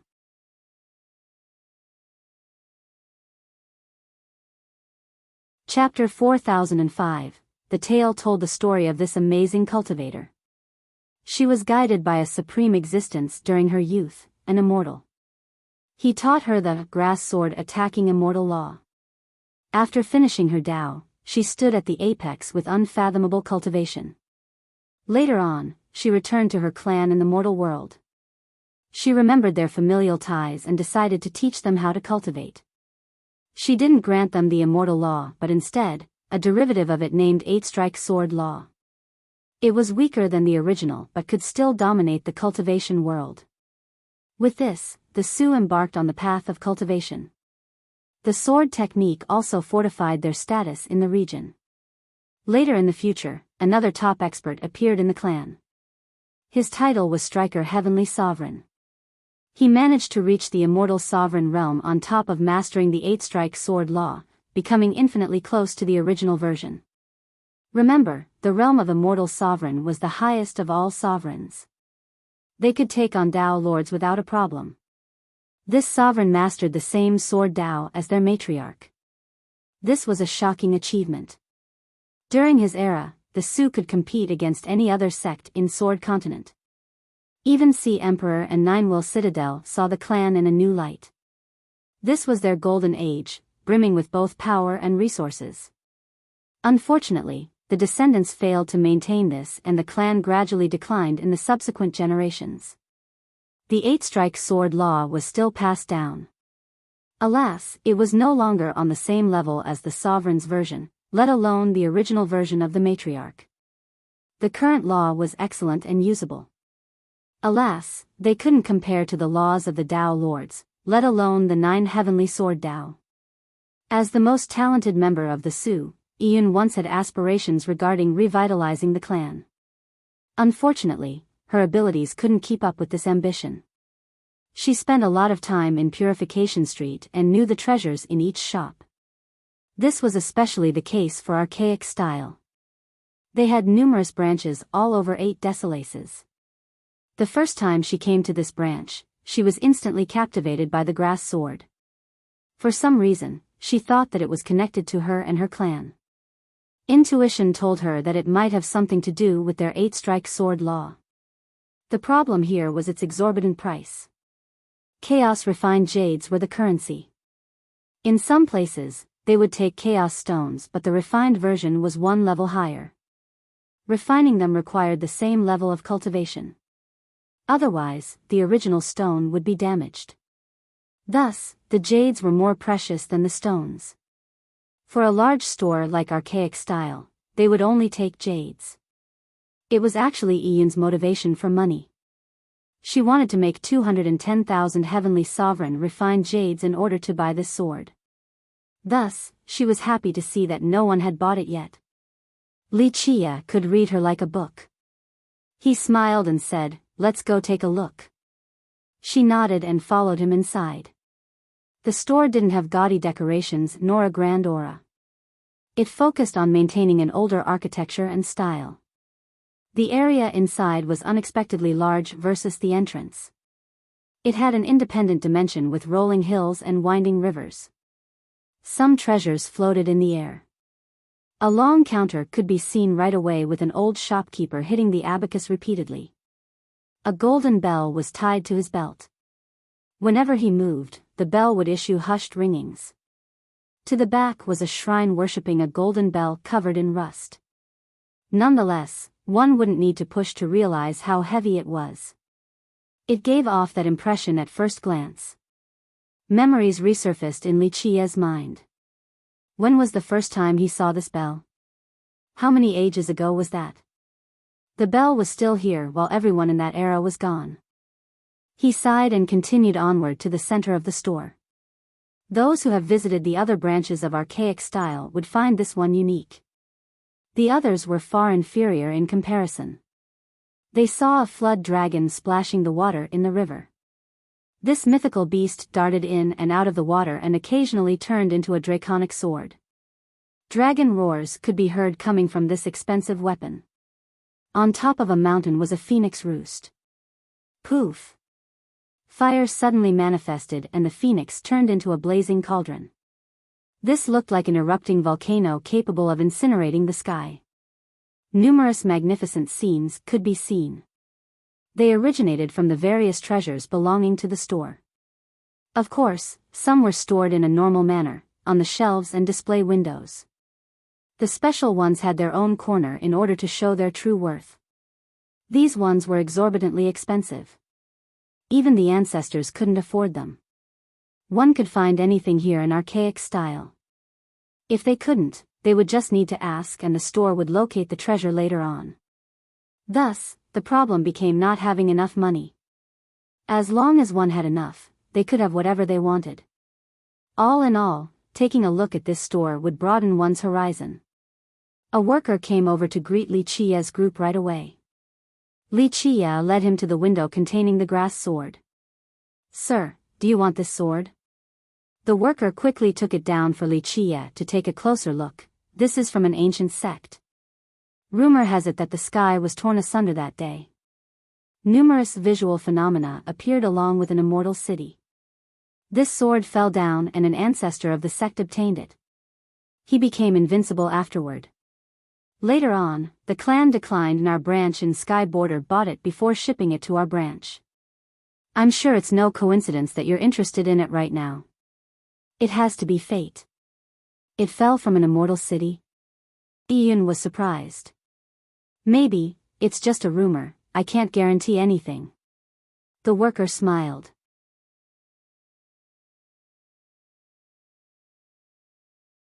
Chapter 4006. The grass sword was surprisingly heavy. Even a fool could tell that it was exceptional. A sword made from a bundle of grass shouldn't be powerful in the slightest. Alas, its price told a different story. "Can you lower the price a bit? What's your best price?" Ian couldn't help but ask since the sword was right there in front of her. Nonetheless, her tone lacked confidence. Even if the shop would lower its price generously to 150,000 refined jades, it would still be too much for Ian. In fact, her clan most likely couldn't afford 100,000 refined jades either. Either way, she couldn't give up and still asked for the price since she truly desired the sword. "This is already the best price." The worker shook his head and smiled wryly. "Miss, our shop always offers the best and final price." She smiled back, only asking out of curiosity. Though the sword was somehow connected to her clan, all she could do was watch. "I'll take it for 210,000.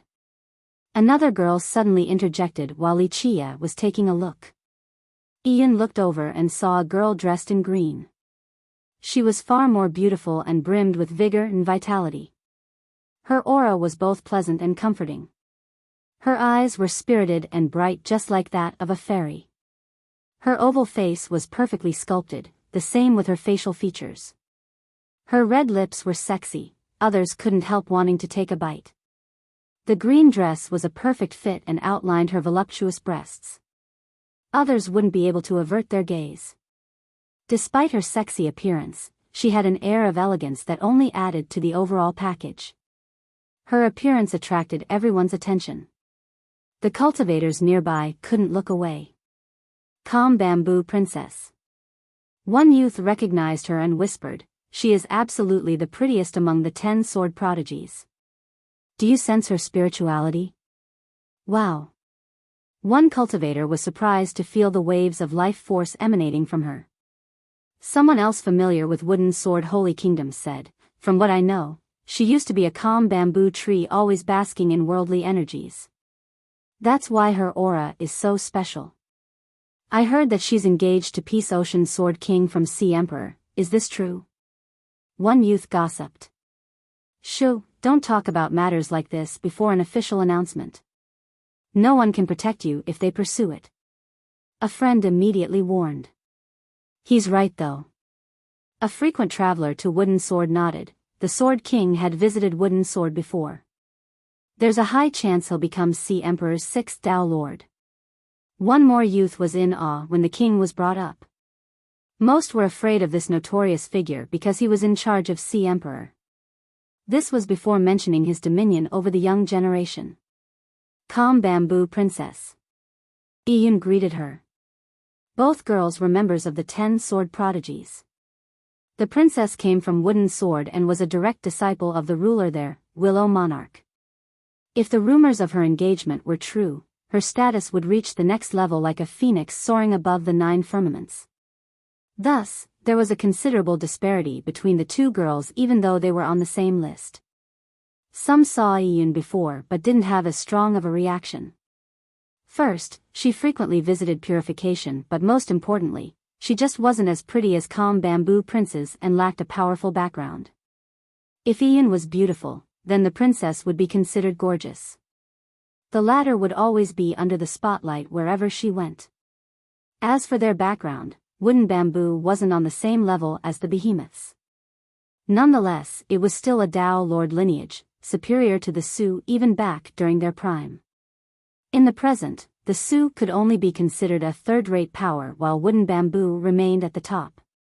Furthermore, the princess was a direct disciple of Willow Monarch, one of the 6 kings in the continent.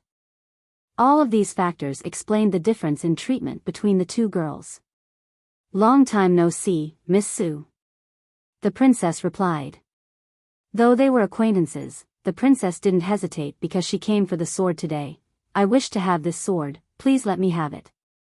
The spectators became interested in the competition between 2 sword prodigies. Iyun shook her head and said, "The sword belongs to archaic style, feel free to buy it if you wish, princess." "Wrap it up for me then," the princess told the worker. This prompted the guy to stare at Wuxia because he was still holding it. Moreover, the rule of their shop was first come, first served. "Young noble, what do you think?" the worker asked Wuxia before selling to the princess. 210,000 will be fine," Wuxia said. "Sounds good, I'll go wrap it up for you," the worker responded before bowing towards the princess. "Your Highness, this young noble had purchased the celestial grass sword.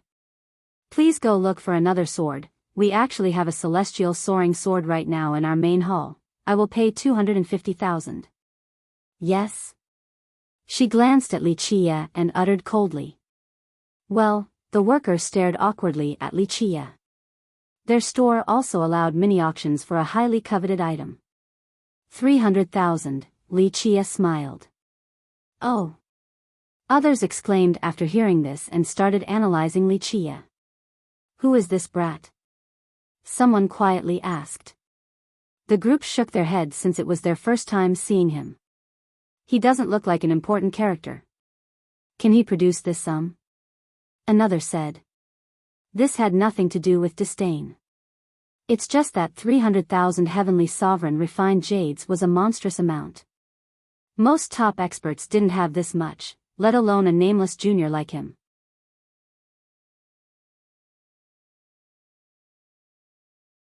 Chapter 4007, since her opponent didn't relent, the princess glared at him and said, 350,000. The large increase left the crowd breathless. The actual currency right now was golden sovereign refined jades, a relatively high-level type, not 50,000 random stones. We can never be this rich. One cultivator lamented. She's a princess after all. Someone from the last generation said, wooden sword is rich so she can afford this.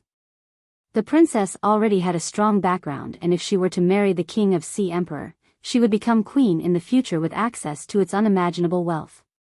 350,000 refined jades wouldn't be a big deal then. 400,000, Li Chia bid without batting an eye. Su Yun had a wry smile. It seemed that Li Chia had no intention of giving up. 400,000. More and more people became skeptical. Does this brat have the capital to back it up? Is he just messing around? Another whispered. He doesn't look like someone with 400,000 refined jades. An expert from the last generation commented. Just wait and see. It'll be a show when he doesn't have enough. Someone else sneered. Archaic style never went easy on those who messed with its business.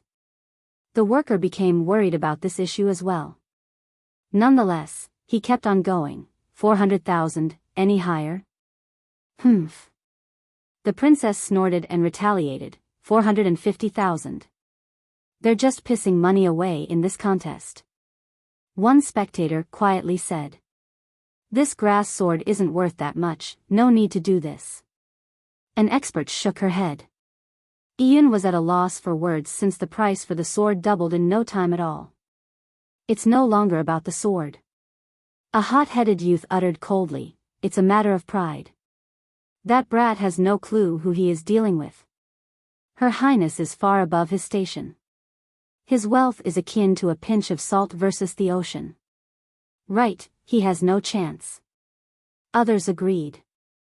The princess' status and power were simply exceptional among the young generation. 500,000, Li Chia nonchalantly bid as if this wasn't a huge number. He's actually doing this? One old cultivator was shocked just like the rest. There's no way he can outbid the princess, just wait and see, he'll be embarrassed soon enough. Most had a bad impression of Li Chia since he didn't relent to the princess. Most chose to side with the gorgeous princess rather than an unknown cultivator like Li Chia. You. The princess was furious since the guy wouldn't give up. Your Highness, let's stop this. The grass sword isn't worth the price. An old servant behind her whispered. He dressed simply and has been sticking to the princess. There was something about him that didn't attract attention. He acted like the princess' shadow. However, those strong enough would be able to see his power even though he was purposely hiding it. The glint in his eyes was one indication. Ridiculous. She glared at him and said, we don't have this little sum. The old servant opened his mouth but refrained from speaking. He shifted his focus towards Li Chia. 550,000, the princess had no intention of giving up. 2 million. Li Chia smiled. What? The room became silent afterward. The original cost of 210,000 has become 2 million refined jades. This was a ridiculous increase in price. Some actually thought that they had misheard him. 2 million, right? One expert asked. Yes, the brat really bid 2 million. Another confirmed. Brat, are you sure that you can pay 2 million? This is not some crappy Enyang refined jades we're talking about here. It's golden sovereign refined jades. One expert shouted at Li Chia. He didn't bother answering. Is he crazy? This is still insane even if he can afford it. Someone from the previous generation said, why wouldn't he spend this much on a better treasure than a grass sword? In reality, most thought that just 400,000 was already exceeding the sword's value. Did the guy have a hobby of wasting money? Su Yun was shocked as well. Young noble, let's stop, the sword isn't worth 2 million. Even if she had the money, she would not spend so much for this grass sword despite wanting it. There were stronger treasures available. However, Li Qie smiled and didn't mind at all. As for Lu Qi, she only quietly watched because this amount was nothing to her. With one command from Li Qie, their lord would immediately pay 20 million supreme sovereign refined jades. 2 million, any higher bid? The worker calmed down and felt his blood boiling. If this transaction were to go through, his bonus would be insane. He stared at Li Qie as if he was looking at the god of wealth. Only a madman does something like this. The crowd started gossiping.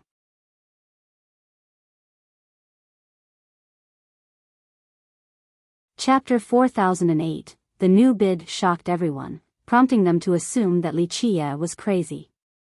Being rich didn't mean wasting money in this manner.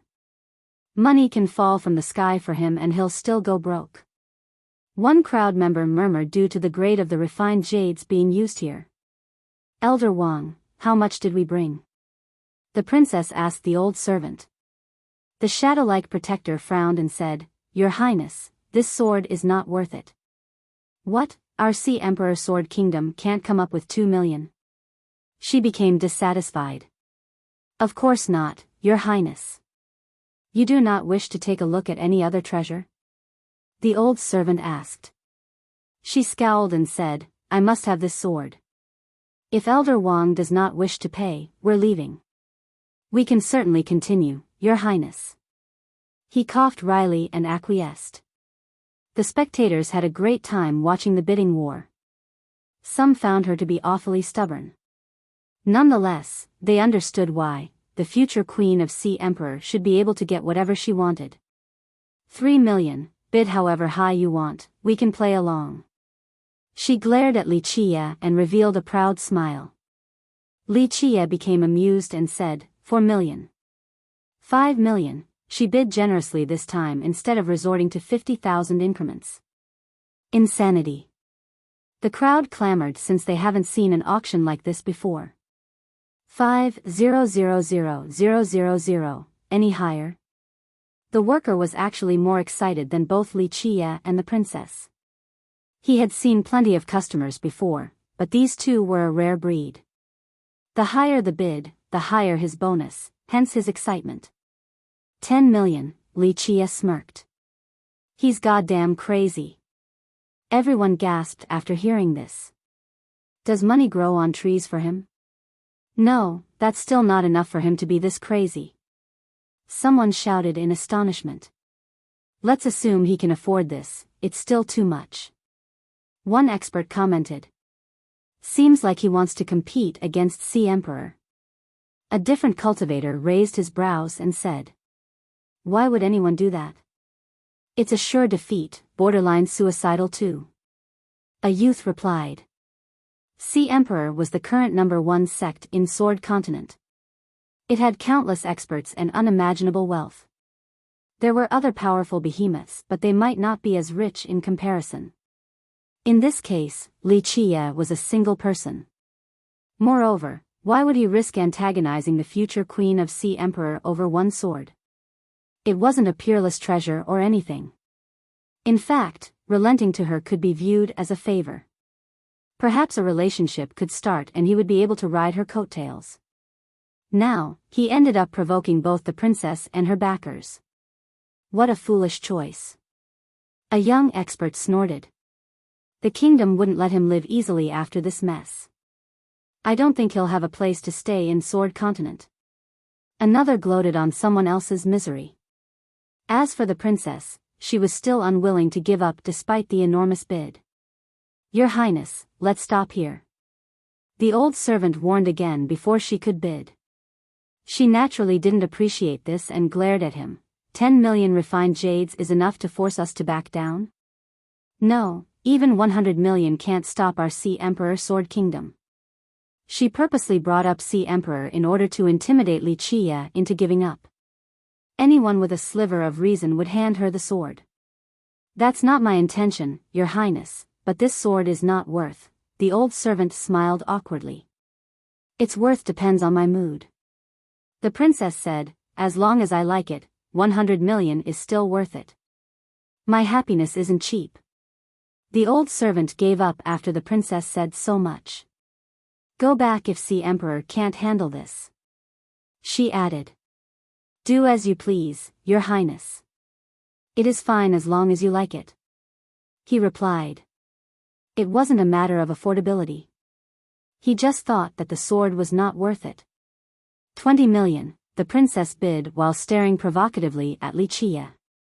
The crowd wasn't too surprised this time given the momentum of the auction. It no longer had anything to do with the grass sword itself. She represented the emperor at this moment. Losing was unacceptable, so she would entertain her opponent regardless of the price. Now, they wondered if Wuxia could keep up. This has to be it for the brat, right? Someone murmured. This is unnecessary, the sword isn't worth this much. Su Yun worried for Wuxia and pulled on his sleeve. Wuxia ignored her and smilingly asked the princess, I assume that you'll follow whatever bid I make? I'm afraid you're neither rich enough nor have the courage to compete against our Emperor Sword Kingdom. The princess sneered while asserting her future position as the queen.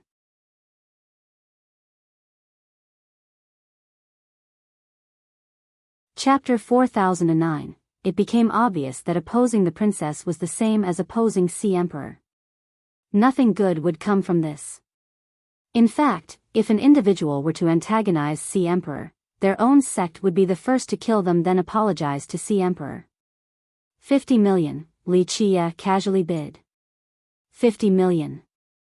The crowd felt the room spinning after hearing this. Brat, do you actually have 50 million refined jades? An old cultivator regained his wits and shouted. But what if he can actually pay this amount? Where is he from then? In that case, we should all know who he is. Another ancestor found this puzzling. The more perceptive members of the audience thought that someone with this much money should be exceptional in some ways. This was a huge sum for a sect, let alone an individual. Only the behemoths could casually spend so much. Thus, Wuxia should be from a mighty sect as well, not an ordinary one. Furthermore, he should be a top genius there or perhaps even the successor. His name or title should be known across Sword Continent. Some ancestors pondered to no avail like a monk trying to find hair on top of his head. The majority of the crowd was frightened by this extreme bid. Using the word insane to describe him wasn't an exaggeration. The princess only frowned slightly in response after hearing the price.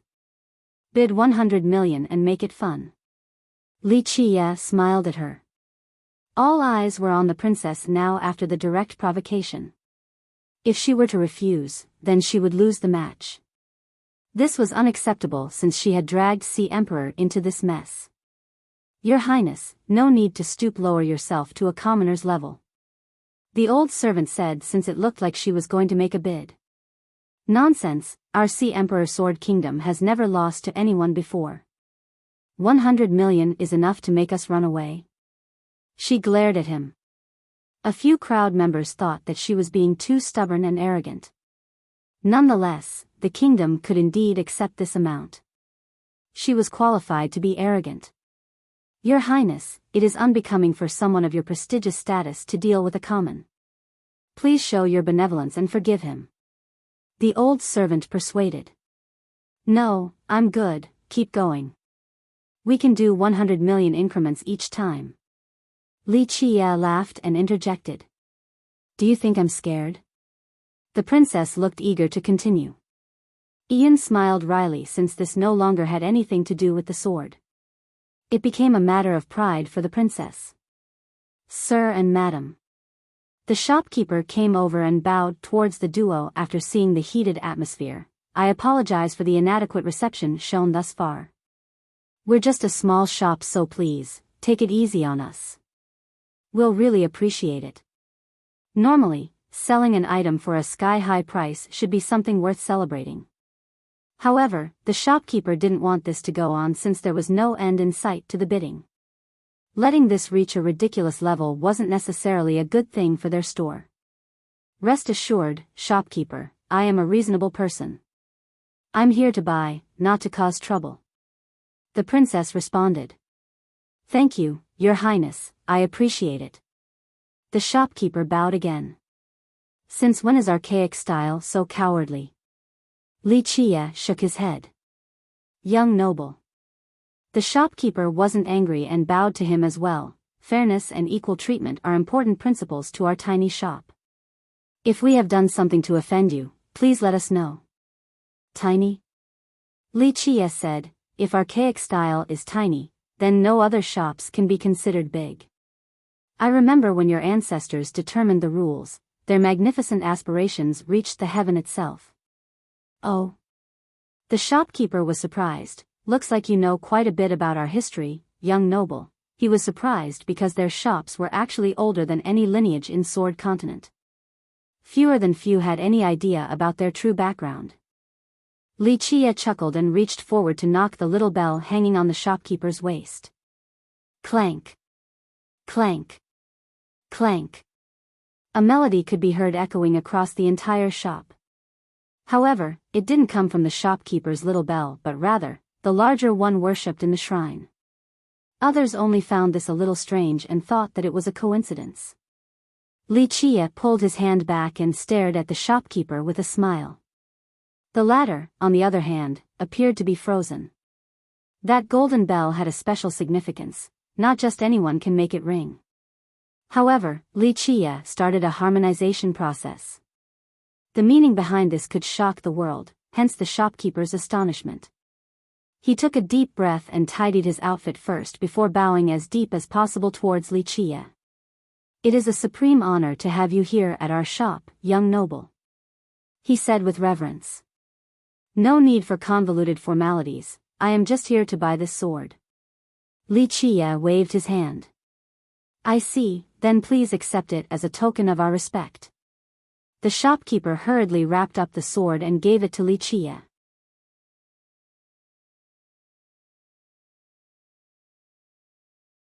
Chapter 40:10. The fact that a sword that had been bid up to 50 million was suddenly offered for free to Li Chia astounded the audience. The piece of fatty meat was right before them yet they chose against biting? What is going on?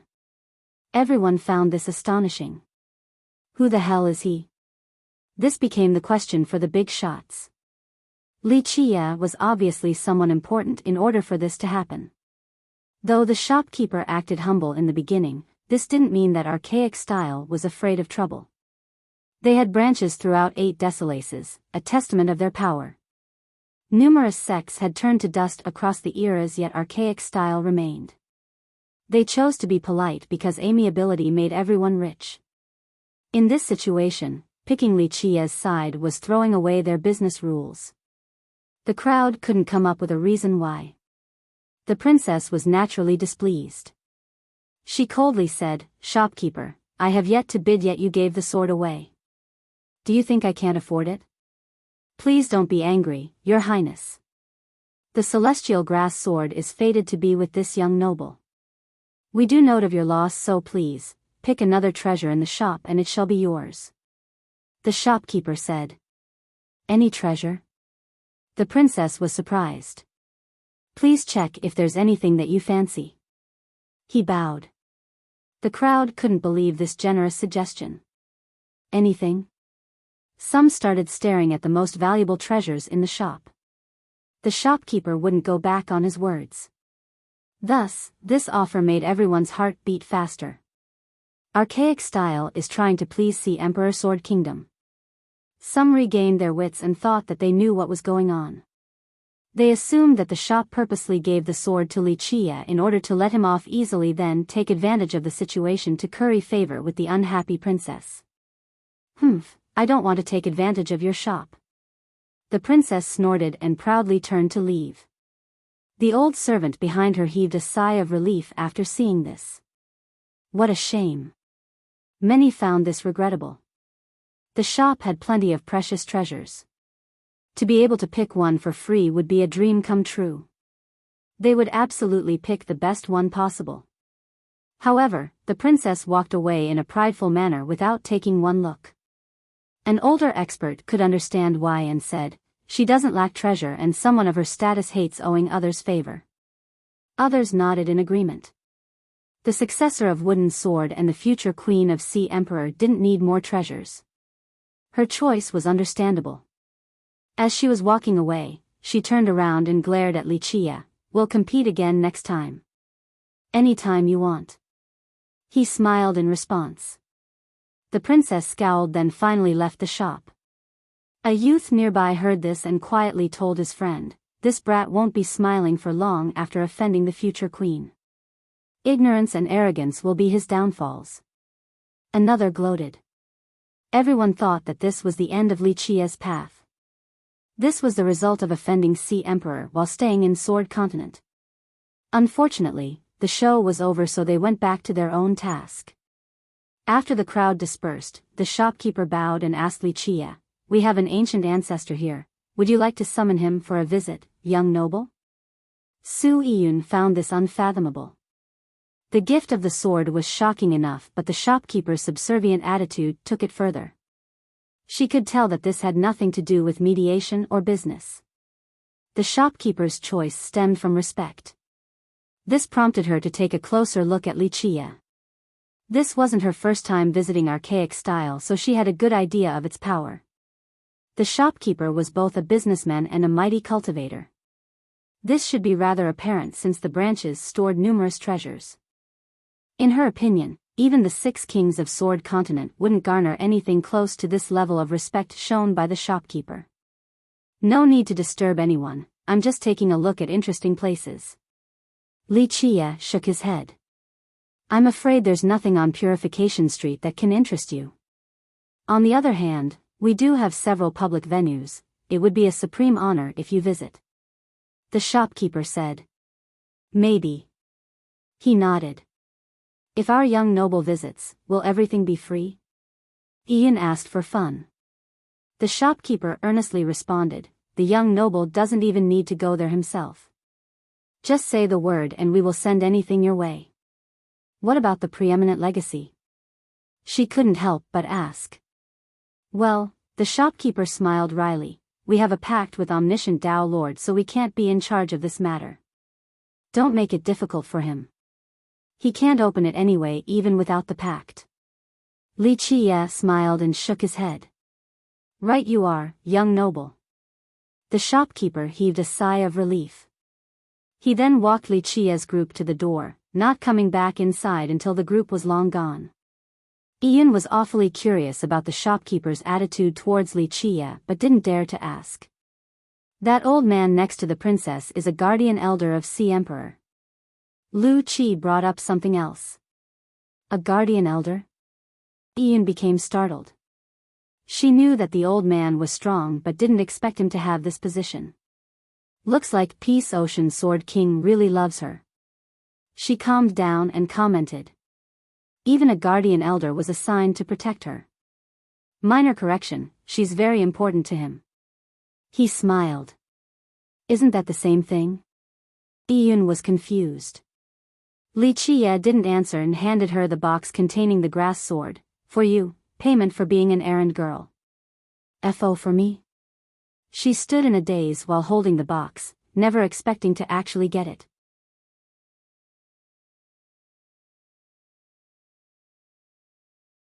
Chapter 40:11. Su Yiyun was stunned to receive the sword. It was indeed very important, but she never had a chance of making enough money to buy it, at least in a short period. "Young noble, my fee isn't this high." She didn't dare to accept it. Though the sword wasn't a Tao Lord weapon, it was still worth 210,000 golden sovereign refined jades. She found it expensive despite being a member of the 10 sword prodigies. She thought that she had done nothing warranting this payment. In reality, this gift was just outrageous. Even the geniuses from Sea Emperor wouldn't enjoy this treatment. "Take it, consider it a fortune." Wuxia waved his hand. She composed herself and bowed deeply. "I will not forget your kindness today, young noble." She was fully aware that this being payment was only an excuse. He simply wanted to give her the sword. However, they didn't know each other and their relationship was shallow at best. Thus, she was both grateful and confused regarding his generosity. She gently touched the sword and felt a rough feeling. It wasn't sharp either, like in her imagination. All in all, she didn't understand it yet, but intuition told her that there were ties between the two. Do you know what's special about this sword? Li Qie asked.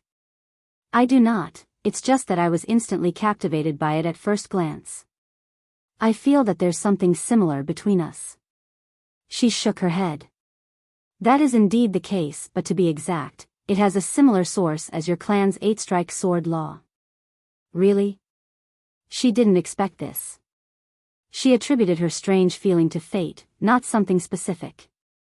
After all, this sword law was passed down by their matriarch. She left afterward and the descendants had no idea of where she went. Legend has it that she resided in an immortal realm. Your 8-strike sword law is derived from the grass sword attacking immortal law. Li Qie said, both belong to an ancient type of cultivation. In the present, techniques and merit laws along with mantras aren't as distinctive. This wasn't the case for the previous epoch. Techniques were techniques, mantras were mantras. There was no confusing them. What your ancestor did was fusing a sword technique together with a mantra, resulting in the 8-strike sword law. He went on to say. In fact, this was rather clever. The fusion allowed for harmonization and simplicity. It's a good merit law for cultivation. He paused for a bit after the praise, but the flaws are obvious as well. Your ancestors' innate abilities were limited and couldn't fully reach the limit when deriving the sword technique. It couldn't take the next step forward and turn into an impressive sword Dao. Or perhaps she had other reasons to not fully pass down the real version and changed it to the 8-strike sword law instead. How are you so familiar with our technique, young noble? She asked. As a member of the Su, she practiced this technique before but didn't know as much about its origin as Li Qie. He seemed to know it like the palm of his hand. Our ancestor, the matriarch, is a supreme fairy capable of injuring immortals. It's just that we descendants are foolish and can't even understand 1/10 of her legacy. She couldn't help but add. For the Su, their matriarch was virtually their founder. Without her guidance, they might have disappeared long ago. After all, a mortal clan didn't last that long. Several centuries were already impressive enough. Thus, they had nothing but pride for their matriarch. Moreover, she was rumored to come from an immortal paradise as well. Therefore, Li Qie's evaluation wasn't well received. Ian had to defend the matriarch. Striker Heavenly Sovereign was unstoppable using the 8 strikes. Lu Qi was more impressed with the Su's technique than Li Qie. The sovereign named Striker swept through 8 desolaces in the past using this technique. We're so incapable. Ian smiled wryly. Putting the matriarch's abilities aside, just their Striker Heavenly Sovereign displayed the potential of the sword technique. It's just that no one else in the clan could do the same thing. If you can comprehend this grass sword, you'll be just like your matriarch, capable of using a supreme sword technique. Li Qie smiled. What? Ian trembled after hearing this. Their matriarch wasn't a Dao lord, but in their heart, she was a supreme character. Ian never thought about reaching the same height. Her greatest aspiration was simple, being strong enough to revitalize the clan. Are you saying that I can obtain the grass sword attacking immortal law? Ian said in disbelief. Everything is possible through effort. He said flatly. She glanced down at the grass sword and didn't know where to start. Fine, I'll help you out again.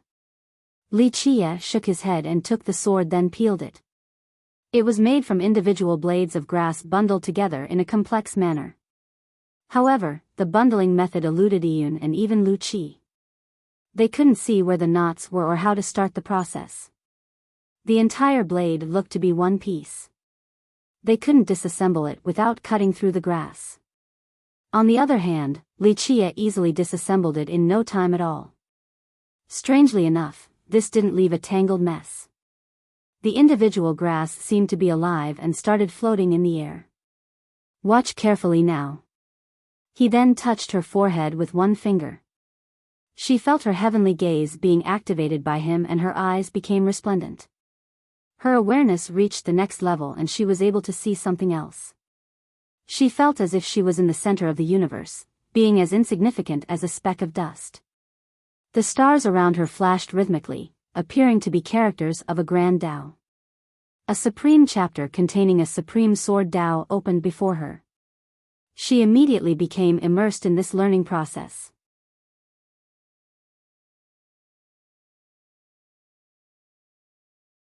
Chapter 40:12. Su Yiyun eventually regained her wits after a long while. As the visual phenomenon dispersed, she found herself to be next to Li Qia and Lu Qi again on the busy street. "Oh, how long have I been standing here?" she asked. "Just a second," Li Qia smilingly answered. Yiyun found this surprising because she thought that millions of years have passed in that universe. She then realized that Li Qia had shown her the way to a supreme sword Tao, a shortcut toward supremacy. "How can I ever repay your kindness, young noble? Though I am incapable, I will do everything I can as your follower." Yiyun took a deep breath, tidied her dress, then prostrated before Li Qia. He completely changed the direction of her life despite only being a stranger, giving her both the precious grass sword and starting her on the Tao path. Those from the same sect might not be so kind. A disciple needed to prove themselves for years and years before being treated as a serious prospect. This only amplified her gratitude for his kind deed. "Rise." Li Qia accepted her grand gesture and nodded. She got up while still being overwhelmed with emotions. Her life would go on a completely different trajectory as a result. Meanwhile, Purification Street remained lively. At the end of this street was a building named Practice Field. It was packed with people and carriage now, making it difficult to enter and leave. When Li Qia's group arrived, there was virtually no place to stand. "Young noble, this building belongs to archaic style as well. It becomes hot each time the preeminent legacy is about to open. Cultivators come here in order to learn and practice, hoping to understand the rules and mysteries beforehand." Yiyun explained. "Archaic style really knows how to make money. Having a pact with the Tao Lord while still trying to profit as well." Li Qia smiled while looking at the building. The preeminent legacy was established by omniscient Tao Lord. However, since this Tao Lord didn't have descendants and disciples, the legacy's administration was left to archaic style. This trustee didn't let the Tao Lord down either. The wealth left behind didn't diminish but rather grew to a monstrous level. Of course, archaic style also took advantage of this and profited in other manners. "Young noble, would you like to give it a shot?" A shop assistant came over and asked him. "Our manager said that it would be our honor to have you participate. So we don't need to pay?" Yiyun smiled. "Fairy Su, it would be in poor taste to talk about money with the young noble. Just his presence alone is all we need," the assistant happily said. "Not bad, knowing propriety is one reason why your shop has lasted so long," Li Qia praised. The enthusiastic assistant guided the three into the building. They found that this was another independent realm in the form of a large field. There appeared to be numerous plates that were almost as deep as a pot. However, the main difference was these plates had little squares in them with various runes carved inside. The runes were complex and strange, easily causing people to become dizzy. The plates imitated the preeminent legacy. The larger they were, the more similar. Of course, it meant paying a higher price for access as well. As long as one had enough money, they could attempt repeatedly. The field was also packed once Li Qia's group entered. Each plate had one expert attempting to solve the puzzle. They hoped that with the knowledge gained here, they would be able to solve the preeminent legacy. In this place, one could make some money back after an attempt. This wasn't the case for the preeminent legacy. The plate there was akin to a gluttonous devil that would devour everyone's resources. The only way to get anything back was to solve it. Nonetheless, the minuscule chance of winning didn't diminish everyone's enthusiasm. The prize was just too tempting. Winning meant becoming the richest in the world. As time went on, the resources of the legacy grew and cultivators' greed grew as well. Their chance was virtually none given the historical precedent. Nonetheless, some could argue that this was more tempting than becoming a Dao Lord. Some lost everything in this game, becoming addicted gamblers. Li Qie took a look around and smiled. Your group has done a good job copying the plate. Thank you, young noble, but they're mere imitations, nothing more. The assistant said, either way, they have to understand the plates here before solving the mysteries at the legacy. Archaic style merely copied the main plate, unable to duplicate it fully. Nonetheless, cultivators still came to increase their overall comprehension of this eternal puzzle. The plates are all unique, the same with the transformations and derivations. Everyone will find different possibilities and chances. The assistant added. You're trying to figure out the mystery of the legacy as well, that's why you're borrowing the mind of all cultivators while profiting on top of it. What a favorable transaction. Li Qie smiled and revealed. It would be foolish to not take advantage of this opportunity. The assistant coughed awkwardly but didn't deny the accusation. Omniscient Dao Lord's wealth was known by all. Moreover, he was even better at accumulation than his peers, but most importantly, he had no descendants. This meant that everything he got was stored in this treasury. With the help of archaic style, this legacy only grew more and more. The problem for archaic style was that as the trustee, it couldn't just take the legacy. Of course, this didn't mean that they haven't tried. In fact, the opposite happened across the years. This field was the perfect example.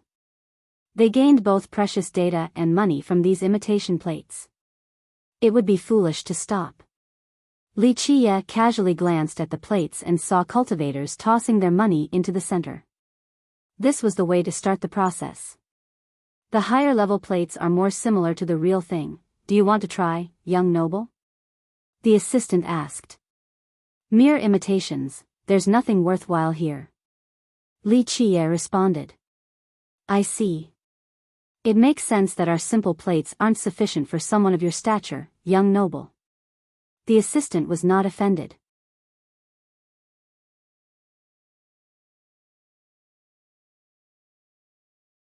Chapter 40:13. Excitement soared in the building as everyone tried to make the right guess with the plates. On the other hand, Li Qie seemed lackadaisical with his observation. Ultimately, these imitation plates had a long way to go compared to the actual legacy. After all, Omniscient Dao Lord was the most knowledgeable out of them all. The special plate contained countless facets and wasn't limited to just cultivation. Thus, his peers couldn't figure out the plate either. Archaic style had a long history and plenty of capabilities. It studied the legacy for years now but was far from being close to solving it. Unfortunately for the cultivators here, even solving these imitation plates wasn't enough preparation for the real thing. Fellow Daoist Su, it's good to see you. As Li Qie was looking around, someone came up and greeted Su Yiyun, a youth wearing a tightly fitted robe. He was in a good mood, yet there was still a sharp aura to him. It was as if his body was a treasury of swords. He was none other than Chen Sangsheng, whom Li Qie met before back in Holy City. Fellow Daoist Chen. Yiyun greeted him back. The two of them were part of the 10 sword prodigies. He came from Daoist sword ground, one of the strongest sects in the continent. It had weakened in recent years but was still far stronger than the Su. Are you here to take a look at the imitation plates too? His smile was a testament to his easygoing nature. I'm only accompanying the young noble. She shook her head. Sangsheng was surprised because he hadn't heard of her having a master before. He took a look around and finally saw Li Qie. This astounded him. Oh, it's good to see you again. He greeted Li Qie. It wasn't that he purposely ignored Li Qie. The latter was just too ordinary and forgettable in a large crowd. Moreover, he was walking next to a sword prodigy. People would only pay attention to the beauty, not Li Qie. Yiyun managed to be so successful despite her fallen clan. This showed just how excellent she was. However, she still acted respectfully before Li Qie. It wasn't just for show either, it seemed to be coming from the heart. This truly surprised Sangsheng. May I have your name, young noble? Sangxing bowed, not daring to be careless after seeing Yun's attitude. Young noble Li will do. Li Qie casually responded. Yes, sir. Sangxing said while being awfully curious. The third person, Lu Qi, only increased his confusion. Her appearance and aura were hidden, but Sangxing felt that she was unfathomable. This mysterious woman was following Li Qie as well. Young noble Li, are you wanting to test your luck at the preeminent legacy? He asked, thinking that they were connected by fate after meeting at holy and now hallowed. No, I'll just be taking it. Li Qie smiled. Sangxing didn't have any response since Li Qie pretty much killed the conversation. Anyone would think that he was being too arrogant and unreasonable. History told a different tale since no one has done it before. A brief silence ensued before a young cultivator came over and pointed at Li Qie. That's him, Your Highness. A group of disciples led by a handsome youth came over. This leader had a blue jade embedded on his forehead. This didn't affect his aesthetic in the slightest and actually boosted it. Starshooter Prince. Those nearby paid attention to this newcomer right away. Qin Sangxing and Su Yiyun had also attracted some attention a while ago. After all, they were members of the 10 sword prodigies. However, this youth took it to the next level. He wasn't only handsome but also led a group of disciples from Sea Emperor Sword Kingdom. Of course, he was another sword prodigy as well, it's just that his fame far exceeded the other two. He hailed from Starshooter country, a tributary of Sea Emperor. Most importantly, part of his bloodline was known as Blue Spirit, a noble lineage. This country had a great character once, the 4th Dao Lord of Sea Emperor, Starshooter Dao Lord. This prince also had this bloodline, so others believed that he was the Dao Lord's descendant. Therefore, his status was superior to Yiyun and Sangxing's. Sea Emperor has 3 out of the 10 sword prodigies. This is expected though. One older spectator said. Though the 10 weren't the strongest among the young generation, it was still impressive for a single power to have 3 on the list. Other powers couldn't compare to Sea Emperor in this regard. Starshooter Prince greeted his peers first before glaring at Li Qie. You killed our members. I believe so. Li Qie chuckled. Then you're also aware that the punishment for murder is death. The prince's eyes turned cold. The spectators enjoyed this development. It seemed that the prince came for revenge. Who's gonna kill me? You? Li Qie stared at the prince with a smirk. The prince didn't appreciate the disdainful retort, his face became hot with rage. Your Highness, he's provoking you. A crowd member shouted, wanting to cause more trouble. They didn't give a damn about either side, only wanting to be entertained. Are you challenging me or the prestige of our kingdom? The prince said coldly. Either or. Li Qie lazily said, got a problem with this? This silenced the rowdy crowd right away. Challenging the prince was one thing because fights among the young generation were common enough. However, challenging Sea Emperor's authority was an entirely different matter.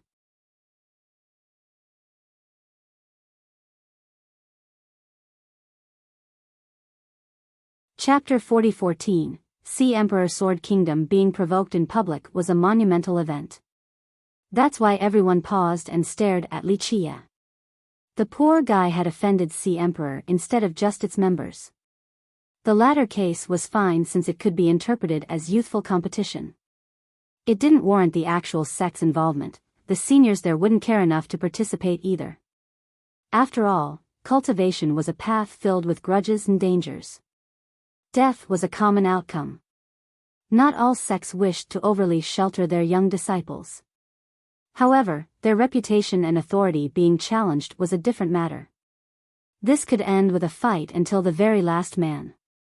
In this case, his opponent was Sea Emperor and worst of all, Sword Continent was their home turf. A good outcome would be him dying alone. The worst consequence would be dragging his sect and clan down with him. Su Yiyun smiled wryly after hearing Li Qie. Few dared to oppose Sea Emperor in this manner. Qin Sangxing was slack-jawed as well. He wanted to stop Li Qie, but it was already too late. He has been around long enough to understand how serious this was. Unfortunately, the words have left Li Qie's mouth. There was no take back now. He didn't expect Li Qie to be so fierce.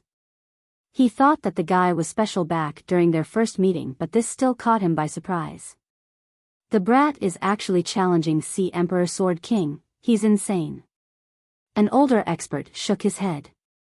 He's ignorant of its true power. He'll be crying and regretting soon enough. A youth stared at Li Qie with disdain. Where is he going to stay in Sword Continent now? Another snorted. The spectators didn't think highly of Li Qie. They thought that his future was going to be grim. Your audacity is actually impressive. Starshooter Prince laughed in response. Fine, I'll play along with your suicidal tendency. How do you want to die? Stand aside, I don't want others to think that I'm a bully. Li Qie waved his hand dismissively as if he was swatting a fly. This infuriated the prince, who was already annoyed at Li Qie's arrogant attitude thus far. As a genius of the young generation, he was qualified to be arrogant. Whether he was or otherwise was a separate issue. Moreover, being a member of Sea Emperor meant that he was superior to everyone else. One shouldn't forget his noble bloodline either. Just his title and status alone demanded respect. Even the seniors needed to treat him with respect.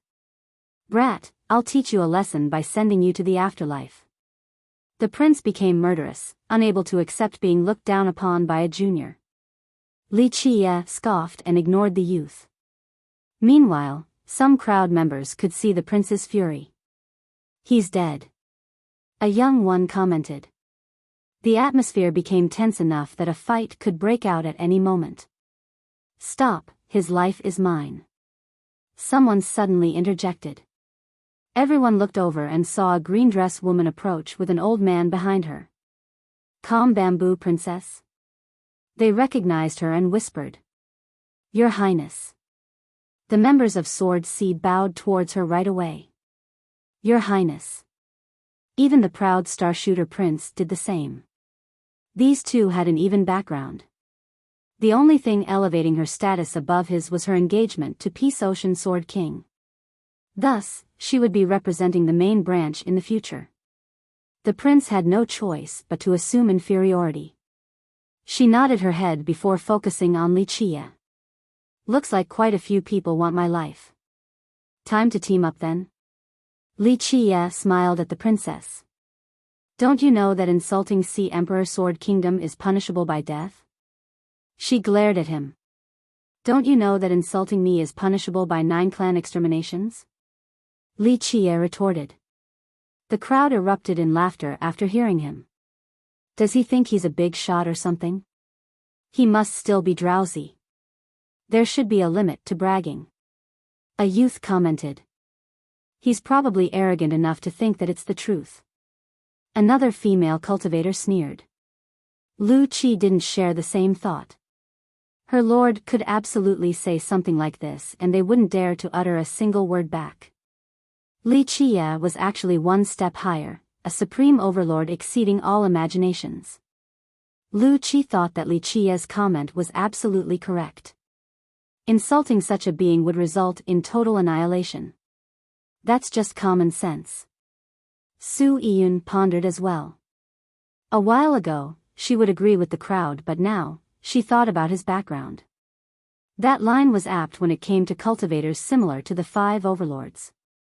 However, he wasn't one of the 5 and she couldn't come up with another identity. Chen Sangxing was left speechless by Li Qie's audacity. This guy dared to talk to the future Queen of Sea Emperor in this manner? The guy's eccentric style wasn't an explanation for his haughtiness. Attributing it to insanity didn't seem right either. Sangxing simply didn't get Li Qie.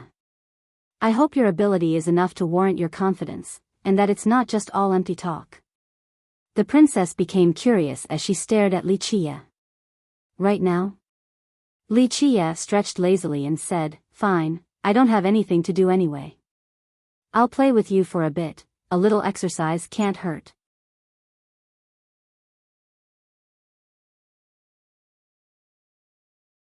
Chapter 40:15. All eyes were on the princess. They wanted to know whether she would fight right now. Yes, the thing propelling her to fame was her engagement with the King of Sea Emperor. However, let's not forget that she was one of the 10 sword prodigies. She was not just a beautiful vase solely meant for decoration. Her spot among the 10 was earned by her brilliant prowess with the sword. Such impudence! Starshooter Prince coldly shouted, "The princess does not need to dirty her hands against someone like you. I will cut you down myself." Li Qiye didn't bother to look at him, showing further contempt. "Brat, let's come outside and fight," the furious prince challenged. He had to exercise restraint because this area belonged to archaic style and hallowed city. Otherwise, he wouldn't have been so wordy. "No need to rush, we'll get our chance soon enough." The princess spoke before Li Qiye could answer. "Whenever is fine." Li Qiye didn't mind. This made it difficult for the prince since he had no way of venting. He wanted nothing more than to teach Li Qiye a lesson but had to listen to the princess. Yes. I got it. Ha ha ha. I finally opened it." Suddenly, someone shouted from another corner in a crazed manner, "Fuck. I finally understood. The goddamn archaic style really knows their stuff." His voice echoed across the entire field and garnered everyone's attention. They saw an old man standing in front of a plate. He was rather thin, as if only skin and bones were left. Nonetheless, this frame gave off a tough and unbreakable feeling. His eyes were red from excitement, or perhaps that he had stayed up for too many nights so they were fully bloodshot. All in all, he appeared to be an addicted gambler who had just one big buzz. The plate in front of him lit up, the same with the squares inside. Crack. Crack. Crack. The squares gradually disappeared, allowing the old man to take the refined jades out. "God damn, this feels good. I can finally take them back the right way, no need for any under-the-table bullshit." He heartily laughed. He solved this one too, incredible. Someone else couldn't believe it. Jian Sanxiang is something else, that plate is definitely among the top 10. It's so complex yet he still opened it. An older cultivator felt the same way. Senior Sanjik must know something, what a shame. Others started regretting. If they knew that he could successfully open the plate, they would have watched his process in order to apply it to the preeminent legacy. Opening one here didn't mean being able to open the legacy. However, it was the bare minimum, a qualification round of sorts.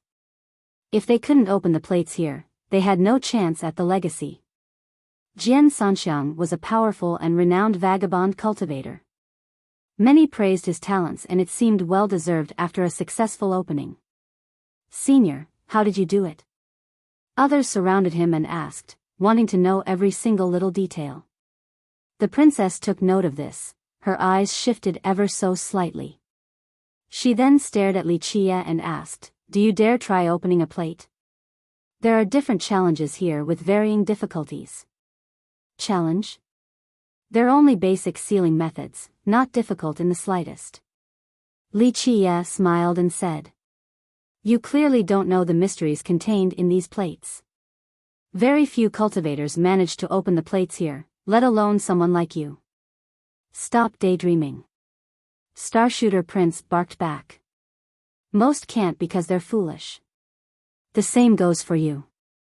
Li Qiye glanced at the prince with disdain.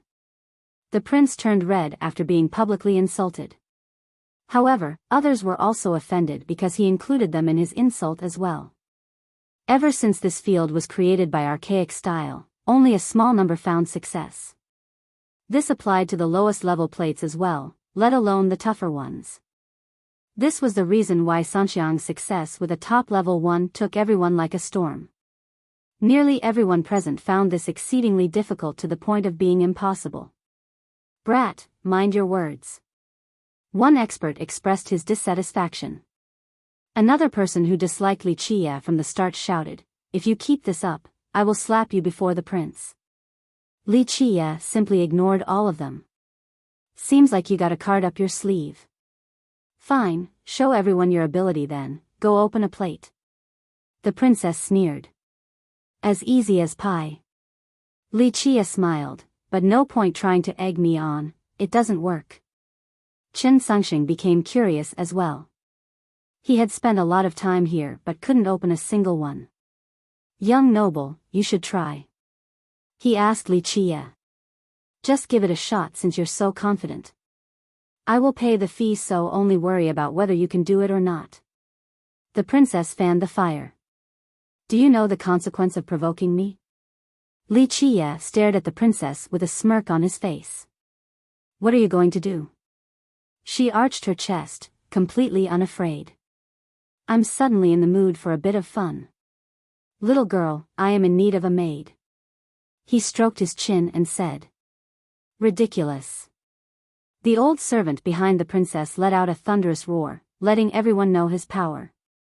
Stop shouting, geezer Wang. Jian Sanxiang suddenly joined the fun and told Li Chia, brat, I like your style.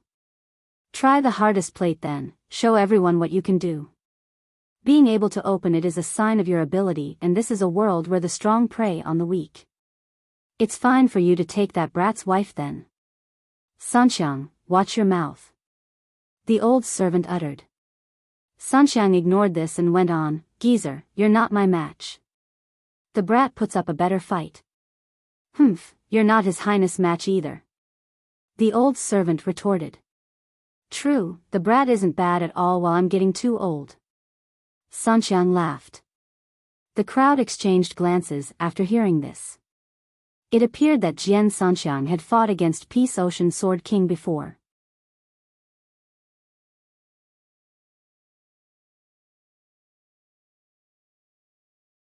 Chapter 40:16. Jian Sanxiang was a powerful vagabond with an unknown background. He always traveled alone and had an eccentric personality, completely different from other big shots. Thus, it wasn't too strange for others to see him siding with Li Chia right now. He had done weirder stuff in the past. The thing piquing their interest was the fight between him and Peace Ocean Sword King. What was the result? We'll see if you're capable enough to make this happen. Calm Bamboo Princess glared at Li Chia. No, it is your honor to be my maid. Li Chia smiled, further astonishing the listeners. Her status as a sword prodigy and being the princess of wooden sword were prestigious enough. Her future position as the queen could only be described as peerless. Now, Li Chia dared to make her his maid? His arrogance had no bounds. It would be strange if Sea Emperor Sword Kingdom doesn't cut him down after this. One expert murmured. No sect would ever take this sitting down, let alone Sea Emperor Sword Kingdom. Humiliation would turn into relentless wrath only satiated with Li Chia's death. I've had enough of your disrespect towards our sect, brat. The agitated Starshooter Prince stepped forward only to be ignored by Li Chia again. Come out here, I will decapitate you and wash your dirty mouth with your own blood. The prince bellowed. Stop shouting, little one, I'm waiting to see a fun show. Jian Bajiang waved his hand. He was very interested in Li Chia as he said, young fella, come, come. Try to open any plates you want, I'm your backer now. I'll smack whoever tries to do anything to you. Starshooter Prince's face turned red, but there was nothing he could do. Jian Sanxiang was someone who actually fought against their king. If he forced the issue, the result would not be pretty for him. Go on, we're all waiting. Calm Bamboo Princess urged him on. That's right, show us instead of just running your mouth.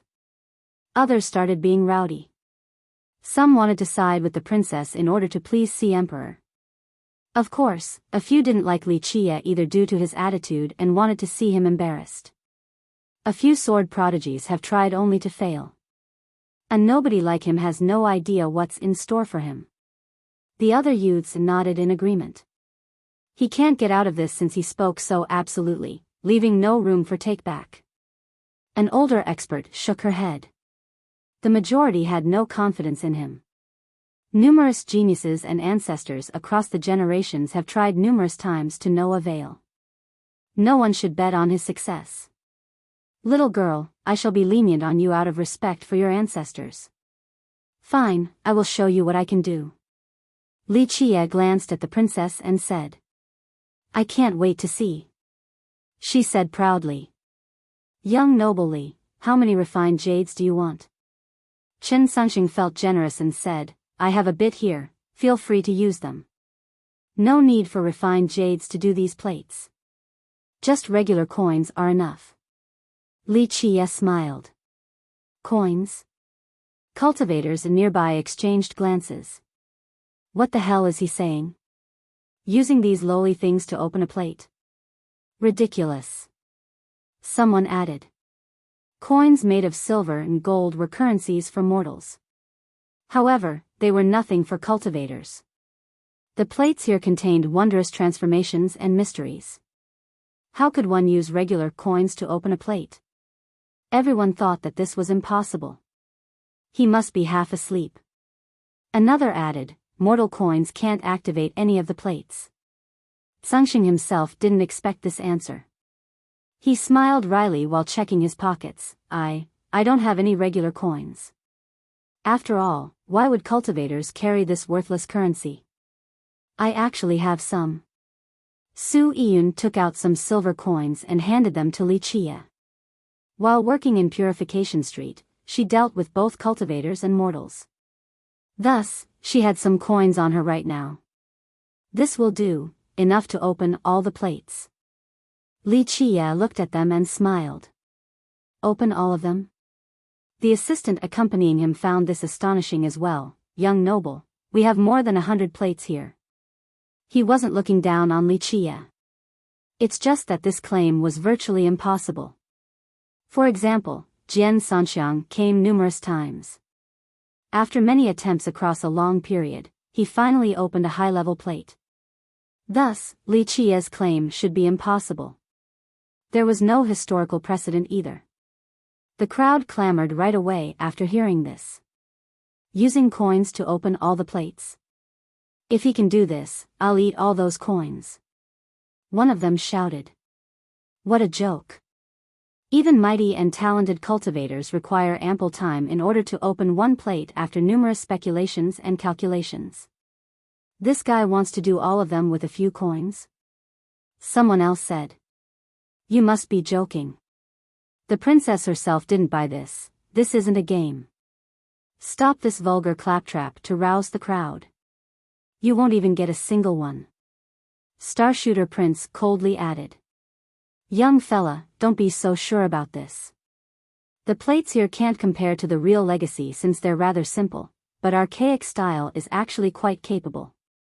They have fused the grand Tao of several Tao lords into these plates and are attempting to understand the legacy with them. Jian Sanxiang himself thought that Li Qie was being too much. After all, he had opened these plates before and knew what it took.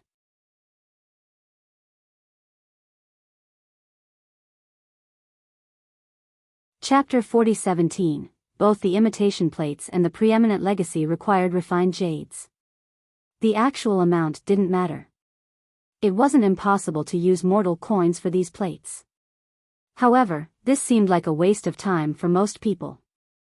The coins were just regular metals while refined jades contained chaos energy and worldly essences, all parts of the Tao. Using regular coins for these experiments was illogical and absurd. Even Jian Sanxiang, who was interested in Li Qie, felt the same way. On the other hand, the princess enjoyed this development. She suggested, go on, show us whether you are qualified to have me as a maid. Watch carefully now. Li Qie smiled at the princess to the chagrin of his opponents. You'll learn soon enough the honor of being my maid. The old servant and Starshooter Prince glared angrily at Li Qie after hearing this. He ignored them and casually threw the coins forward without a care in the world. This was simply careless in the eyes of the spectators. Any of them would pay attention to the smallest detail, from the flick of the wrist and the necessary power to toss the refined jades. On the contrary, Li Qie didn't bother picking the plates. His eyes might as well have been closed. I'm keeping my word. If this actually works, I'll eat the coins. Someone snorted. Strangely enough, the coins started dispersing while others were still mocking him. They spread in a perfect fashion, one coin for each plate. A series of quiet clanks could be heard upon first contact. The coins then started jumping with insane speed. Everything happened too quickly, resulting in a rhythmic melody. No one could react before all the plates lit up. Creak. The squares on the plates started shrinking and the bottom could be seen. They all opened. A crowd member shouted in astonishment. Everyone else remained frozen, their eyes nearly dropped to the floor after seeing this shocking development. Lu Qi was prepared for this, yet she still became emotional. She understood Li Qia the best out of anyone here. She knew that he was fully capable of opening the plates. Alas, this method was beyond her wildest dream. He didn't open just one but all of them by simply tossing mortal coins up in the air. One must be here in person in order to believe this story. This solidified his supreme position in her mind once more. As for the others, they still couldn't come up with anything to say. Su Yiyun thought that Li Qia could open one or two without a problem. This caught her off guard. The members of Archaic Style have seen various scenarios before. Attempters in the past used incredible methods and found relative success. Unfortunately, these past exploits seemed like child's play now compared to Li Qia. After a long while, more cultivators calmed down. One of them asked their friend, "Hey, wake me up from this dream." Bam! His friend slapped him and left behind a red print. The cultivator touched his burning cheek and murmured, "It's not a dream, goddamn." Jian Sanxiang shouted as well, "What the hell is this? How can this be? I spent so much effort." He jumped around while holding his head, completely overwhelmed by this development despite his rich experiences in life. "What sorcery is this?" The majority of the crowd quietly whispered different comments in disbelief. Li Qia had no intention of lingering around. He glanced at the frozen princess and chuckled, "Think about when you're ready to be my maid, then come." Having said that, he left with Lu Qi and Su Yiyun right behind him. There must be something off about this. He cheated. The scene erupted after his departure. Cheating? Do you actually think that's possible? Another expert strongly disagreed. Assistant. Your plates are broken? One cultivation questioned. No one thought that this was the case because one or two plates could break down, but all of them at the same time. They were clearly working before. Nonetheless, the workers started checking the plates. They confirmed that everything was working fine. How the hell did the brat do it? All of them? A big shot wondered. Each imitation plate had been carefully set up by Archaic Style. They contained their own profundity and transformation. Because of this, defeating one plate was exceedingly difficult. It required understanding the plate. Li Qia didn't seem to be operating under these limitations. One expert calmed down and asked his friend, "Did you see the movement of the coins earlier? How did they hit the plate?" Others heard him and began thinking as well. However, no one remembered because they never paid actual attention in the first place, having been too busy laughing and making fun of him. A selected few watched attentively for entertainment reasons. However, the coins moved too quickly across the plates so they didn't see the patterns.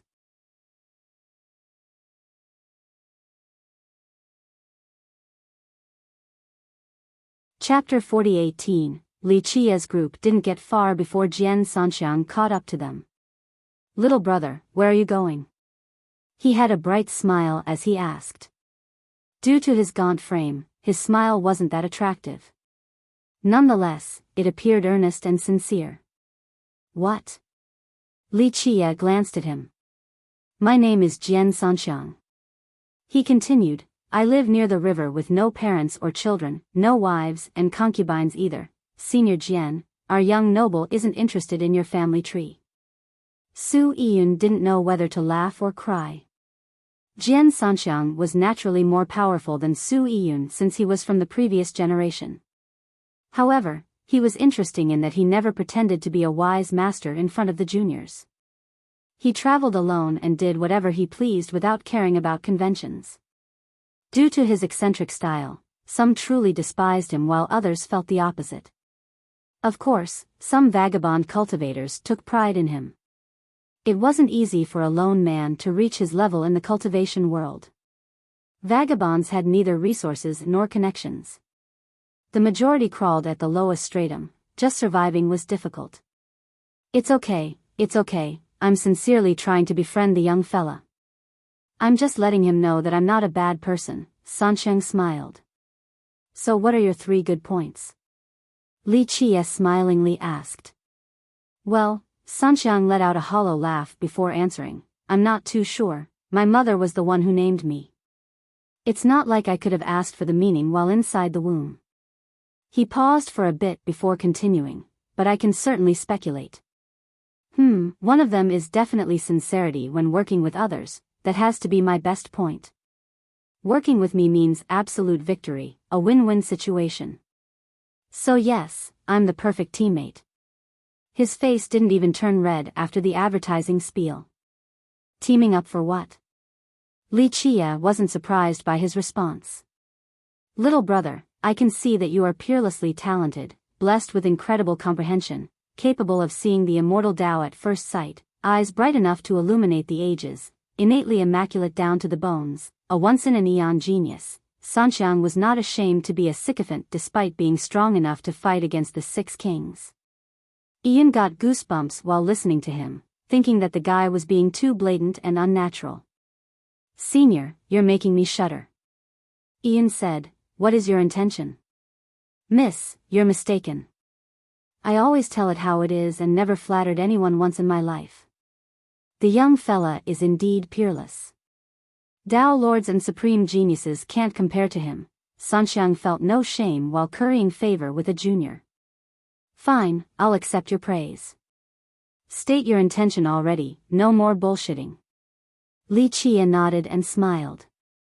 Sanxiang wasn't offended by Li Qie's disrespectful cursing at all. He smiled and said, little brother, are you interested in a business deal? When we succeed, we'll no longer have to worry about anything for the rest of our lives. Limitless money, beauties, treasures, all in your pocket, and... Li Qie seemed immune to his poisoning. You know what I'm talking about, let's work together for the preeminent legacy. Sanxiang finally revealed his goal after wasting half a day. So you want to use me to become the richest in the world? Li Qie said. No, I want you to become the richest in the world. Sanxiang said righteously. Oh. Li Qie smirked. Little brother, you are the most gifted in history, so tomorrow right at the start, we'll go there together. You open the legacy and I'll be your guard on top of providing as many jades and coins as necessary, Sanxiang said with vigor. What's in it for you? Li Qie asked. Hee, my request is virtually nothing. I'll take care of the capital and security, you just need to open the legacy, then we'll split 6-4. You 6, me 4, how about it? Keep in mind that after so many years, this legacy has reached an incalculable level. Even 60% is enough to make you the richest in the world. His eyes lit up at this point. Sanxiang was somehow confident in Li Qie's ability and was the first to request teaming up. This prompted Li Qie to chuckle. What do you think? It's not a bad deal at all, you get the majority. Sanxiang smiled but Li Qie didn't respond. Okay, you get 7, I'll just take 3. This is as far as I'll go. He had no choice but to increase his offer. The guy still didn't respond. Sanxiang became nervous and gritted his teeth. Little brother, you win, you get 8 and I'll just get 2 parts. This is really as far as I'll go, I can't do any better. Think about it, you're not spending anything out of pocket and will still be the richest, why would anyone not agree to this? He felt a sharp pain inside because the deal was becoming worse for him. What if I can't open it? Li Qie smirked and stated, I might waste all of your money only to fail. Have you thought of that? Sanxiang felt as if someone had just poured cold water on him. He thought extremely highly of Li Qie and was willing to go all out. Just 2 parts of that legacy would be enough to make him richer than virtually all sections. So be it, if you can't open it, I'll accept my loss and attribute it to bad luck. I just have to start over, that's all. He said with determination, albeit a bit unwillingly. That's a good mentality to have. Li Qie replied, in the case of success, what if you kill me and take everything? Absolutely not. Sanxiang strongly refuted, who do you think I am? Sure, I'm a little greedy, but you will not find a sliver of dishonesty and treachery in me. I value my word the most. I suppose I can believe you.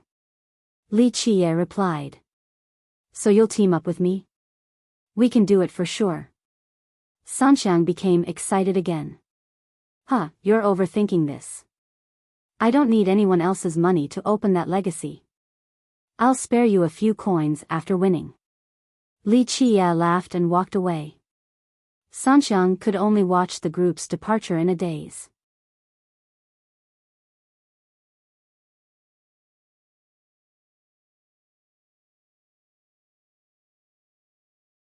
Chapter 4019, Jian Sanxiang wasn't the only one with this idea. Several other big shots felt the same way, but they weren't as fast as him, nor were they as shameless. Thus, after Li Qie returned to his temporary dwelling, others came and offered a similar deal. Li Qie didn't see them. Su Yiyun simply relayed their messages to him. One particular sect was of note, Sword Temple. Sword Temple? Li Qie chuckled after hearing her message. It wants to be the richest too. Sword Temple was created by Sword Queen. It had 3 Dao Lords and a current overlord, Everlasting Sword God. Sword Temple has an excellent offer, young noble. Its elder wishes to recruit you and let you train a peerless sword Dao from there. Yiyun elaborated. No one can resist money, it's just that instead of coins, cultivators love refined jades. Li Qie chuckled.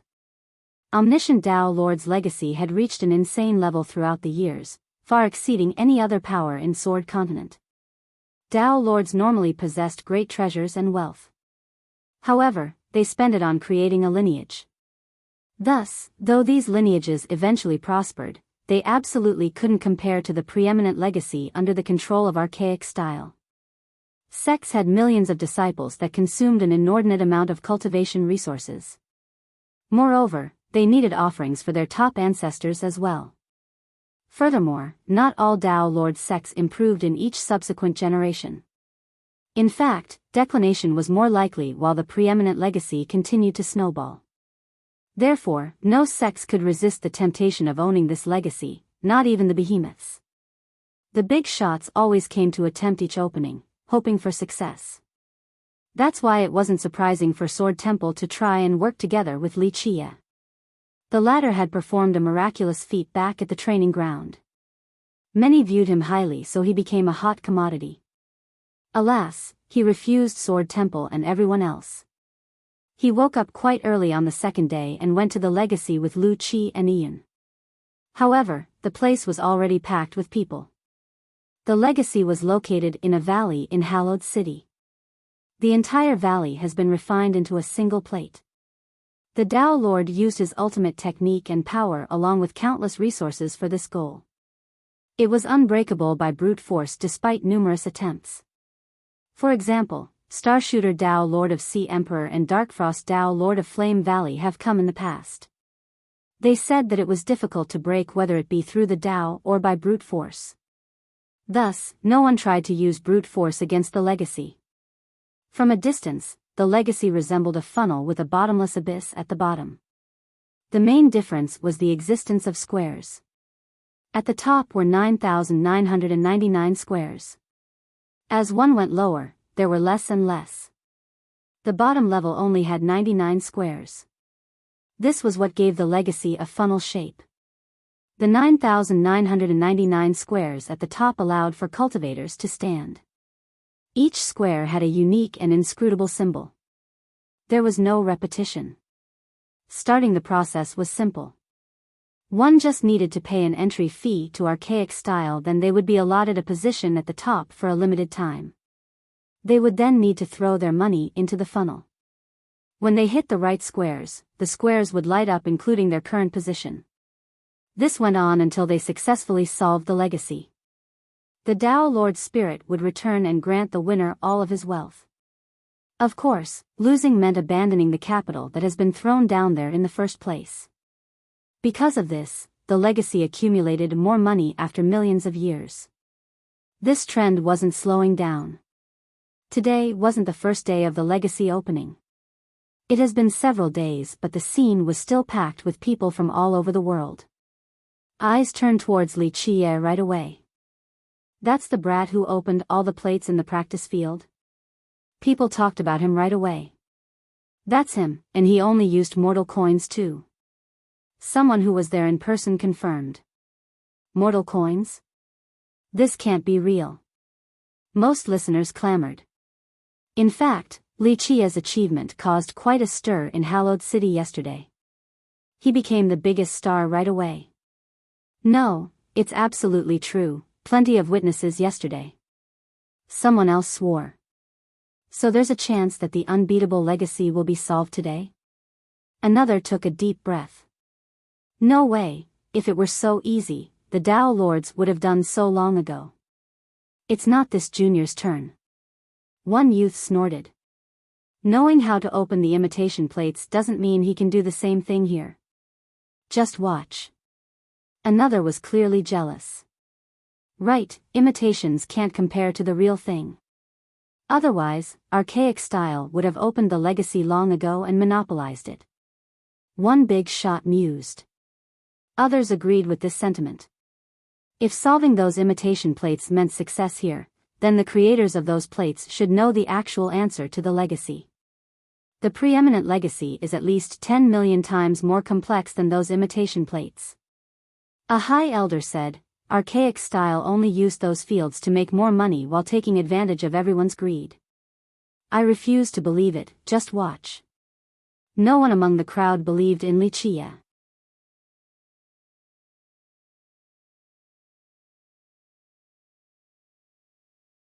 Chapter 40-20. Nonetheless, a few individuals and sects actually remained optimistic about Li Qie's odds.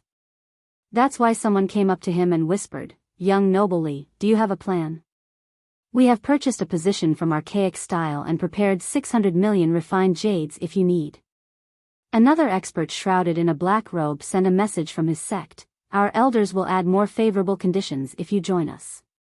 For example, we'll prepare the perfect Taoist companion and will help you with your cultivation, young noble. As long as you team up with us, the sect master will take you in as his first disciple regardless of the outcome. He will bestow upon you our ultimate sword law." A different high elder said. "Young noble, we'll satisfy all the previous conditions on top of making you our first elder. Our Majesty's royal daughter will be engaged to you as well. The princess is the most beautiful of Foundation country." Another elder was more clandestine with this sensitive message. They wanted to invest in Li Qie due to the immense benefits and unlimited gains. After all, sects required more than just powerful merit laws, treasures, and disciples. Wealth and resources were a necessity in order to groom their members. Li Qie had shown an erudite understanding of these plates. Even if he were to fail this attempt, there was still potential in the future as long as they could get him to join their sect. Of course, some big shots didn't show up and only sent their disciples to recruit him. Alas, Li Qie only smiled and refused all of them. "Nothing but success awaits you today, young noble." Qin Sangxing was here early and enthusiastically greeted Li Qie. He also found a good spot for Li Qie as well. "The plate is opening soon, please get ready." The manager of archaic style sent this message after Li Qie got to his spot. The others hurriedly traveled to their position as well. The majority of the 9,999 upper plates had people occupying it. Not far from Li Qie was a familiar face, Calm Bamboo Princess. She has been glaring at him ever since he got here. Her phantom protector was close by as well, the guardian elder of Sea Emperor Sword Kingdom. "Good, I hope everyone is ready. I will once again introduce the preeminent legacy." The manager of archaic style announced, It is a legacy of omniscient Tao Lord and left in our care with a period fee of 5% interest. These are the current numbers: 8,900,000,000,000 Tao Lord refined jades, 176,500,000,000,000 immortal sovereign refined jades, 35 trillion supreme sovereign refined jades, 13 Tao Lord weapons, 24 immortal sovereign weapons, 31 secret artifacts, 210,000 territories, 67 large-scaled or veins. The listeners quietly listened and gradually became shocked by the outrageous numbers. For many people, just having one Tao Lord refined jade could make them rich. Now, the legacy possessed an insane amount. One couldn't visualize this treasury in the slightest. This has to be more than See Emperor Sword Kingdom's treasury, right? Someone calmed down and quietly asked. It's the preeminent legacy, whoever gets it will obviously be the richest in the world. Your question is unnecessary. No lineage in 8 decilaces can match the sheer number of refined jades. Maybe they have more precious treasures, but to produce this sum? Impossible. An expert gave him the side eye. This was a reasonable assessment. Some lineages might have priceless items, but they couldn't come up with this many refined jades. The legacy had simply accumulated too much, a snowball rolling for millions of years. How come no one tried to seize it before? A newcomer couldn't help but ask. Do you think archaic style will just sit there and watch? The business is extremely strong. Here's why I know this: they can still access their resources all over 8 decilaces despite the current seal. They might have secrets unavailable to us. His senior elaborated. This was no exaggeration. Doing business on such a large scale required a powerful backing which archaic style certainly had. What about a Tao Lord? The newcomer boldly speculated. Can a Tao Lord seize this legacy? The group exchanged glances and pondered about this situation. Maybe an invincible Tao Lord had a chance, but they haven't heard of any such thing in history. Tao Lords won't try. An ancestor shook his head. Omniscient Tao Lord put everything he had into the legacy, so it's not that easy to break. He's not that far off from a supreme Tao Lord like Sword C, so any Tao Lord would need to give it everything they got. Plus, and this is the most important point, money and resources are external items. Tao Lords won't think that this is worth it. This is only one reason. A high elder said, not all of the legacy is located here. The rest is guarded by archaic style. One might be able to break this grand plate, but they'll only lose their reputation instead of getting the whole thing.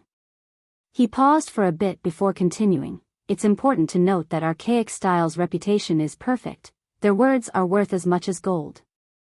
Tao Lords want to keep a good reputation and relationship with archaic style too, just in case they need anything in the future.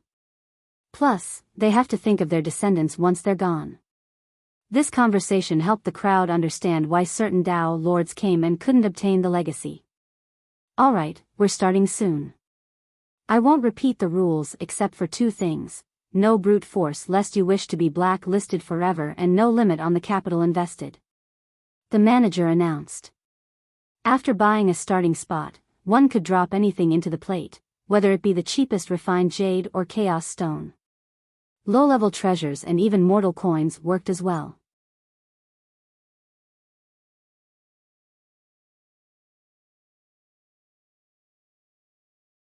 Chapter 40-21, Start. The manager ordered. Numerous cultivators had been waiting for this and threw their refined jades into the legacy. Lights started flashing along with pulsing chaos energy.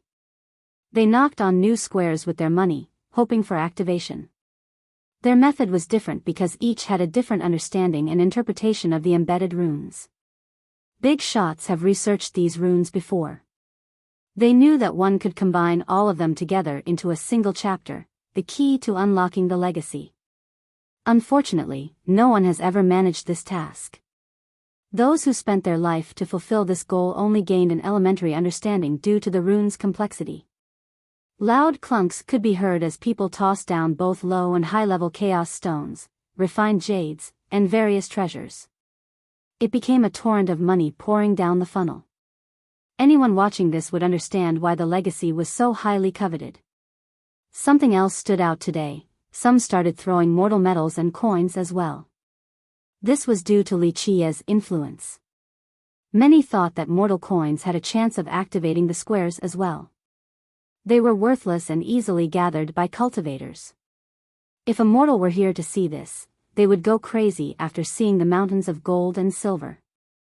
Even mortal kingdoms didn't have anything close to this level. Some cultivators only observed. They were from the larger sects or even the behemoths. In fact, the big shots such as ancestors, sect masters, and kings from these great powers have arrived. Alas, they chose to stay in the shadows and let their disciples stand on the stage instead. These disciples weren't in a hurry to throw down their capital. Their focus was solely on Wuxia, not wanting to miss a single detail.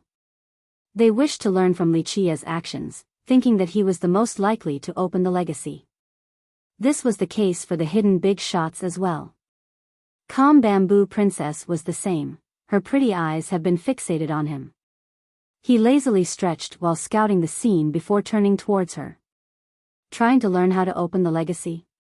He asked with a smile. As if you know how. She answered, clearly tempted. It's already within my grasp. Wuxia smiled. No one has been able to do so in history, not even Starshooter and Darkfrost Dao Lord. What makes you think you're special? She retorted.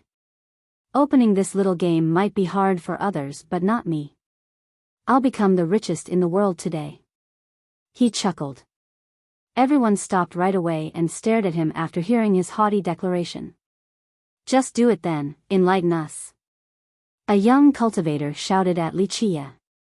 All the talents in the world have failed, you're no better than anyone else. The princess scowled. And if I were to succeed? Wuxia calmly asked. She raised her chin and haughtily said, let's do a bet then. A bet? Why not, what's the bet? Wuxia smiled. The crowd quieted down after hearing this. Due to her future status, this was akin to a match between Wuxia and Sea Emperor Sword Kingdom. If you can open the legacy, you win and you can have it your way. The princess uttered coldly, if you can't, then your dog life is mine. Anything I want? He stared at her invasively. She felt as if she was naked under his blatant stare. This drove her angry and embarrassed. She stomped her foot and said, we can talk after you open it. The crowd could see that Wuxia had devious intentions judging by his expression while looking at the princess. This was understandable since she was a supreme beauty. Plus, taking someone else's fiancée could be his fetish as well. The crowd thought that they had fully understood his intention. Here's the deal, I need a maid to make tea and wash my feet, you'll do. Wuxia stroked his chin and said. This caught the crowd off guard. His perverted stare gave them the impression that he harbored sexual desire towards the princess. However, he only wanted her as a maid for daily essentials. You? The princess seethed with rage after hearing this. Putting her prestigious background and identity aside, she was still an irresistible beauty. Thus, she assumed that he was purposely insulting her. We'll see about that. I'll cut off your head when you can't open it. She scowled and said. No problem, get ready to be my maid then. Wuxia smiled. It's a deal then. She confirmed. Your Highness, you mustn't. The old man behind her told her to stop. The princess turned cold and said, do you think he can actually open the legacy? He had no response to this.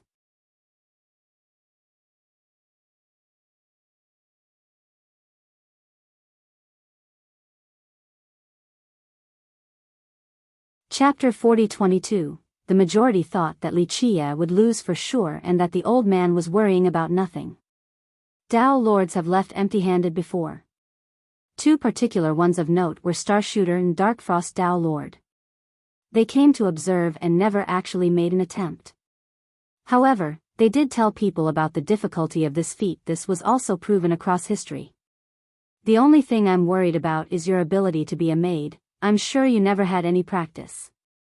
Wuxia smiled. You. A noble ladylike princess had never experienced such humiliating treatment before. "Brat, your tongue will be the end of you." The old man lost his patience and reached for Li Qie. The grand Tao exploded the moment he closed his palm. Everyone felt as if there was an invisible hand gripping their neck. So strong.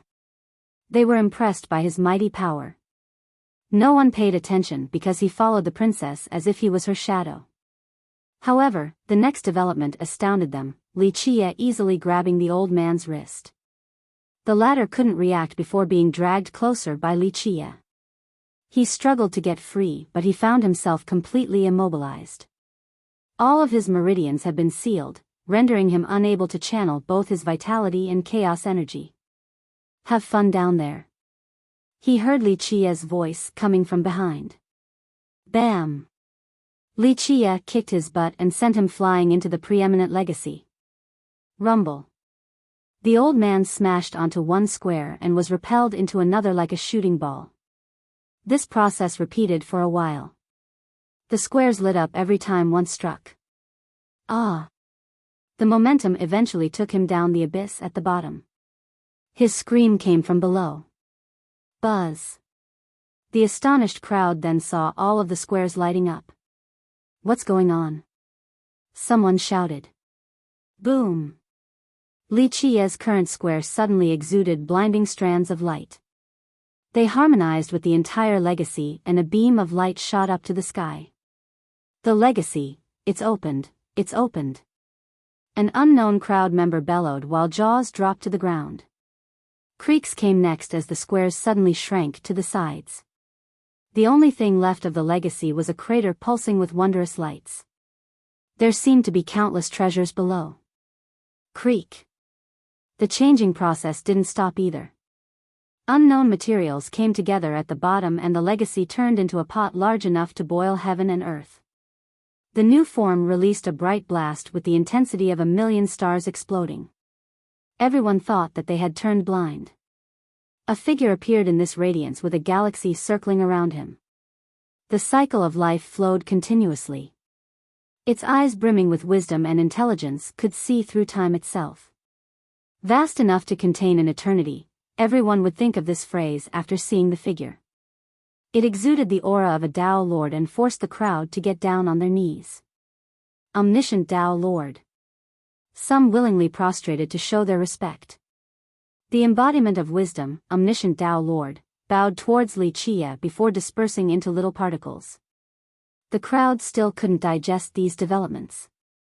They then got blown off the plate and saw the legacy flying upward.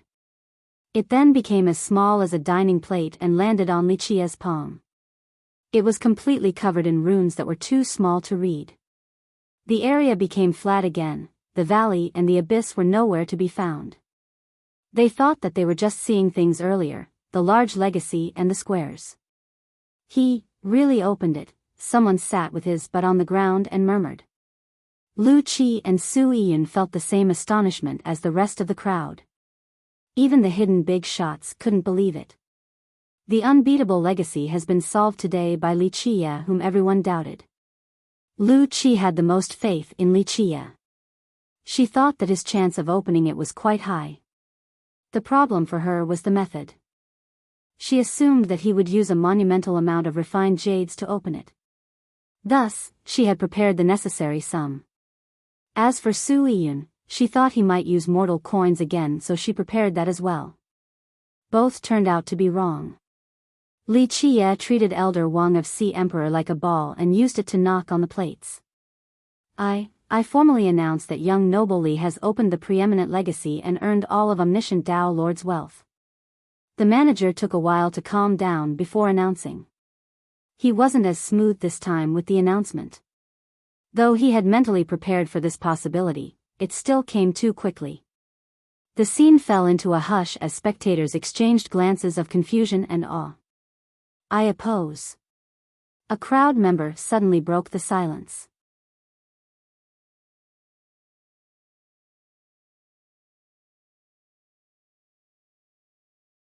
Chapter 40-23. The dissenter was none other than Starshooter Prince. He became the focus of the field right away. The preeminent legacy was opened by our elder who threw his life away for this sake. That's why the resources and wealth belong to our Sea Emperor Sword Kingdom. The prince loudly declared. The crowd thought that there was a hint of logic in this. Sure, those plates were activated by their elder's body. He's right, that elder used his life to win the legacy. No matter how you look at it, Sea Emperor is the real winner. One cultivator commented with his own agenda, wanting to establish a favorable relationship with the behemoth. Another just wanted to cause chaos and shouted, "We all see who the real winner is. You need to make another announcement for the rightful winner." It was best to cause chaos and confusion. Everyone wanted a piece of the pie, so if Wuxia had a clean victory, that would be the end of the legacy. Yes, further deliberation is required. One more chimed in. The people of this world have been adding to the legacy for eras now, this can't go down with frivolity. The vocal members of the crowd clamored, wanting to cause trouble to prevent a conclusion.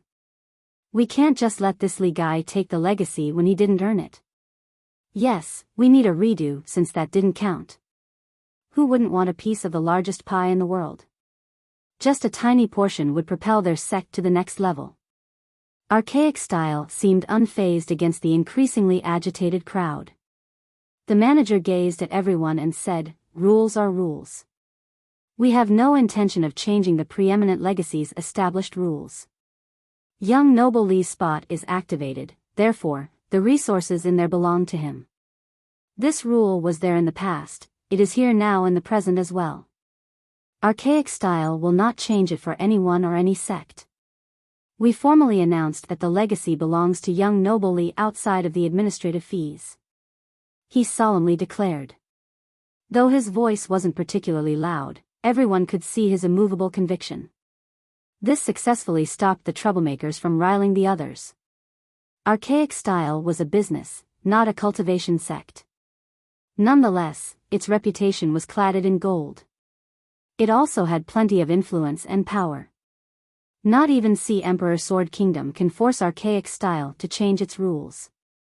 Thus, Wuxia's victory became final after the formal declaration. "Brat, our Sea Emperor Sword Kingdom will not let this go.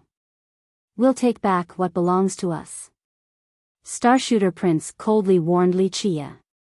"Wow, very bold to talk to me like this.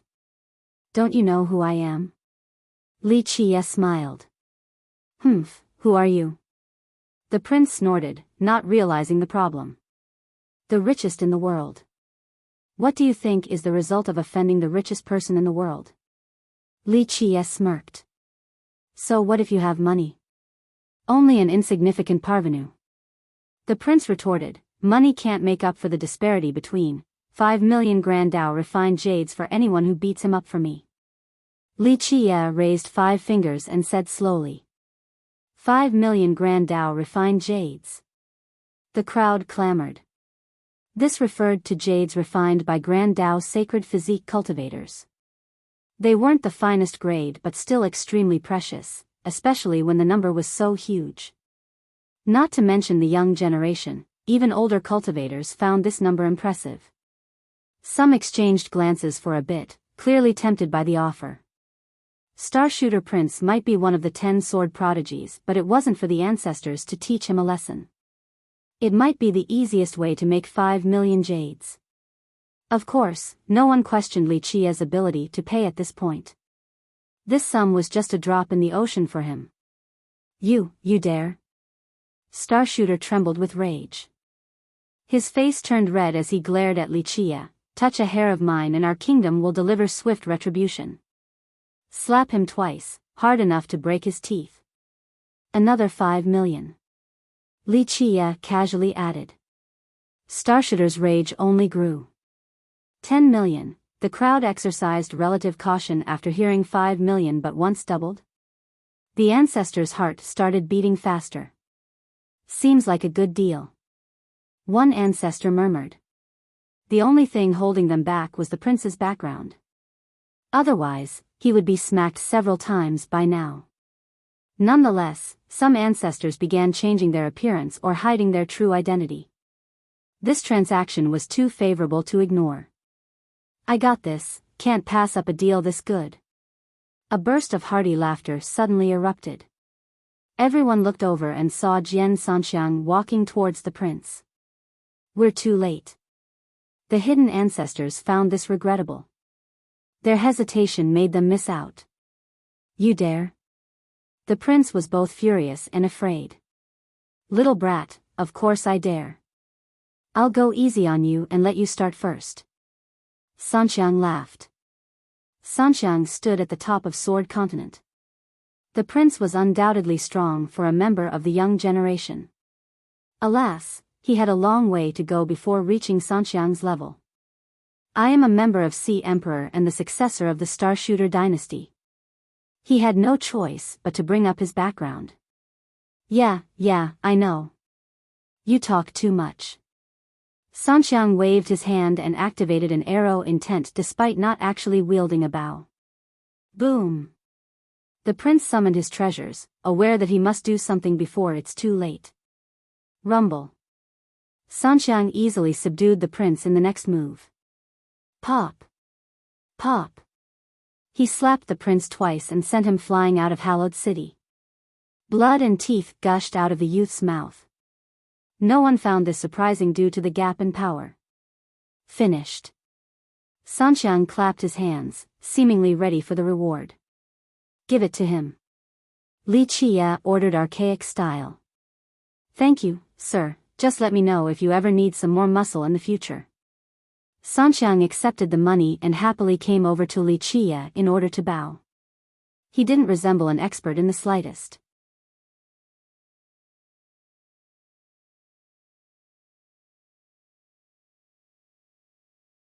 Chapter 40-24, Getting 10 million in just the blink of an eye was about as easy as it gets for making money. My sect doesn't get 10 million in 1 year. An ancestor whispered, I should have accepted the deal. No one wanted to oppose Sea Emperor Sword King. The issue was the irresistible reward and how effortless it would be. The risk was worth it for these ancestors. They felt terrible that Jian Sanxiang had gotten the reward by being courageous. The youths felt the same way. This was a monstrous sum for them. How nice would it be to have 10 million? One cultivator salivated while fantasizing. What an expensive way to get back at someone. He's going to be a prodigal son. Another murmured. The legacy has billions of Dao Lord refined jades, this is nothing in comparison. It's like you or me buying cabbages from a street vendor. Someone else disagreed. The group thought that he made perfect sense. This amount was considered massive to virtually anyone. However, Li Qia wouldn't think twice about spending this sum. Sword Continent has a new magnate now. I'm sure there is profit to be made. Someone from the last generation said. Given Li Qia's current wealth and penchant for spending, this could be a great opportunity for everyone on the continent. Therefore, a few thought that the legacy was better left with him rather than a behemoth like Sea Emperor. It would be impossible to extract anything good from the latter. Young noble, if you ever need anything, please come to us. We will do our best. A bold cultivator shamelessly spoke to Li Qia. Anything? Kneel and call me grandpa then. Li Qia chuckled and said. Silence took over right away due to the disdainful request. Once again, certain cultivators preferred death over dishonor. I have money now, so let's play something new today. Li Qia smirked. The first to kneel and call me grandpa will get 1 million grand Dao refined jades. This is ridiculous, does he think he's all that now? Someone complained. Li, don't think so highly of yourself just because you're right now. One genius glared at Li Qia. I can get whatever I want now regardless of your feelings. If you're not happy, just spend more money than me. Li Qia smiled. You. The genius turned red from anger, unable to compete with Li Qia in this regard. Grandpa, I pay my respects. Someone eventually yielded and prostrated. Li Qia shook his head in response. I don't have a shameless grandson like you, but here, 1 million. Having said that, Li Qia actually tossed him the amount. Thank you. This cultivator prostrated again, completely convinced. Though doing this in public was humiliating, this was a monstrous sum for a nobody like him. I pay my respects too, Grandpa. After seeing the first successful case, a few others started doing the same. The first to start anything is a brave talent, the second is exceptional, but everyone else afterward is just foolish. Li Chia said, "Fine, 200,000 for each of you. Scram, stop embarrassing yourselves any further." Having said that, he tossed the right amount to the kneeling parties without caring about money. They didn't get 1 million like the first cultivator, but this was still easy money, so they left happily.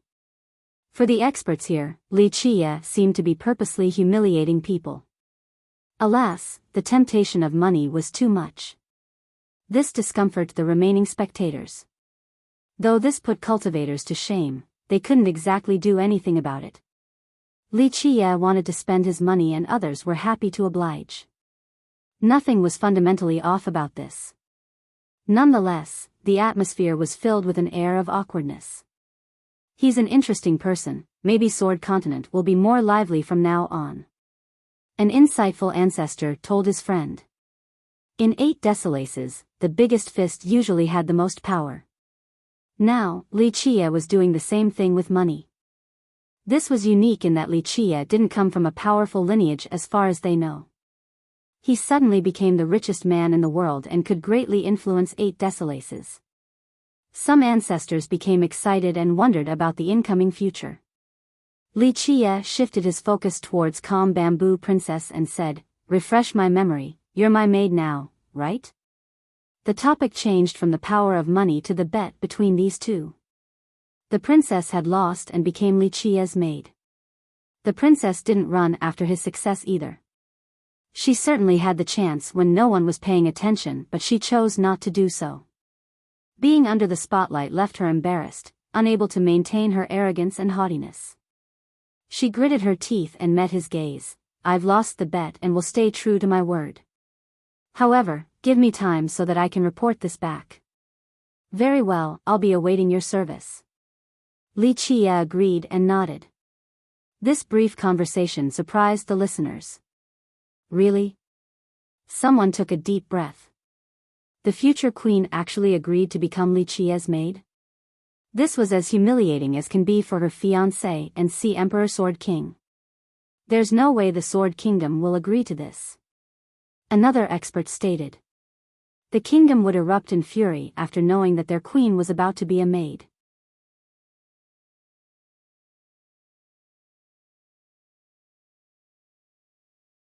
Chapter 40-25. The crowd exchanged glances and thought that this was ridiculous. The strongest sect versus the richest man.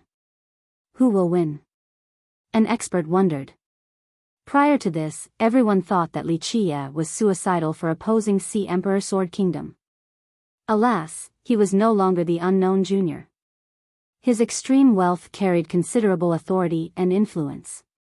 Well, Sea Emperor might not be as rich as Li Chia, but its power can't be touched by wealth alone. If he really wants to go down this path against them, he'll die, for sure. An older cultivator said. No one could refute this because though Li Chia could make many big shots work for him, the odds were still against him when facing this behemoth. This was akin to an egg trying to fight a rock. The feud is there. Their disciples being bullied is one thing, but taking the king's fiancé? There's no going back from this. The kingdom will not show any patience nor restraint. A high elder shook his head. Others nodded in response. The issue with Starshooter Prince was rather negligible, just a feud between two youths. Sea Emperor could drop it, but not the matter with the princess. In fact, they needed to kill Li Chia in order to wash themselves of this humiliation. A perfect example of an irreconcilable feud.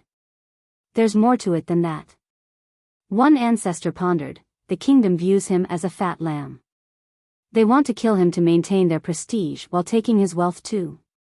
Who wouldn't be tempted by the preeminent legacy? The kingdom now also had the perfect excuse to deal with Li Chia while not hurting their reputation. Young noble, please come to our shop so that we can finish the handover process. The manager invited Li Chia. Li Chia followed the manager before stopping and turning around. our meeting is a type of fate, so here, 50 million. Having said that, he gave Chen Sanxing 50 million heavenly sovereign refined jades. Sanxing was at a loss for words while looking at the pile of refined jades. He had never seen such a monstrous sum before. His sect might not have this much money. Though the Daoist sword ground used to be a top lineage, it was far removed from its golden age. Their relationship was rather shallow, and he hasn't done anything for Li Qie.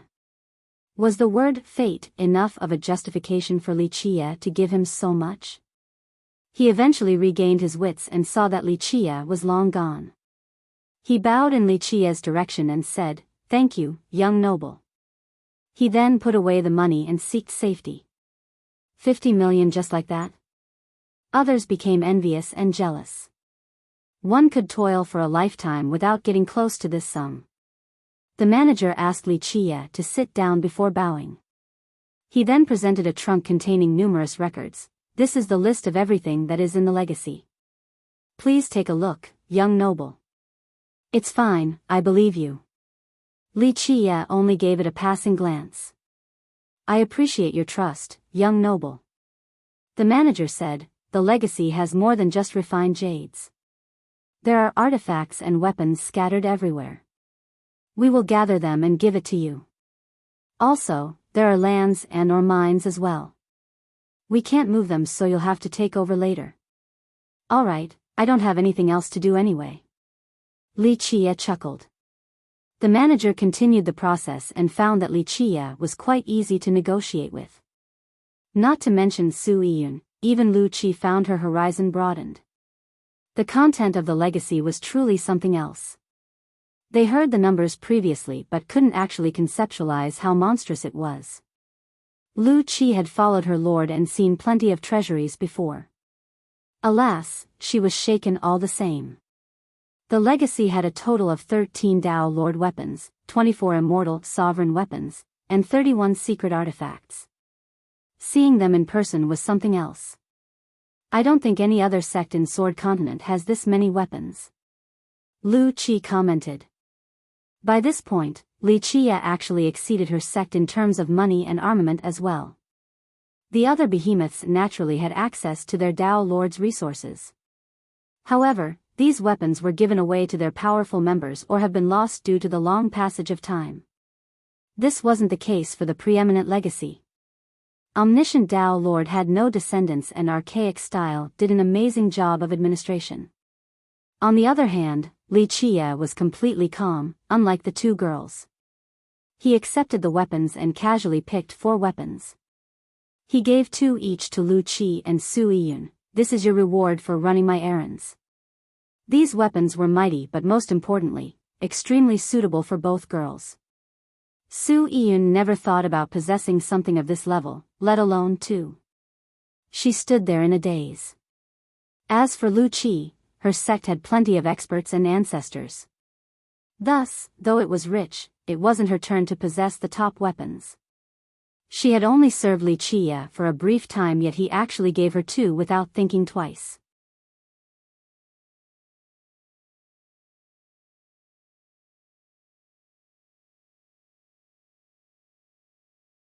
Chapter 40-26. Cultivators crowded outside the archaic style branch, waiting for Li Qie to come out.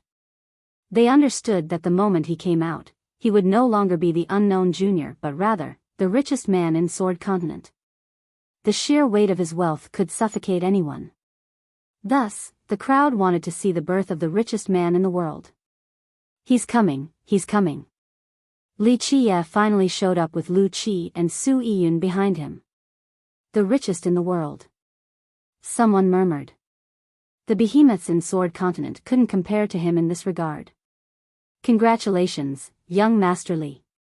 You are the richest in the world now, a god among men." Some immediately rushed over towards Li Qie. "There's no one else on the same level as you, Sir Li. Your radiance illuminates all of Sword Continent and the rest of the world." Another congratulated him. Of course, the majority only watched from a distance, not wanting to stoop down to that level like beggars. "That's exactly what I want to hear." Li Chia smiled and tossed out several million refined jades to those who came. Go buy some wine and enjoy yourselves now. Thank you, Sir Li. Thank you, young Master Li. Those who came over excitedly grabbed the refined jades on the ground. Several million jades disappeared right away. Leave now. Li Chia said without batting an eye. Those who got money wisely left without asking for more. However, some in the back saw this opportunity and surrounded Li Chia. Sir Li, please be benevolent and show some sympathy to those in need. Please give me 10 million. A bold soul asked for a large sum. Sir Li, you have billions and billions now. Please spare me 50 million. Another was even more ridiculous. Young Master Li, you have it all, both looks and wealth, just give me 100 million to get good karma. Another seized the opportunity. Why should I give you money? Li Chia looked at them and smiled. Sir Li, I lost my parents early and I'm a vagabond who has to search for the Tao all by myself. Bandits robbed and broke my legs once, I barely survived that encounter and have had lingering problems since. Life has not been easy, please show compassion. One cultivator started weeping. Our sect was robbed and it's pretty much over for us. We're living in destitution, 2,000 of us not having enough food. All I see are fellow cultivators with yellow skin and bones, please save us, an expert hurriedly added. Young Master Li, 100 million to you is just a drop in the ocean. Heaven blessed you with this fortune so that you can help the world. It's not a big deal for you to spend 100 million, no, 1 billion or so to save us. Another strongly asserted. These cultivators spewed different reasons and sob stories. Some cried and tried to be pitiful, others tried to trick him. Scram, I have no intention of being a good guy. Crawl back from whence you came.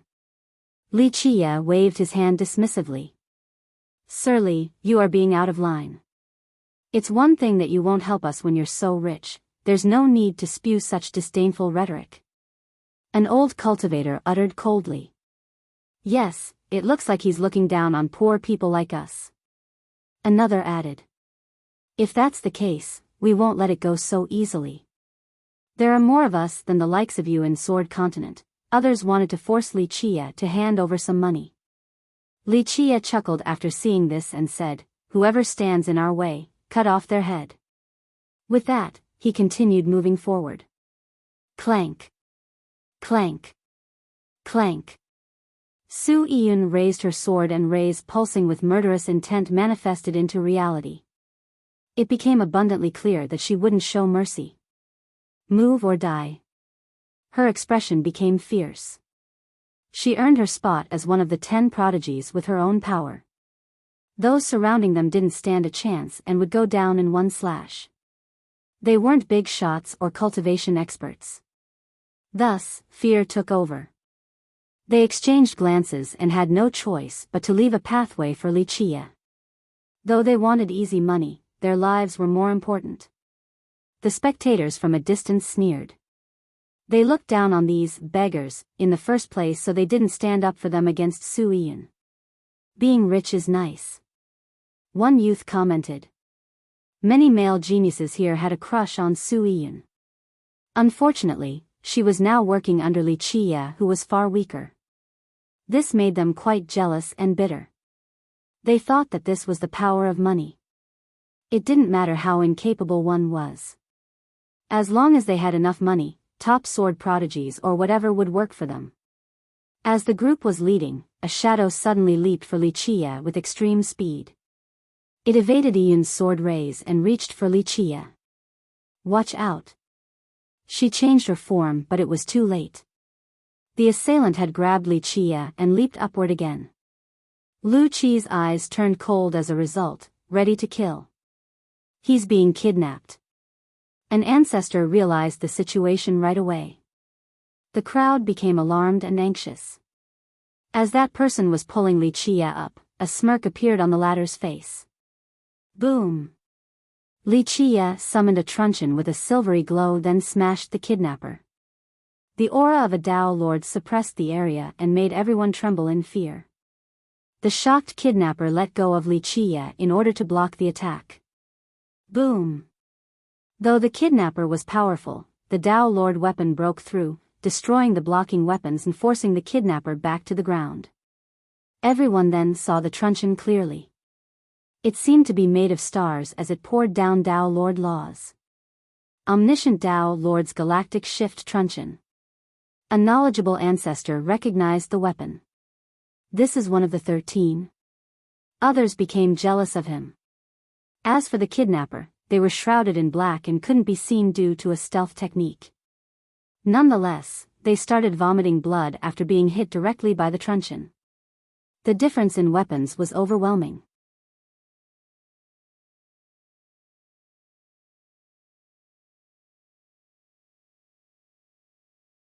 Chapter 40-27. The suddenness of the assault caught people off guard at first. However, this was to be expected. Who didn't covet Li Qie's wealth right now? Moreover, he had a weak cultivation realm on top of no known backers. Thus, everyone wanted to have a taste of his delicious meat. It's just that they didn't have time to plan just yet. Moreover, it was in broad daylight. Failing might result in throwing away their personal reputation along with their sects. Nonetheless, this kidnapper had lost their patience and decided to give it a shot. Unfortunately, it just didn't work out. The person immediately turned to run without saying a word. "Where are you going?" Li Qie smiled and raised his hand. Boom! An unrestrained radiance and another Dao Lord aura manifested. The sky turned dark for a bit before a 5-colored waterfall descended. People looked up and saw 5 mountains spewing out their respective colored light along with Dao Lord laws. These laws started rampaging and created powerful blasts. The spectators' weapons trembled violently, seemingly in the presence of their king. The 5 mountains could suppress gods and devils without Li Qie's control. This was its power alone. 5-colored sky hammer, another weapon of omniscient Dao Lord. The same ancestor earlier shouted after seeing the visual phenomenon. The fleeing assailant became startled and didn't dare to underestimate the incoming pressure. Clank! They unsheathed a sword. A hawk screech could be heard as the sword turned into a hawk. They jumped on it in order to escape quicker. Soaring hawk sword technique. Since the assailant had no choice but to go all out, they ended up revealing their background. Though this black-robed assailant was fast, they still couldn't dodge the Dao Lord weapon. Crack! Bones broke down right away and they smashed through several buildings. Nonetheless, they survived despite being struck by the mighty hammer due to having an impressive cultivation. They ignored these serious wounds and tried to run again. Alas, this was too late. Li Qie and Lu Qi didn't need to do anything since there was a third party appearing. He laughed and said, "Can't miss this opportunity." Rumble. He unleashed a barrage of punches on the assailant who was already wounded. The newcomer was just too powerful and attacked without warning. Thus, the assailant vomited blood again before being smashed downward. Blood and cracks appeared all over the area. This newcomer was none other than Jian Sanxiang, who had already made a killing off Li Qie. He stomped down and immobilized the assailant. "Hee, young noble, I'm here to help." He smiled at Li Qie. However, the spectators' focus was still on Li Qie and the 2 weapons floating above him, a silvery truncheon and a 5-colored hammer. The pressure emanating from the weapons made it difficult for people to stand upright and breathe normally. 2 Dao Lord weapons, the crowd became jealous. "I don't even have one," an ancestor complained. Though certain sects such as Sea Emperor or Nine-Will Citadel had several Dao Lord weapons or perhaps more, the average ancestors didn't have access to them. Now, Li Qie had 2 right now. This was a privilege only seen for the successors of the behemoths. No, he has more than just 2. Given what we know about the legacy, it's 13. A high elder reminded them. Fuck, he has more weapons than a kingdom's armory. This world is so unfair. The ancestor cursed. Do Sea Emperor Sword Kingdom or Nine-Will Citadel have more than 10? A jealous youth asked. No one could answer this question since it was rather sensitive. That I do not know. However, I can say with absolute certainty that no single member from there can have more than 10 Dao Lord weapons on them at a time. A big shot shook his head. Such incredible and undeserved luck. I want to kidnap him too. A young expert spat on the ground. The jealousy from the crowd was palpable. After all, they could work their entire life and wouldn't come in contact with a Dao Lord weapon. As for Li Chia, he obtained 13 in no time at all. Young noble, how should we deal with him? Jian Sanxiang kicked the beaten assailant. Others looked down on him for acting like Li Chia's hound. Instead of being a big shot like he is, he chose to work for a junior. Some top cultivators in the crowd found this contemptible. Of course, Jian Sanxiang wasn't a traditional cultivator and didn't care what people thought about him. Let's take a look. Li Chia smiled. Sanxiang broke the stealth method to reveal the assailant, an old man with hawk-like eyes and long brows. Soaring Hawk Monarch. The crowd clamored after seeing him. The sect master of Soaring Hawk. Some found this surprising. Soaring Hawk was a relatively powerful sect in Sword Continent. It wasn't on the same level as the behemoths but was still far stronger than the Sioux. Geezer, you're throwing away your reputation by acting like a bandit. Sanxiang laughed. The pale monarch turned red from embarrassment despite his serious injuries. He closed his eyes and uttered, "The winner takes all, do what you want." He knew that failure meant death today. That's not up to me. Young master, should I end him? Sanxiang looked over at Li Chia. Though some members of the crowd knew him or even had a good relationship with him, none stepped up to help. After all, the monarch was in the wrong for attempting to kidnap Li Chia. How much is he worth? Li Chia smiled. Sorry? Sanxiang didn't understand. How much can Soaring Hawk pay for him? Li Chia explained. Well, Sanxiang couldn't come up with a number right away. Lu Qi answered instead, given Soaring Hawk's history of having 5 sovereigns, it should be able to gather 7 million heavenly sovereign refined jades in a short time. Of course, this will bankrupt them. She had a good understanding of the various sects in the world. Alright, then send them my message, that if they pay the ransom of 2 million heavenly sovereign refined jades today, I'll only strip him naked and hang him on the city wall. If they need 2 days, then we'll whip him in public and it'll be 5 million. 3 days? We'll make an example out of him by burning him to death. The crowd exchanged glances after hearing Li Chia's bizarre idea. They thought that he would execute the monarch right away instead of trying to get a ransom. You! The monarch vomited blood from anger.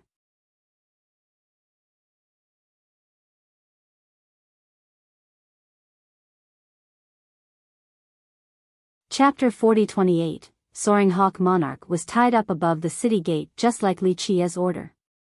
A warrior chooses death before dishonor. Just kill me. The humiliated cultivator bellowed. He was a famous big shot yet now, the crowd was staring at his humiliating state. This was unbearable. You're no warrior. Jian Sanxiang laughed and sealed the monarch's veins. The monarch could no longer scream nor commit suicide. Is the message sent? Li Chia smiled. Yes, young noble. They have received your message. Su Ian replied. Alright, let's get started. Li Chia nodded then told Sanxiang, strip him, let the public take a look. Very well. Sanxiang accepted the command then turned towards the monarch. Monarch, don't blame me for this. Blame your own stupidity for trying to kidnap someone in broad daylight. You brought this upon yourself. Having said that, Sanxiang easily stripped the monarch. Ah! Some female cultivators shouted and hurriedly turned around. Of course, some were just enjoying the show. The monarch struggled but couldn't move. Only whimpers could be heard. His eyes opened wide, on the verge of tearing. They were completely bloodshot, a testament to his indescribable rage. This humiliation was worse than death for a sect master like him. This is too much. One youth became unhappy. He's right, a warrior chooses death before dishonor. How can they do this to him? He's no warrior, just a despicable ambusher. An older expert snorted. He brought this upon himself by overestimating his ability. If Wuxia had gotten captured, the guy would be suffering as well. An ancestor shook his head. The youths, in particular, thought that Wuxia was out of line for this act against the monarch.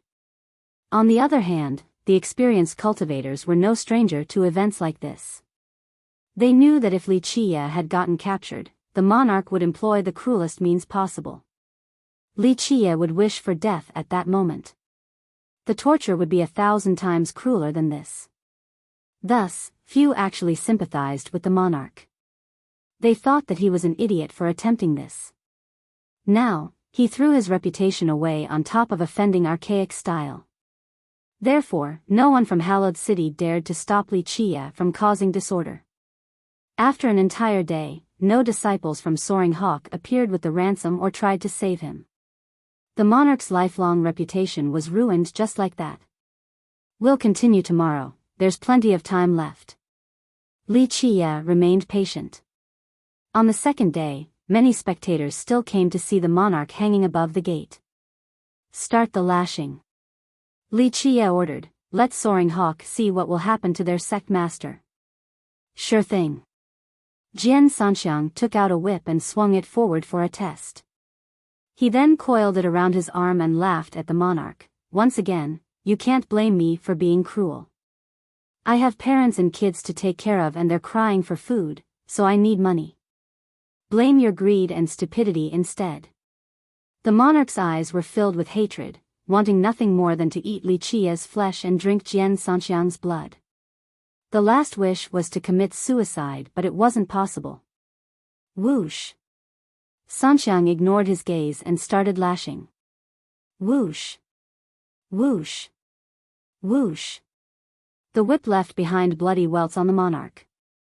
This wasn't enough to kill him and only served as psychological torture. Remember, a man of his high status couldn't possibly handle the public humiliation. His face twisted in agony as a result. The spectators shook their head after seeing this. He brought this upon himself. One of them said. Just end it instead of torturing him. One youth couldn't help but say.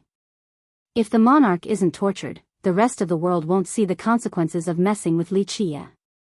An older expert knew exactly what was going on. The young ones nearby finally understood. Wuxia became the richest overnight. Thus, numerous cultivators harbored the same greed as Soaring Hawk monarch. Some of them certainly came up with plans in order to capture Wuxia for his wealth.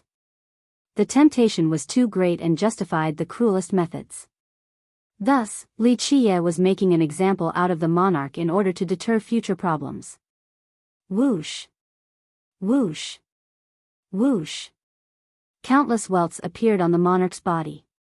Alas, the psychological damage from the loss of face was far worse. Will Soaring Hawk try to save him? One youth joined the gossip. Under these circumstances, no one could try to stop this from happening or they would be considered accomplices. The only exception was his own sect. They had two choices, using force or by paying the ransom. If they don't do it, they'll never be able to keep their head up again. A big shot said, just watching their sect master being humiliated like this is unacceptable. Others nodded in agreement. The monarch's conduct didn't actually matter. They had to do something in order to keep their sect together. Using force? One cultivator scouted the area, hoping to see members of Soaring Hawk. They have to go all out. Otherwise, more experts from their sect will join their master on top of the gate. The big shot replied.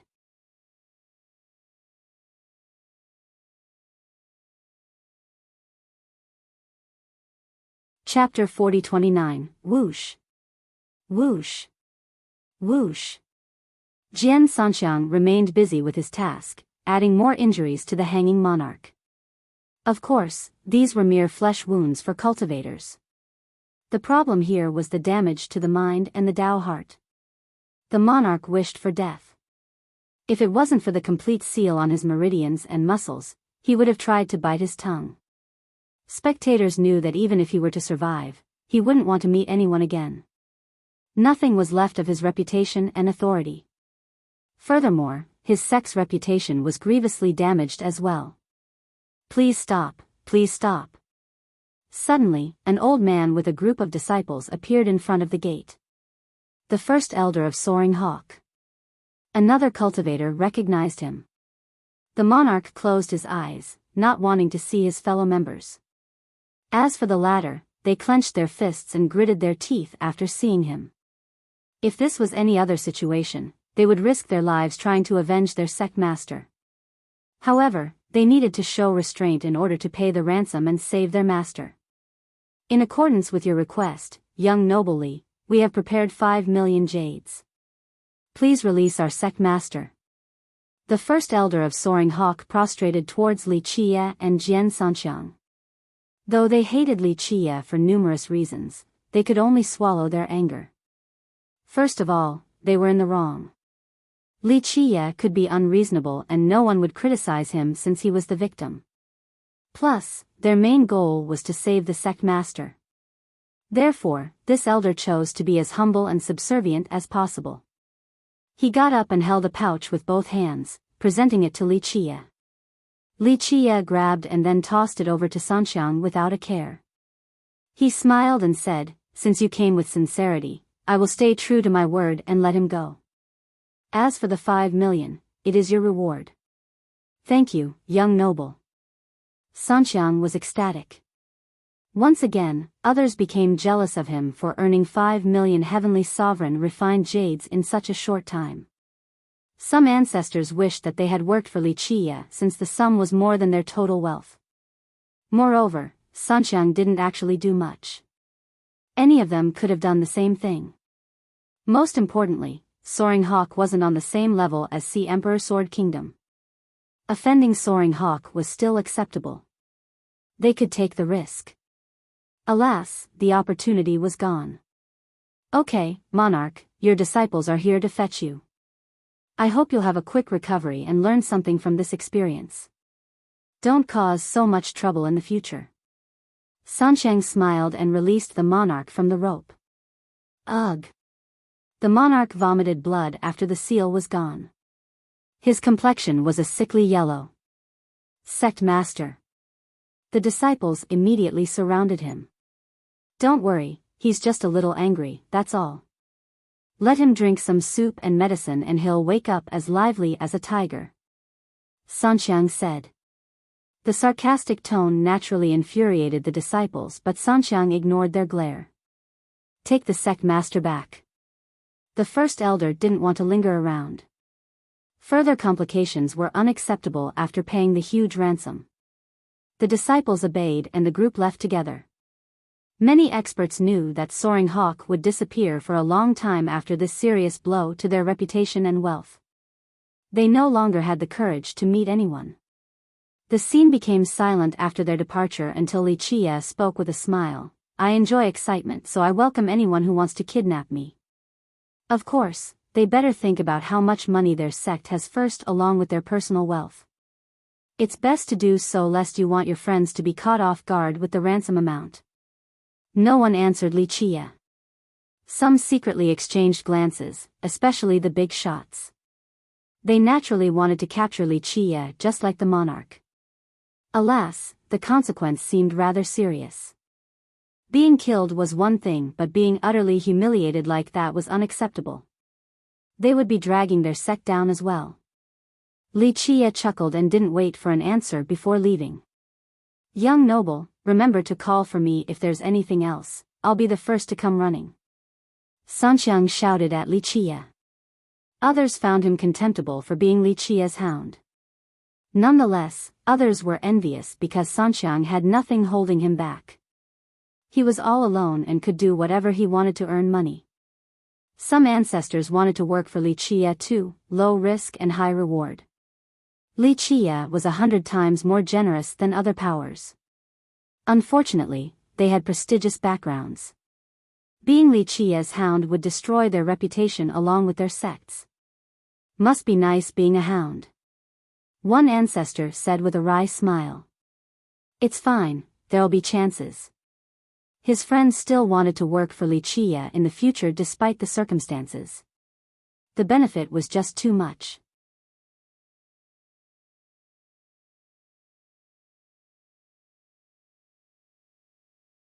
Chapter 40-30, Soaring Hawk Monarch became the prime example of not to mess with Li Qia.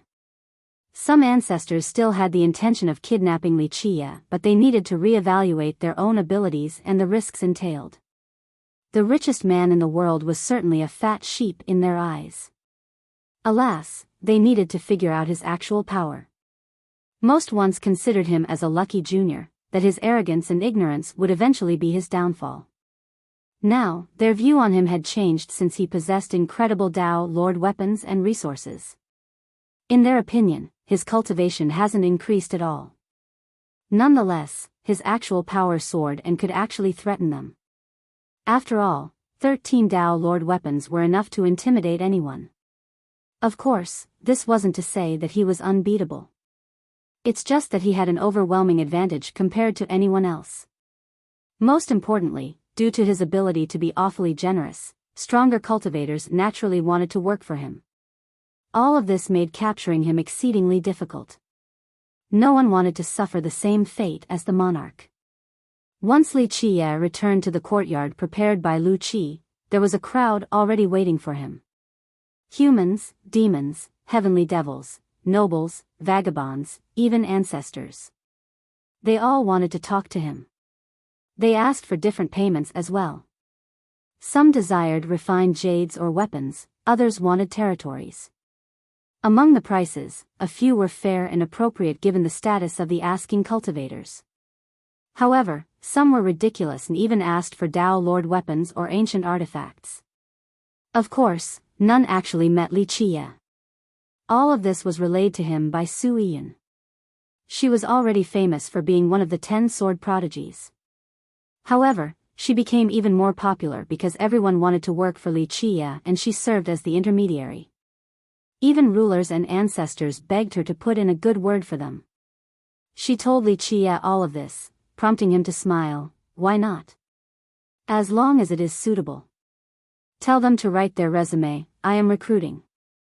Money is plentiful, but we'll see if they have the ability or not. Also, we need to be grander in style when we go outside. Beauties, carriages, divine and auspicious beasts. Yes, gather them for me as long as they're cool.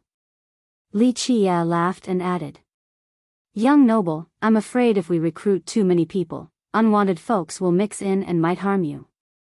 She became worried. This was rather reasonable since everyone coveted Li Qia's wealth. They could take advantage of this and join the group to wait for an opportunity. I'm hoping for that because I've been lacking exercise for years. Gotta get rid of the rust somehow. He smirked. Ian's heart skipped a beat while staring at his smirk. He resembled a primordial beast opening its mouth. Everyone was a potential prey. He would devour them whole, not leaving a single bone or even strand of hair behind. If this is the young noble's wish, you just need to carry it out, Miss Su. Lu Qi said, aware that Li Qia simply wanted to have fun and pass the time. The recruits had no chance of entering Li Qia's eyes. As for those harboring nefarious intent, they were simply suicidal. Li Qia would obliterate them soon enough. I will take care of it, young noble. Ian said. Go to the large markets and auction houses, buy the most expensive things like beasts and carriages. I want to have a complete entourage when I travel. Li Qia ordered. Yes, I will go look around. Ian agreed. In reality, Li Qia didn't give a damn about this issue at all. However, she chose to be earnest and swift in carrying out his order. She went around Hallowed and even the nearby cities to gather the most expensive outfits. As the saying goes, clothes make the man and Buddhas rely on gold. She picked the clothes first before focusing on traveling necessities. After ample preparation, she returned and reported, Young noble, for your outfit, I chose the hallowed jewel robe, 9-dragon regalia, myriad law robe. Then for your carriage, we have the Windrider draconic carriage, immortal monarch palanquin, cloud-riding citadel. We also have the auspicious golden lion, 9-firmament god hawk, 5-element fish. How do you wish to match them? Ian gave him the list. Only a child picks. I am an important character and will take all of them. All of them? Ian had selected a list of outrageously expensive items suitable for him, not expecting him to buy everything. Young noble, she slightly frowned. What? We don't have enough money? He smiled. Of course not, I just think that it might not be good to spend so much. She shook her head. She was fully aware of his matchless wealth. However, this squandering trend might make him poor one day. Money is meant to be spent, I can't take it with me to the grave. Wuxia smiled. Well, maybe I can indeed take it to the grave with me, but a dead man can't spend. That's why I need to make use of it right now.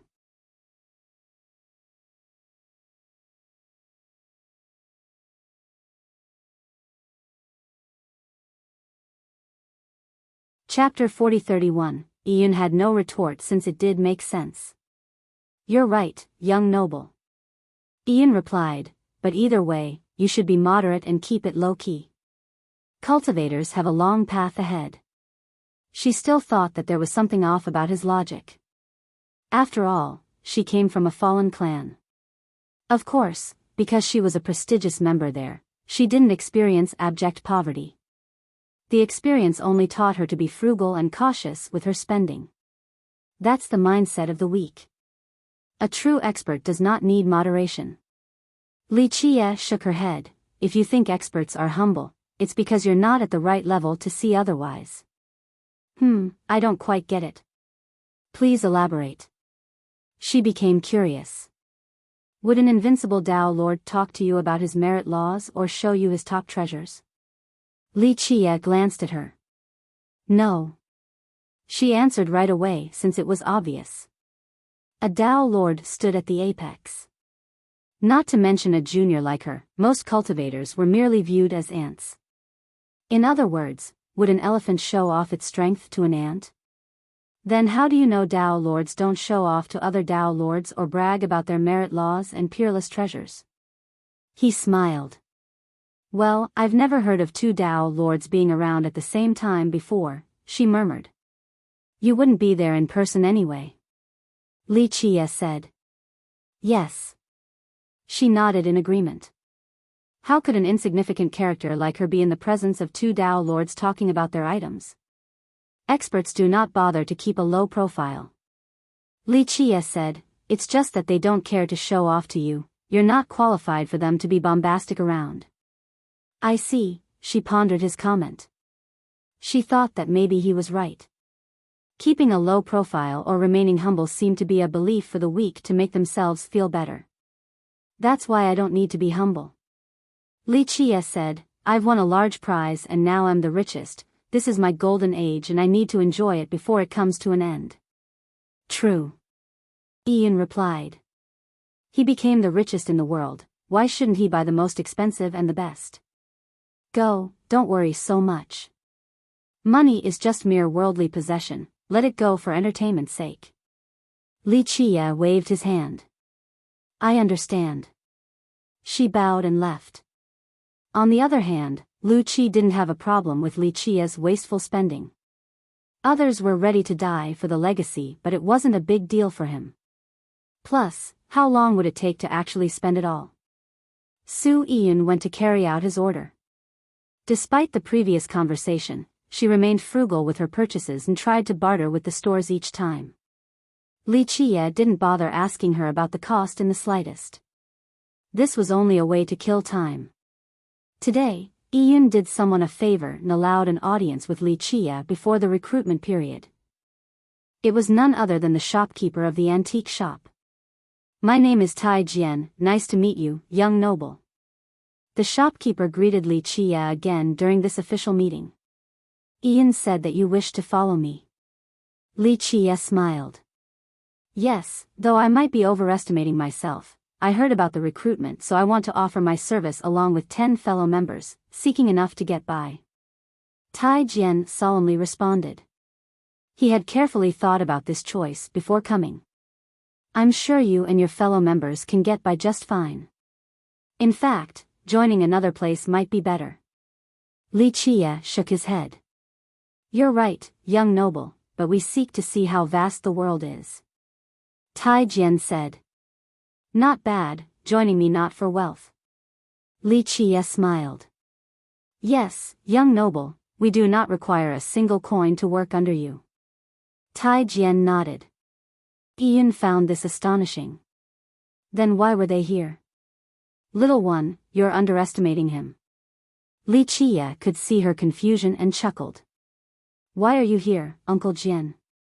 She asked. She knew that Tai Jian was a special cultivator, but not much more than that. Their relationship was limited to the meetings in the store. We are looking for a wise lord. Tai Jian revealed. Ian didn't expect this answer. It sounded illogical and unrealistic. She wouldn't believe anyone coming here to join Li Qie for anything other than money. Nonetheless, Tai Jian spoke with sincerity. Plus, he had no reason to lie to her and Li Qie. Even a king requires a stage. Without a stage, a king is inferior to a clown. Li Qie said. Ian didn't understand right away. Lu Qi, on the other hand, glanced at Tai Jian and said, You wish to change your sect? Our young noble has no reason to help you with this.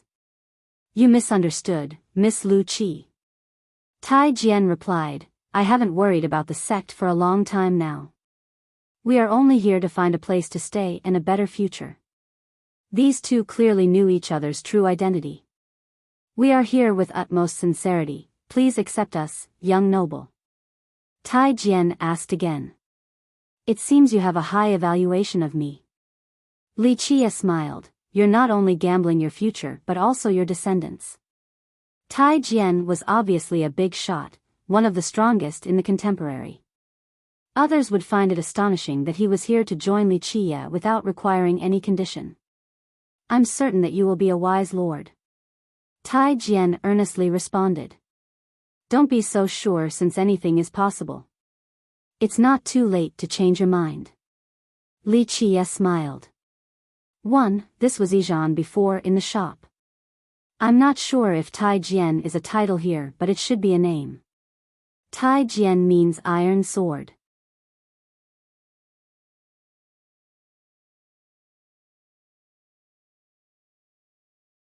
Chapter 40-32.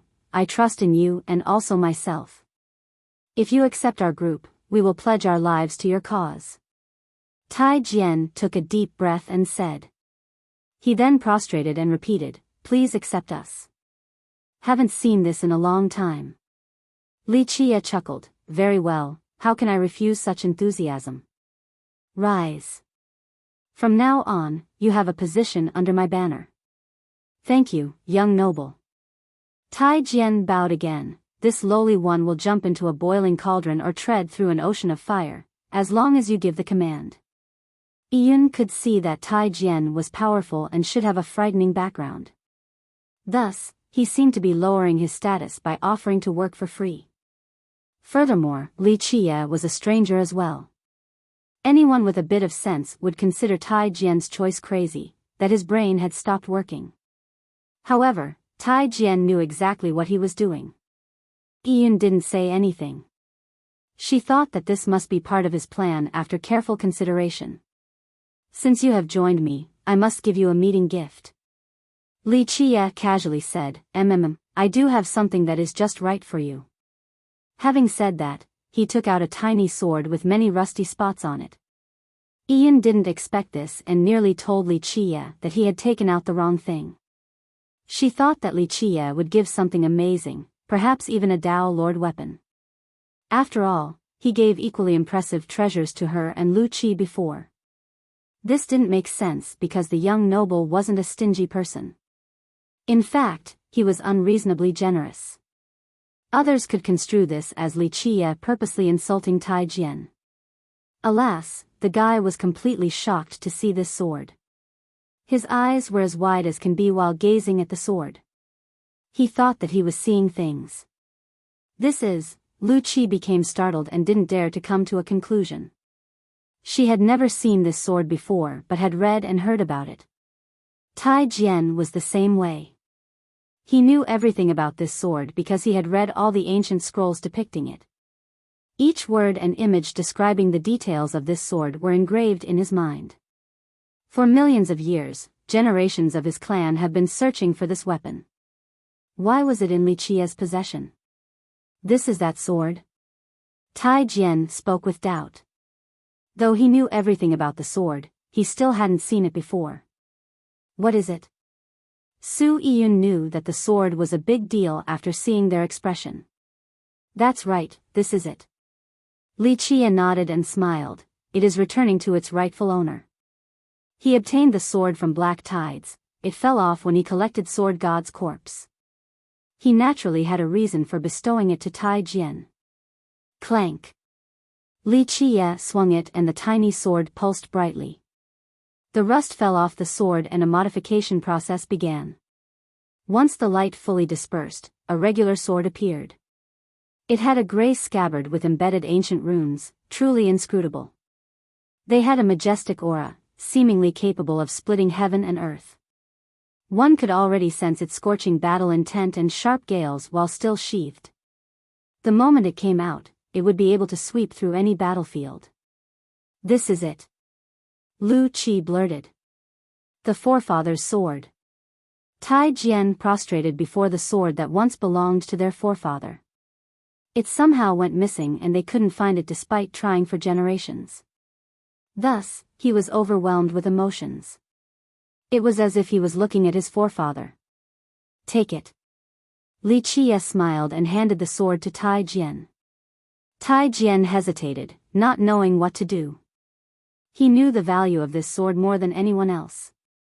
Moreover, it had pivotal importance for his sect as well.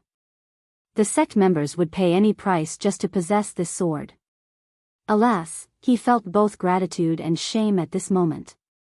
I have yet to contribute, young noble. I cannot accept this supreme item. He said. There's plenty of time later. Li Qi casually responded and handed him the sword. He raised both hands respectfully to accept the sword, then bowed deeply again. His forehead knocked on the ground repeatedly. Our sect will do everything we can to repay your kindness. All of our members are at your command. Tai Jian powerfully declared without holding back. I am merely gifting with borrowed flowers. Li Qi smiled and said, you should be thanking Sword God, or this sword would be who knows where right now. Sword God. Tai Jian naturally knew this senior because the latter had deep ties with the sect. Some even thought that Sword God came from there. I will definitely start a shrine in order to show our respect. Tai Jian said. Congratulations, it's finally back. Lu Qi was happy for him. Thank you. He bowed towards her. Their two sects used to have a close relationship. Alas, after the war back then, Tai Jian's sect declined and rarely interacted with others afterward. Right, aren't there more recruits? Let's go take a look. Li Qi smiled and walked outside. Ian calmed down and followed him right away. I've prepared everything already, young noble. Select whoever you like.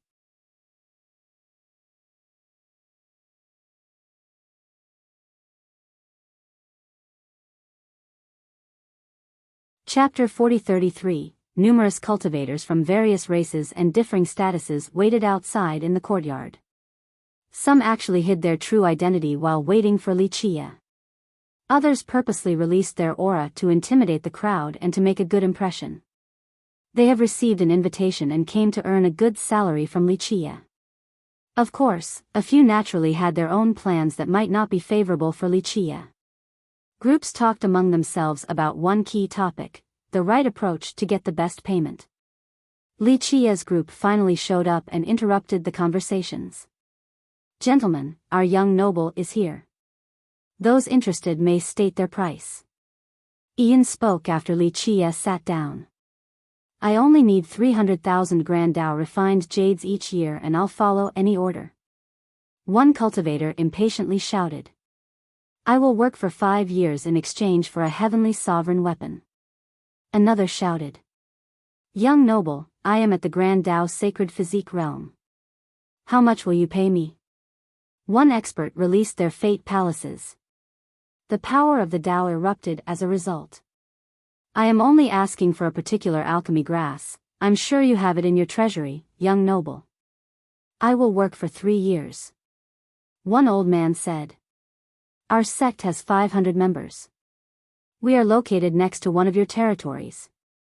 We will work for you for 5 years in exchange for the nearby border. A sect master wanted land. Our group of 8 is known as the 8 Tyrants of Chilian. We have plenty of workers and slaves under us. Our requirement is 300 million Grand Dao refined jades. Li Chia simply sat there and listened. His gaze moved across the courtyard like flowing water. He eventually stopped the shouting crowd. Enough, no rush. One at a time. Silence. Su Yun roared sharply and silenced the crowd. Good. Who's first? Li Chia smiled and said. Cultivators exchanged glances. Earlier, they were shouting nonsensical deals to play up the atmosphere. Now, when it was actually time to negotiate, they trod carefully in order to get the best possible deal. After all, stating a ridiculous price might lose them the opportunity completely. That's why some rather waited and listened to the bids instead. This would give them more time to think while seeing Li Chia's reaction. Their rumination was interrupted by a burst of rather creepy laughter. A shadow appeared on the ground first, then a black root drilled out, causing mud to splash. It grew larger and turned into a tree demon with countless black branches. The scariest part were the skulls hanging on some branches. Kakik, it laughed sinisterly. Dark Hand Devil. Those nearby immediately ran away from this tree. The monster at 9 Dao's sovereign realm? A youth turned pale after hearing this title. That's him, he destroyed his own sect. An older cultivator nearby became serious. The title was notorious in Sword Continent. He wasn't the strongest cultivator by any means but could be one of the cruelest. Rumor has it that he came from an above-average sect. However, he became at odds with the sect and eventually ambushed then devoured his fellow members. He then took all of its resources and treasures. This act made people's hair stand up in anger. Some heroes of justice declared a crusade against this demon. However, they were killed instead. The demon was elusive and traveled alone, managing to escape the law while committing evil acts. He looked quite happy to see the crowd's frightened reaction. He sneered at Li Chia, young noble Li, I am a reasonable person. Give me 1 billion golden sovereign refined jades and I'll leave without ever thinking about opposing you. 1 billion for peace of mind? A crowd member commented. He wasn't the only one who viewed Li Chia as someone with more money than sense. However, he was the most blatant so far. Other big shots couldn't do the same thing since they cared about their reputation. The sum was quite outrageous. The demon could rob and steal for the rest of his life without ever reaching this amount. His cultivation wasn't high enough to make this demand. When a cultivator reached Grand Dao's sacred physique, they would have 2 potential paths, either a heavenly body or a golden avatar. The former was the path of the sovereign while the latter would take one to the Dao Lord realm. The first levels of heavenly sovereign included 10 Dao. After reaching 10 Dao, that would take them to the next classifications, Golden Sovereign, Myriad Sovereign, Supreme Sovereign, and Immortal Sovereign.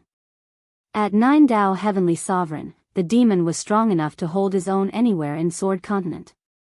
Thus, even if he wasn't evil, others would still be intimidated by him.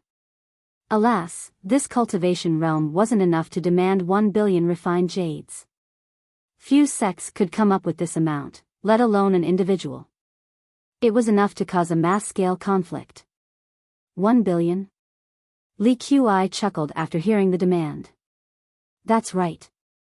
The demon smirked. 1 billion is nothing to you, akin to a drop of water compared to the ocean. It is way too cheap considering that it'll save your life, Kikik. The crowd did agree with this comment.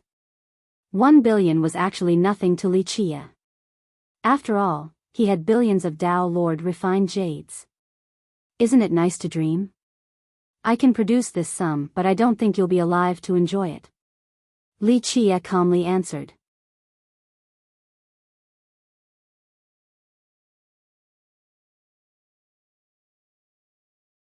Chapter 40-34, Kikik, I'll live long enough to spend an even larger sum. The tree demon coldly smiled. Brat, you're running out of time. My branches are thirsty right now, don't force my hand. Having said that, his roots and branches wiggled creepily. This tree demon followed the evil path. Its roots and branches were its weapons.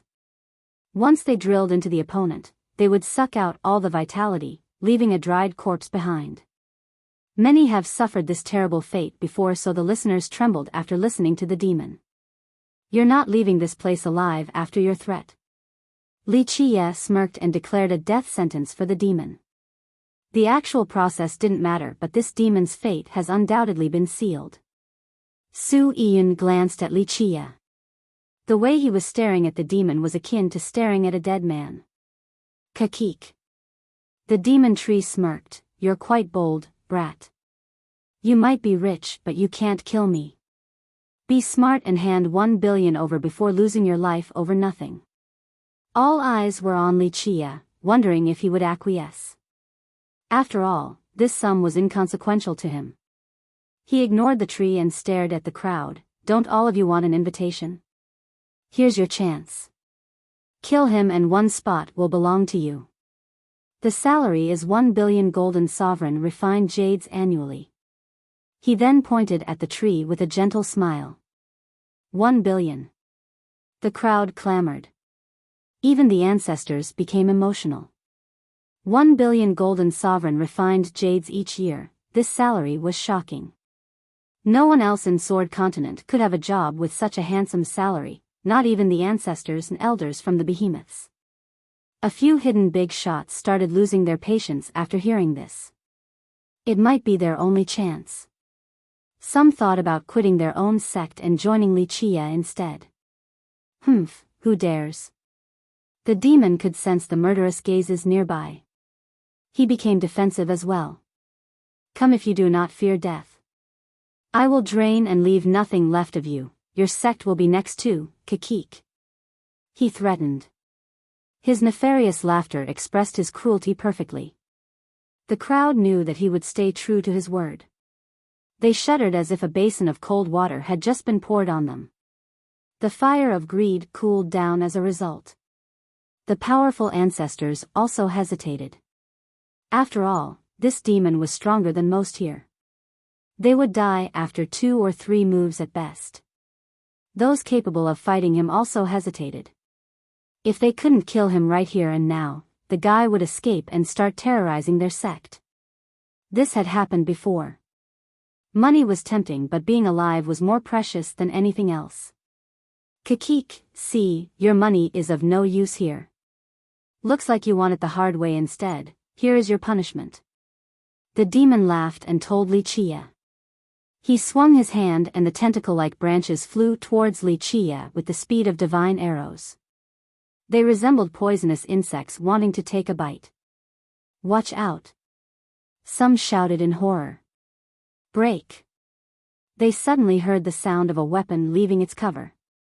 A ray came from above like a heavenly waterfall, easily cutting down the branches and leaving a deep gash on the ground. Bam! A figure landed in front of Li Chia. This man had a snake body, a human head, and 2 arms. He wielded 2 hatchets and looked ready to fight. His scales were red with golden outlines. His body was big, needing 2 or 3 adults to fully wrap their hands around it. Nonetheless, this bulkiness didn't hinder his agility. Crimson Death Monarch. Someone recognized him and shouted. Another monster, another murmured. Even devils and ghosts obey money. One ancestor said, this evil guy wants to get paid. Crimson Death Monarch was another notorious character in Sword Continent. He was a snake demon who achieved the Tao and now, a vagabond cultivator. He earned his fame with the blood of others, always ready to use his hatchets even against stronger cultivators. Two monsters fighting each other, how fitting. One expert said. The spectators thought that it would be best for these two to fight to the death. Brat, you must be tired of living. The demon tree uttered coldly. Birds die in pursuit of food and men die in pursuit of wealth. This job shall be mine. Crimson Death guffawed. How dare you boast before me when you're only at the 6th Tao level? I don't think you'll survive to take the job. The demon tree said. Old geezer, you might be 3 levels higher than me, but you're old and your vitality is gone. I can last until your last moment. Crimson Death retorted. You have no idea what you're in for. The demon tree became murderous.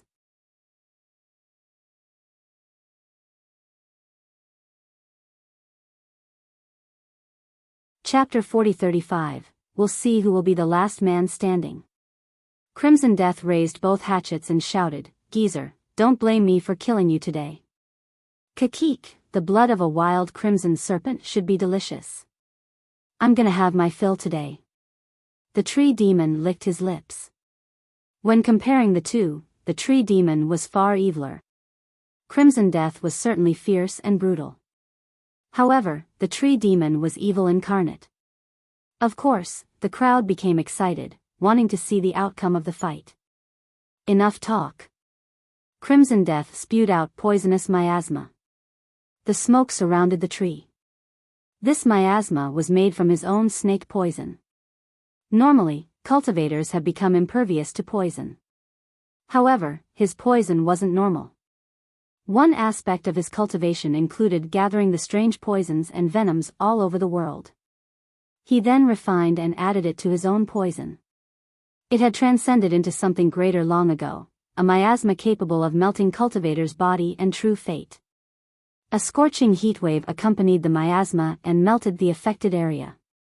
The crowd quickly retreated, not wanting to die for a dumb reason. ZZZ, however, the surging miasma was actually being devoured by the countless roots and branches of the tree demon. They served as a defensive barrier and easily stopped the snake poison. Of course, some branches were being burnt by the high temperature. Alas, they had a frightening level of tenacity. The burnt sections kept on growing back to protect the tree demon. Kakik, brat, this is nothing. Watch. The tree demon uttered. Whoosh, his roots shot upward and blotted out the sky. This looked like a prison descending to trap the monarch. This was a large radius attack, enough to seal a clan or a sect. Bring it. Wild whirlwind. The monarch retaliated by spinning his hatchets and unleashing whirlwinds. They pulled everything nearby inside and crushed them into smithereens. This applied to the incoming roots as well. Not bad. The tree demon summoned a devil banner. It caused people to become dizzy since it had countless eyes. They each exuded a beautiful and mesmerizing light with a hypnosis effect. The weaker spectators started falling asleep and dropped to the ground. Those nearby took note of this and stopped looking at the banner. Get back! They shouted. Myriad-eyed hypnosis banner.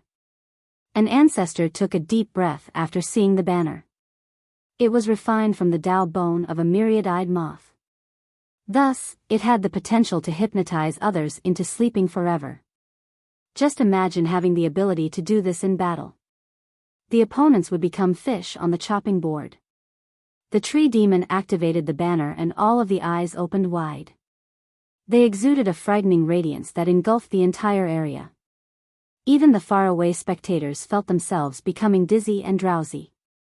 This was the case for Crimson Death Monarch as well. He became alarmed but still maintained his composure. Geezer, this is nothing more than a trick. Watch this. He also opened his eyes wide. The pupils suddenly changed shape and assumed a dark red color. A third eye opened on his forehead. This was his heavenly gaze. It released a green light akin to the ray of death from hell itself. The red and green rays gathered into a pulsing halo of both colors. This successfully stopped the hypnosis effect of the banner. That's the monarch's innate ability. Most were surprised to see this outside of the ancestors. They knew that he used to be a crimson serpent with this innate ability. It became even stronger through cultivation, allowing it to see through illusions and techniques. Take this. The monarch swung both hatchets without holding back after defeating the banner. The large tree demon easily evaded the slash by sliding to the side with incredible speed. It then leaped into the air. Where do you think you're going? The monarch instantly unleashed a vertical slash. However, the tree demon had a strange movement technique. Everyone got the impression that space was being displaced. Thus, the swift slash didn't hit the target. Demon Shift, his top technique. One ancestor who had seen it before spoke. With the successful evasion, the tree demon had the advantage of being higher up in the air and ready to attack.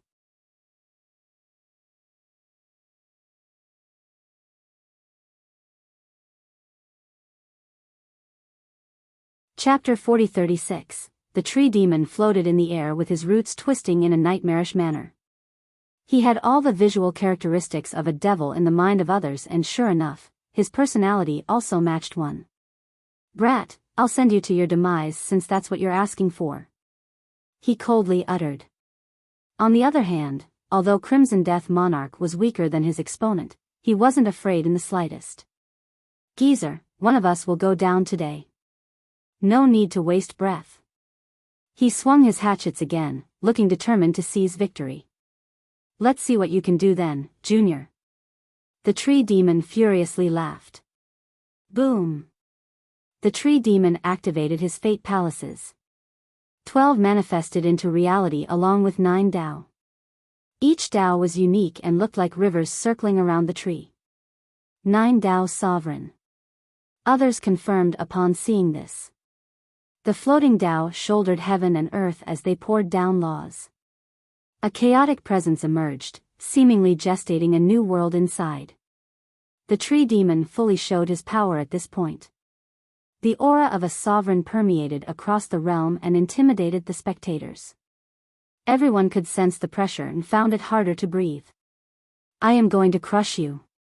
The demon tree looked like the incarnation of a devil king.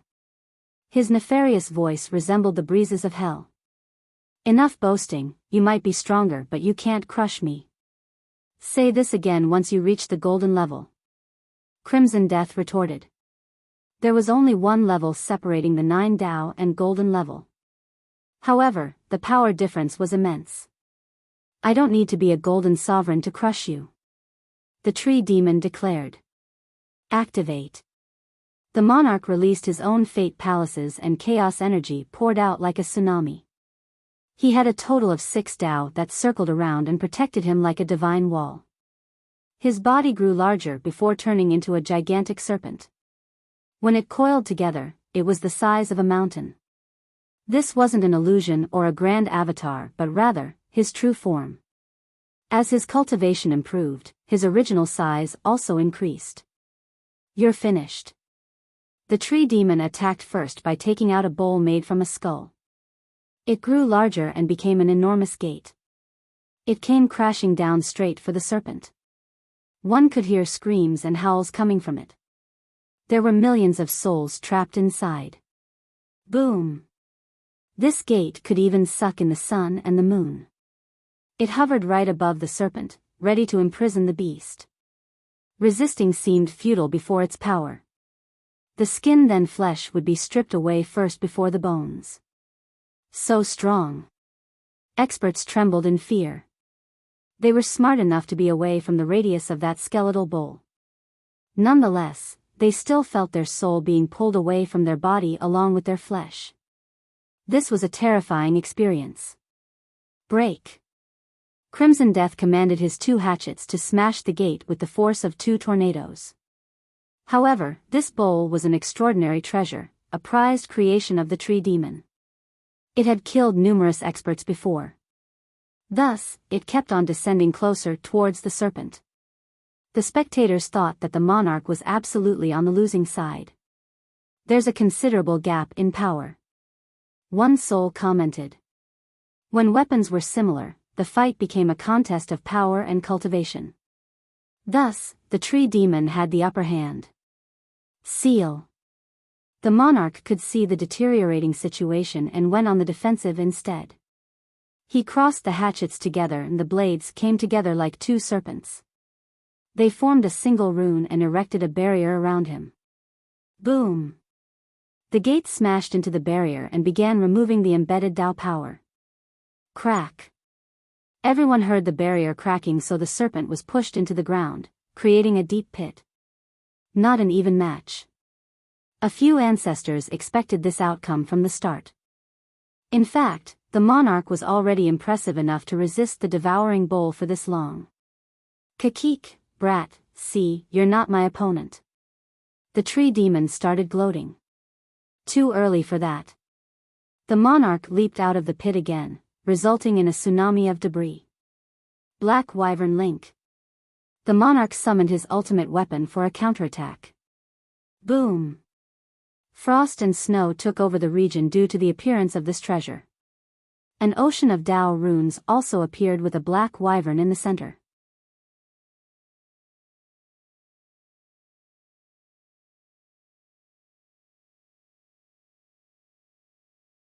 Chapter 40-37, The Black Wyvern roared and released an oppressive divinity.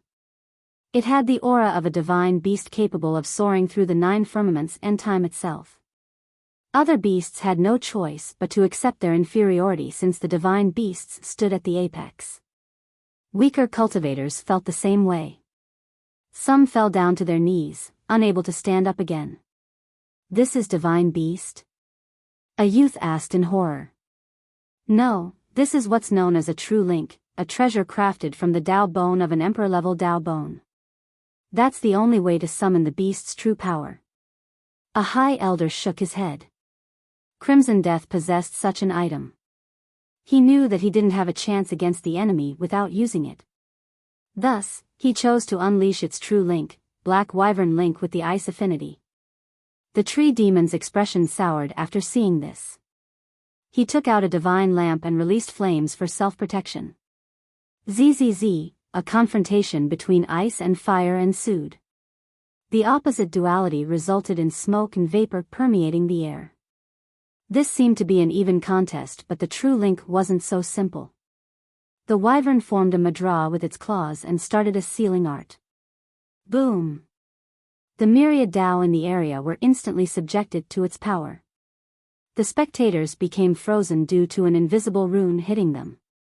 This left them unable to muster any power from their vitality and energy.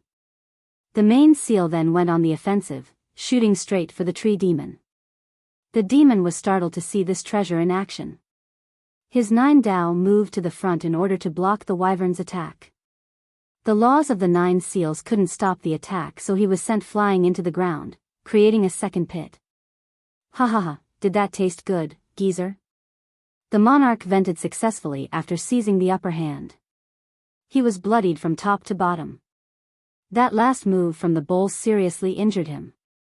Alas, he got his revenge thanks to the Black Wyvern Link. The monarch isn't bad at all. Some spectators found his success surprising due to the cultivation gap.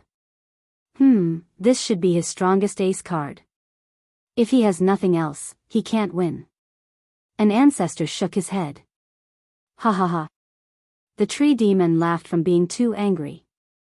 He also looked tattered and injured. The move earlier was clearly effective.